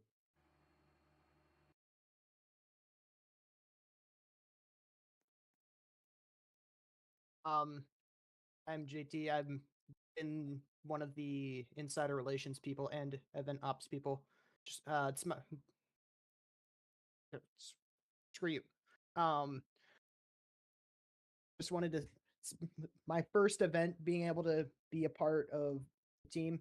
Thank y'all for letting me join this. It's been fun but stressful.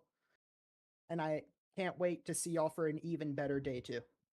Thank y'all. Is TC here? Where's TC? Oh, there's TC.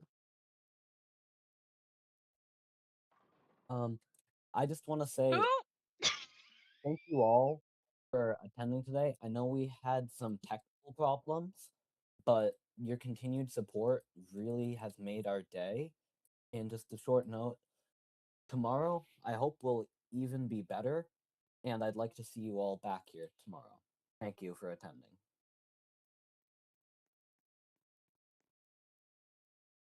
Hello, I'm Reasoner 2. I was Shut up, the one Reasoner. that was Tana dancing on stage. I just wanted to say thank you all for bearing with us through all the technical difficulties and everything. I hope tomorrow's even better, and thank you all for showing up.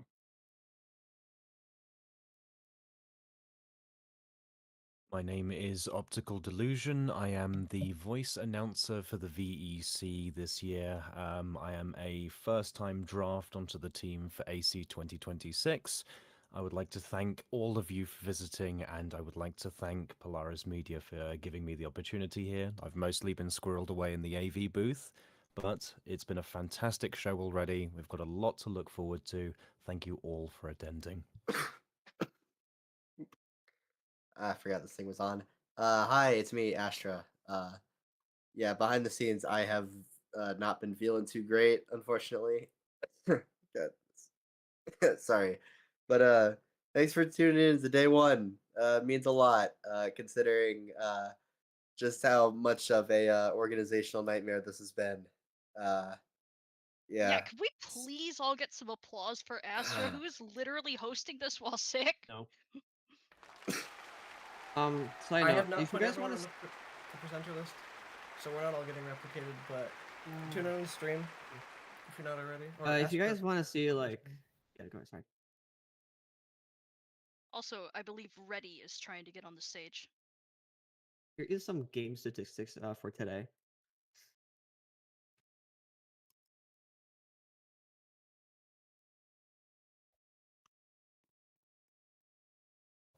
Tell Ready to ping me.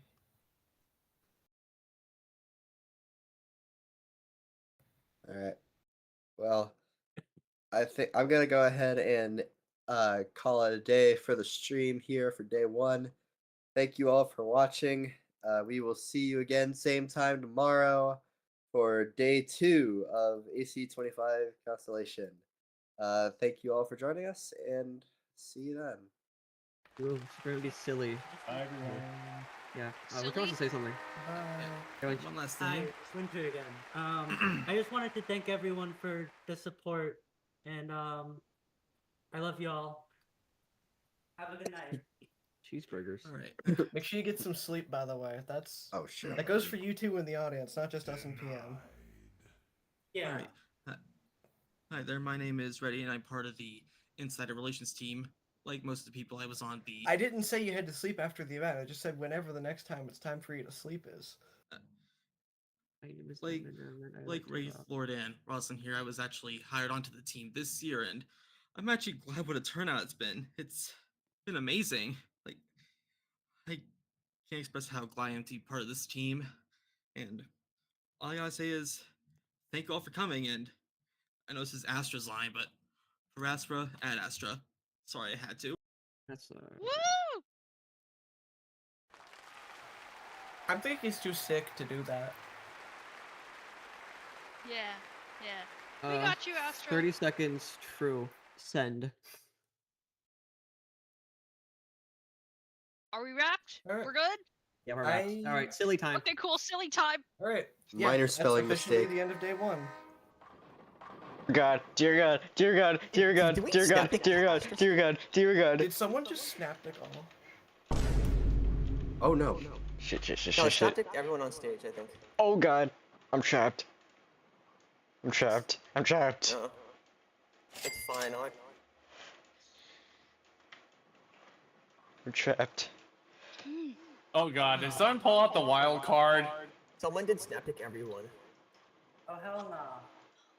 Oh no! What an event. Someone pulled the wild card, oh my god! Well, Alright, everyone's hang on. dying. I'm going to end the stream soon. Oh my I know- god! I now have to wait for OBS to remix a 7-hour recording. Also, the Vector Vent Center will remain open until tomorrow morning 10 when a.m. it goes for tomorrow. maintenance. Yes! You're throwing.